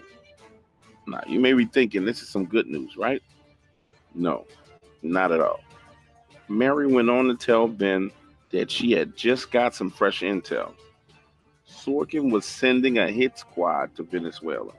Her exact words were, Ben, he is sending serious firepower your way. Don't go back to Venezuela. He's going to kill all of you. Ben hung up the phone, then walked into the cockpit and told the pilot what was going on. The pilot, now relaxed, leveled the plane off, and we traveled safely back to Venezuela. However, when we landed in Venezuela and exited that plane, headed back to our mining town, none of us would have imagined the storm that was coming our way. And looking back on it now, even if someone told me what was coming, I would have never believed that Sorkin had that much power and influence. Suffer the little children to come unto me. Looking at Scissors, I had never seen this man afraid. But that morning, as we stood there, I knew that his twisted brow, eyes wide open, and his neck muscles tensed up, Scissors was afraid himself, but not afraid of death. He was afraid for that little family that he had grown to love. There was another explosion, and when I turned to look over, he was moving towards his quarters, and without hesitation, so did everyone else. Roger, you know we're walking into death, right? I said. Roger's reply was simple. What better way to die than saving a village of innocent people? We geared up and headed into the jungle. Remember that small waterway I told you about that was created by the waterfall, where the villagers would mine for gold? Well, we headed to that spot. It was the four of us and 21 of Dante's men. We surveyed the scene from the tree line, and it was the beginning of a massacre. Imagine for a moment, you're standing there in a tree line, and in front of you, to your left-hand side of the river, is the blown-up mining equipment. And across from you, people are being lined up in a single-file line to be executed. Dead bodies already laying on the ground from those who had suffered gunshot wounds to the head. The wooden and metal shacks that they used for homes, smoking and in flames. This was cruelty at its worst, the darkest heart of mankind on display. And we were not about to let it happen. At the moment before we separated, all I could think was, I wish Chef and Kid were here. They would damn sure be a help. There was no time for drifting off into La La Land, because Scissors took 6 men and began to move towards the mine, where he would cross the water and attack. He looked deep into my eyes as he walked past me, and the look of determination I saw, number one, the bastards across that water from us were in trouble. Number two, there was no way he was returning without those kids. Scissors took off running, and he moved so fast and graceful through the jungle. Really was a sight to see. That man was a killing machine, and within 35 seconds, he had disappeared into the dense foliage. That's when Ben fired the first shot. And I would say we had to be 200 to 220 yards away. And bing, headshot from his rifle, dropping one of the PMCs like a sack of potatoes. And then we started exchanging fire. Bullets whizzed past the tree that I was hiding behind. And from that moment, it was on. And when the gunfire started, the remaining villagers began to scatter, running in all directions. A serious disadvantage for us, but our plan was only to distract these guys until Scissors could lay down fire from the north. Then Ben, Roger, and myself would take 10 men and work our way south, coming up on the other side of it. Now, that was the plan. But as I've learned so many times, the best laid plans of mice and men always go awry. We held our position, laying down sporadic, short burst cover fire until we heard Scissors' group begin to fire from the north. Now, the action was happening fast, but at that time, I counted about 15 men across from us. And the odds were in our favor, or so I thought. But as we separated from that group and started trying to flank them to the south, moving along the waterway, Ben suddenly told us to hold still. And just below the sound of the gunfire, you could hear movement through the thick jungle brush. That's when the first one emerged, moving slowly and taking a knee next to a tree. Then he signaled for more men to move forward. I personally stopped counting when I saw 10 men emerge from the brush, one of them carrying a flamethrower. Realizing that there was a strong possibility that not only were we outnumbered, but outgunned, Ben turned and whispered, "We can't win this fight. We have to leave now." We were under the impression that Sorkin had just sent private military contractors, a hit squad to kill us. But what Ben told me later was that this squad was the user, a squad of fighters from around the world, completely fearless, very, very well paid. And they weren't just a hit squad, they were a cult, a demon worshiping cult. They had tried to recruit Ben years ago, and once he found out what was involved, he decided that wasn't for him. Anyway, we're there hunkered down in the brush, and like I said, I stopped counting when I saw 10 men. Ben motioned for us to fall back. And you remember how I told you there were these times where Roger and Ben would have differences of opinions on how to handle things? Well, this was unfortunately one of those times. The first one, bow, hitting the guy in the head. The second one, boom, in the shoulder. Now we're in a firefight, and the guy with the flamethrower starts spitting hot fire. I need you to realize something. If you've never seen a flamethrower actually spitting fire at you, it's nothing like in the movies. The best way to describe it is this. The flame stretches out at you, kind of like a frog shooting out his tongue to catch a fly, and you expect it to retract. But no, it's a streaming wave of hot death. I watched as two of the men that we were with was set on fire, and it's not a pretty sight. Their arms flailing and flying around, bodies spinning, they're dropping to the ground, and what made it worse, they shot them. I didn't take much of that for the rest of the men to take off running. Now we were forced to head in the other direction, and you need to understand the predicament. There's fire behind us, gunfire across the water from us. It wasn't looking good for the home team at all. And when we got back to the location we were at, only 3 of those guys were still alive. The rest of them had been picked off one by one. At that point in time, we knew we had to retreat back to the plane and get out of there. Now, let me pause for a second and say this, because it's really hard for me to express to you what happened next. But you know, in life, we make decisions. And I can say one thing about Roger and I. We always try to be fair to people. No matter how rich you are or poor, what your race is or sexuality, we pride ourselves on just doing what's right. And most of the time, you never get to see the outcome of those actions because you do what's right and move on. Well, that day, the decisions we made to do right by Dantes, his men, and the people at Village saved our lives because they asked us to leave. In fact, those men forced us to leave, telling us that they would hold them at bay while we escaped. Now they had to know what they were doing. They were making an ultimate sacrifice for us, laying down their lives so we could live. And I absolutely refused to let their lives go to waste. So we left, running as fast as we could through the jungle in order to get back to the Jeep, and eventually to the safety of our plane. When we arrived at the Jeep, Scissors was already there, covered in blood, his arms, legs, shoes. And he didn't have those kids with him. And I wasn't asking him what happened. I already knew. They were dead. And the worst part was, he couldn't save them. I need you to imagine for a moment. There's gunfire in the distance, smoke, flames, and Scissors is just sitting there in the passenger seat of the Jeep like nothing is going on, staring into the jungle. As we drove away, there were no more screams, just gunfire. I knew those people in that village were dead or dying. I could feel the death in the air. Roger called Kid and Chef as we were pulling up to the landing strip, telling them not to come back, to meet us in San Carlos.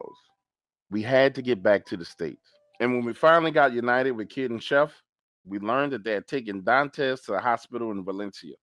They told us he would be fine, but it would take him weeks to recover from his injuries. As a team, we decided the best thing we could do was lay low for a while. So we headed back to Miami, and everyone parted ways.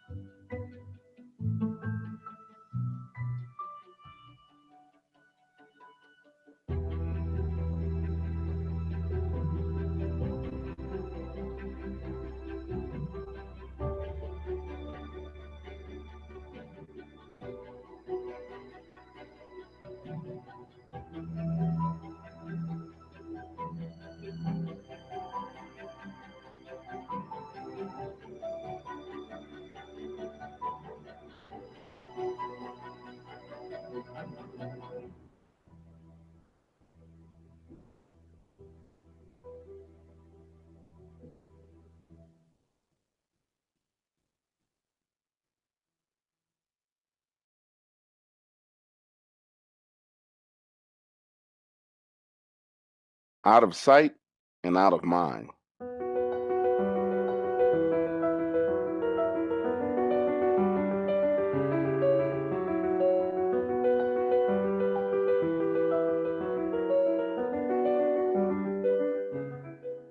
A little bit more than 3 weeks had passed since I talked to Roger. I needed a break from the madness, and I went to my property in Georgia just to chill and lick my wounds. So much had happened that I was not only physically exhausted, but mentally and emotionally on empty. We went from hanging out on the beach with beautiful women to fighting monsters and running around like the A-Team. While I finally had some peace and quiet, I couldn't help but contemplate how and why were we really doing this? Were we being guided by some unseen hand or a higher power? As for Roger, he was in Miami with Vital. He had hired a tutor to teach him English, brought a martial arts instructor in to teach him daily martial arts lessons.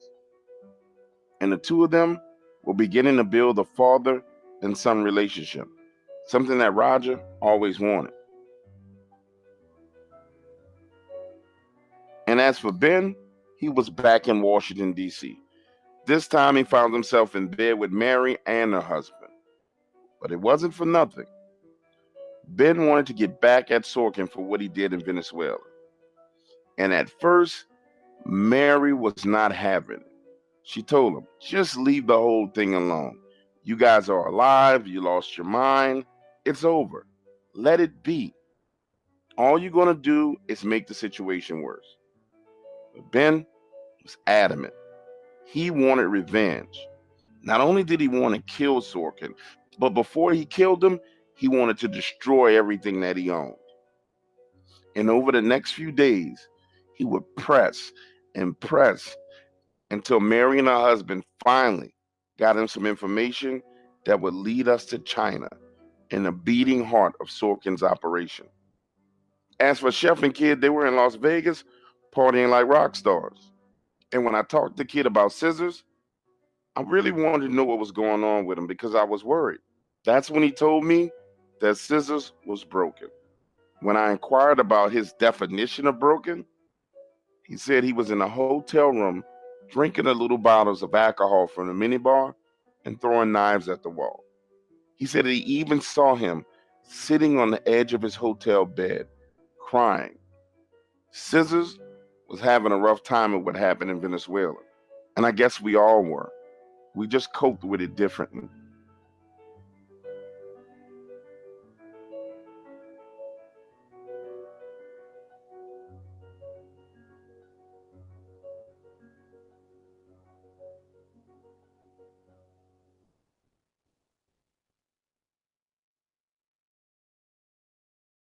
Planning to win.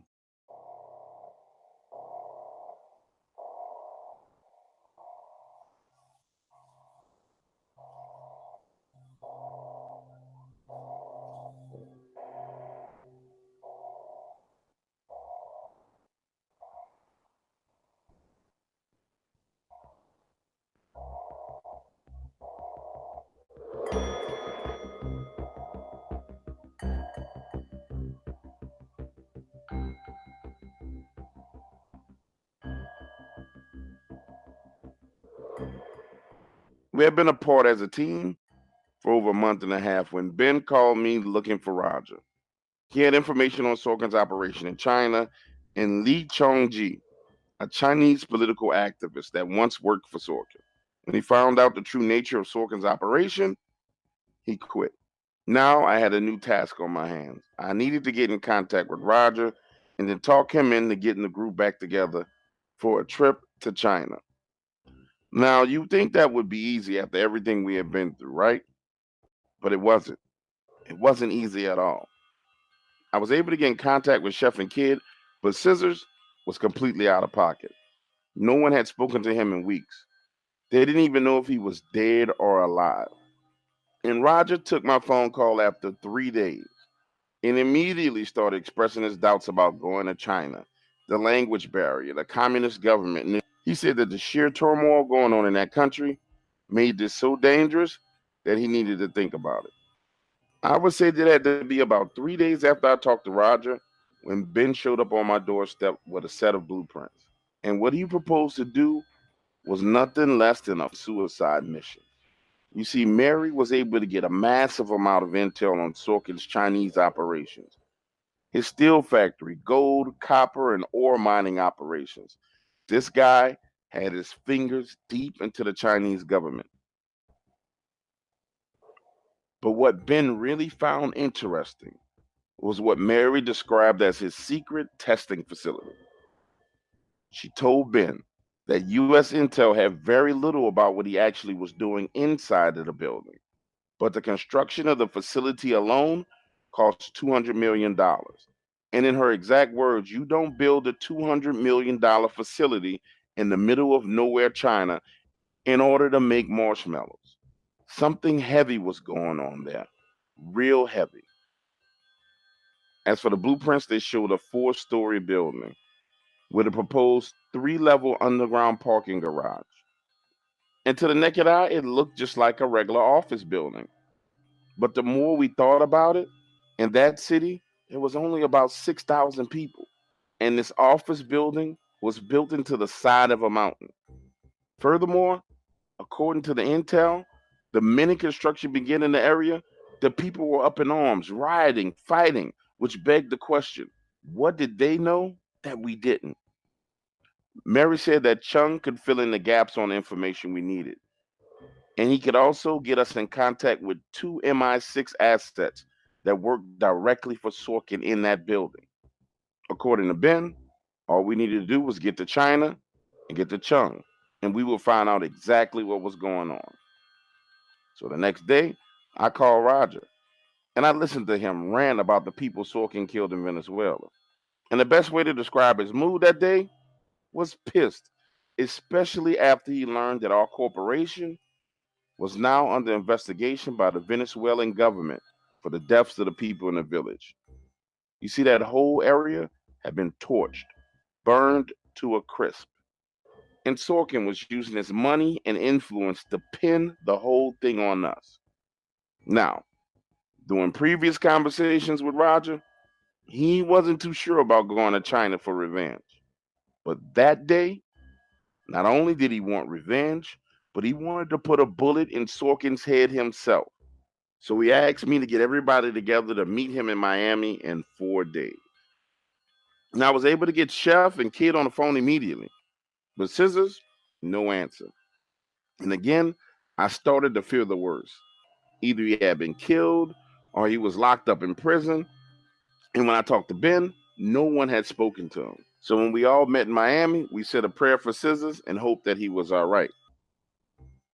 Now, I know this is going to sound insane, but it was right there in Roger's living room that we discussed Ben's plans to destroy Sorkin's Chinese facility.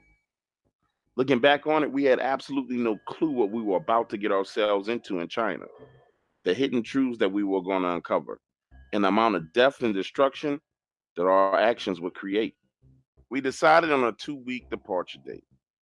And in the meantime, Mary's husband was tying up the loose ends with Chung to ensure that we got in contact with the MI6 assets. However, before we departed, we needed to locate Scissors. And that's something that was not going to be very easy at all. especially if he decided to go off the grid and didn't want to be found, it would be damn near impossible. So Ben and Kid left the day after the meeting with one single task: finding scissors. The two of them traveled north to the only place they knew that he would rest his head: Chicago. The two of them decided it would be best if they traveled by car so they can take some weapons just in case Scissors wasn't in the best mental state. Ben knew about a commercial building that Scissors bought years ago in Riverdale, Illinois. And when they arrived, Ben warned Kid that Riverdale was one of the worst neighborhoods in the United States, and that this building was on Indiana Street and one of the worst hoods in the United States. The day they arrived in Chicago, they got there about 9:30 p.m. and people were outside everywhere. And I need you to understand something. Two white boys riding around in a black Ford Tahoe is bound to draw attention in a neighborhood like this. In the minute they got off Interstate 130, it did. When Ben told me this story, he said, man, by the time we got past Gold Park, there were two cars tailing them. When they turned onto Indiana Street, kids started calling Scissors, but no answer. Kid was aggravated and tired after being in the truck for all those hours. Said, man, this dude got us up in the middle of the hood looking for him, and the least he could do is answer the goddamn phone. When they got to the building, it was boarded up. There was a truck parked on the backside. So Ben turned into the parking lot, making a sweeping U-turn and parking a truck facing the way out. Then he turned on the high beams and his floodlights. Seconds later, and I mean no more than seconds later, two cars pulled in, a Jeep and a Ford Cutlass. Ben said that he could tell that there were four people in the Jeep. And as the driver in the front seat began to motion to open his door, Kid stepped out of the truck with his Desert Eagle in his hand. And Ben reached behind the seat to pull his shotgun. Now, this situation was about to turn ugly really, really fast. These idiots had decided to carjack the wrong two people. But as Ben exited the truck, he noticed there was this red beam on the driver of the Cutlass. He followed that beam up to the roof of the building, and there he was, Scissors, standing there with an AK-47. You should have seen the dude in the car. He got the red beam on his chest, and he's flicking it away like it's a fly, trying to rub it off his body. Then he steps out of the car with his hands up in the air and looks up at Scissors and says, yo, Jen, we didn't know these was your people, man. Look, it's all bad. We're going to just get the out of here. If that's okay with you, we're going to get the out of here. Scissors said nothing. Again, he said, yo, no disrespect, man. We don't want no problems with you, bro. Again, Scissors says nothing. Then he screams, Jen, yo, I know you hear me, bro, but listen, peace. We don't want it with you, man. Now, this was hilarious.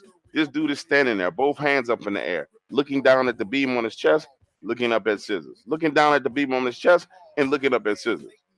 Then he screams again, yo, Jen, my bad, bro. And as he's screaming, Scissors turns and walks away from the edge of the roof. And these dudes damn near wrecked with an 18-wheeler trying to get out of there. A few minutes later, he opens the side door to the building, turns and walks back in. Ben was pissed. Immediately, he starts in on him saying, where the fuck have you been? We've been calling you, trying to figure out if you're all right. Why are you not answering the phone? But he just points to a small coffee table. It had 6 cell phones sitting there and 1 satellite phone. Every last one of them smashed to hell. The laptop smashed to hell. And looking around, there was not a working piece of electronics in the building. Og and Noah's Ark. So while Ben and Kid were busy tracking down Scissors, Roger and I had received a package from Mary. Inside, a small thumb drive and another large envelope addressed specifically for Ben. Attached to that thumb drive was a note that said, history always repeats itself. This is what happened the last time. When we accessed that hard drive, it was scans of old Hebrew texts with English translations straight from the Smithsonian Museum. Now, reading this text was absolutely fascinating. However, the information that was highlighted was the story of Noah's Ark and Og, the king of Bashan. Now, as you know, the story goes, God told Noah to build an ark.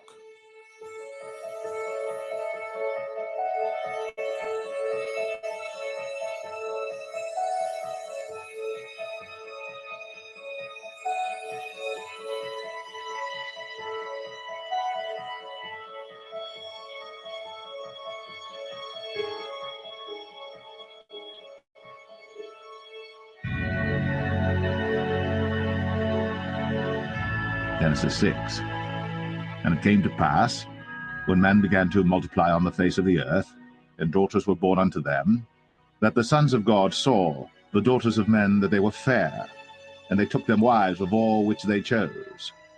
And the Lord said, My spirit shall not always strive with man, for that he also is flesh.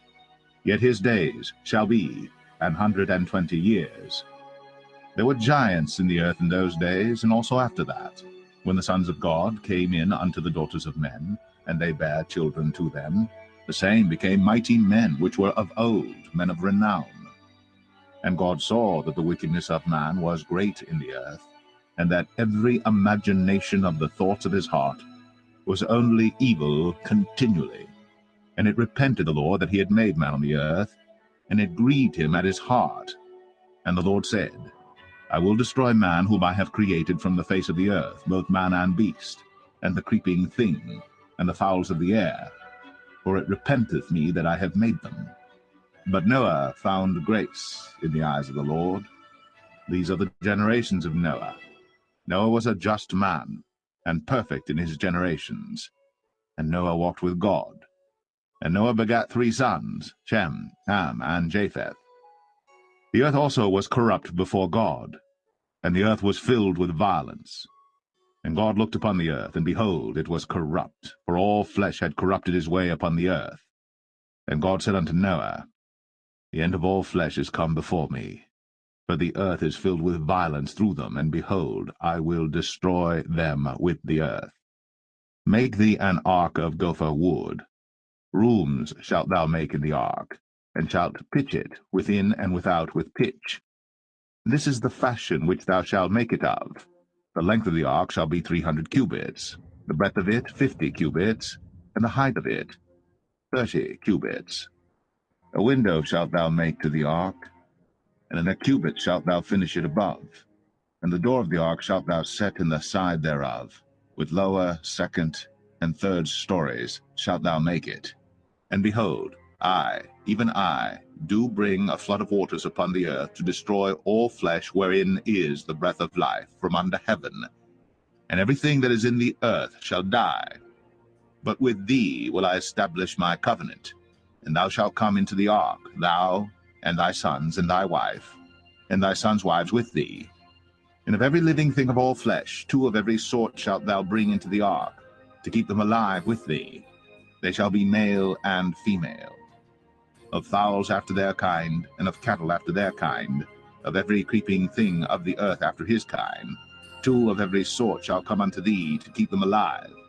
And take thou unto thee of all food that is eaten, and thou shalt gather it to thee, and it shall be for food for thee and for them. Thus did Noah, according to all that God commanded him, so did he. Genesis 7. And the Lord said unto Noah, Come down all thy house into the ark, for thee have I seen righteous before me in this generation. Of every clean beast thou shalt take to thee by 7s, the male and his female, and of beasts that are not clean by 2, the male and his female. Of fowls also of the air by 7s, the male and the female, to keep seed alive upon the face of all the earth. For yet 7 days, and I will cause it to rain upon the earth 40 days and 40 nights. And every living substance that I have made will I destroy from off the face of the earth. And Noah did according unto all that the Lord commanded him. And Noah was 600 years old when the flood of waters was upon the earth. And Noah went in, and his sons and his wife, and his sons' wives with him, into the ark because of the waters of the flood. of clean beasts, and of beasts that are not clean, and of fowls, and of everything that creepeth upon the earth. There went in 2 and 2 unto Noah into the ark, the male and the female, as God had commanded Noah. And it came to pass after 7 days that the waters of the flood were upon the earth. In the 600th year of Noah's life, in the 2nd month, the 17th day of the month, the same day, were all the fountains of the great deep broken up, and the windows of heaven were opened, and the rain was upon the earth 40 days and 40 nights. In the selfsame day entered Noah and Shem and Ham and Japheth, the sons of Noah, and Noah's wife, and the 3 wives of his sons with them, into the ark, they and every beast after his kind, and all the cattle after their kind, and every creeping thing that creepeth upon the earth after his kind, and every fowl after his kind, every bird of every sort. And they went in unto Noah into the ark, 2 and 2 of all flesh, wherein is the breath of life. And they that went in, male and female of all flesh, as God had commanded him. And the Lord shut him in. And the flood was 40 days upon the earth, and the waters increased and bare up the ark, and it was lift up above the earth. And the waters prevailed, and were increased greatly upon the earth, and the ark went upon the face of the waters. And the waters prevailed exceedingly upon the earth, and all the high hills that were under the whole heaven were covered. 15 cubits upward did the waters prevail, and the mountains were covered. And all flesh died that moved upon the earth, both of fowl, and of cattle, and of beast, and of every creeping thing that creepeth upon the earth. And every man, all in whose nostrils was the breath of life, of all that was in the dry land, died. But this Hebrew text had several additions to the story. One in particular that Mary highlighted. It said that during the flood, when the waters were rising upon the earth, those fallen ones who had taught men the arts of science and mathematics, they fled the earth to the heavens in chariots of fire. And the sons and daughters of the fallen ones, born of women, who were vast and many across the earth, climbed to the highest mountains to escape God's wrath. But the waters continued to rise, and rise they did until they reached the peaks of the mountains, until the sons and daughters of the fallen ones began to drown one by one. And as those waters rose, Noah's ark rose cubit by cubit. And when passing the tallest mountain on the earth, Og, upon his last breath, climbed atop the ark and hid there for 40 days and 40 nights, sustaining himself with the flesh of the animals of the ark.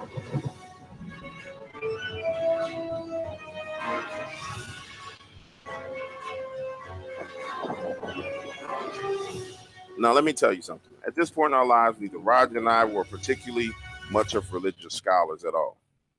But as we would soon learn, the history of the earth is one that's been hidden from the average man. Untold truths are locked behind walls all over the planet, with information so vital to man's survival that we will be forced to acquire this information by any means.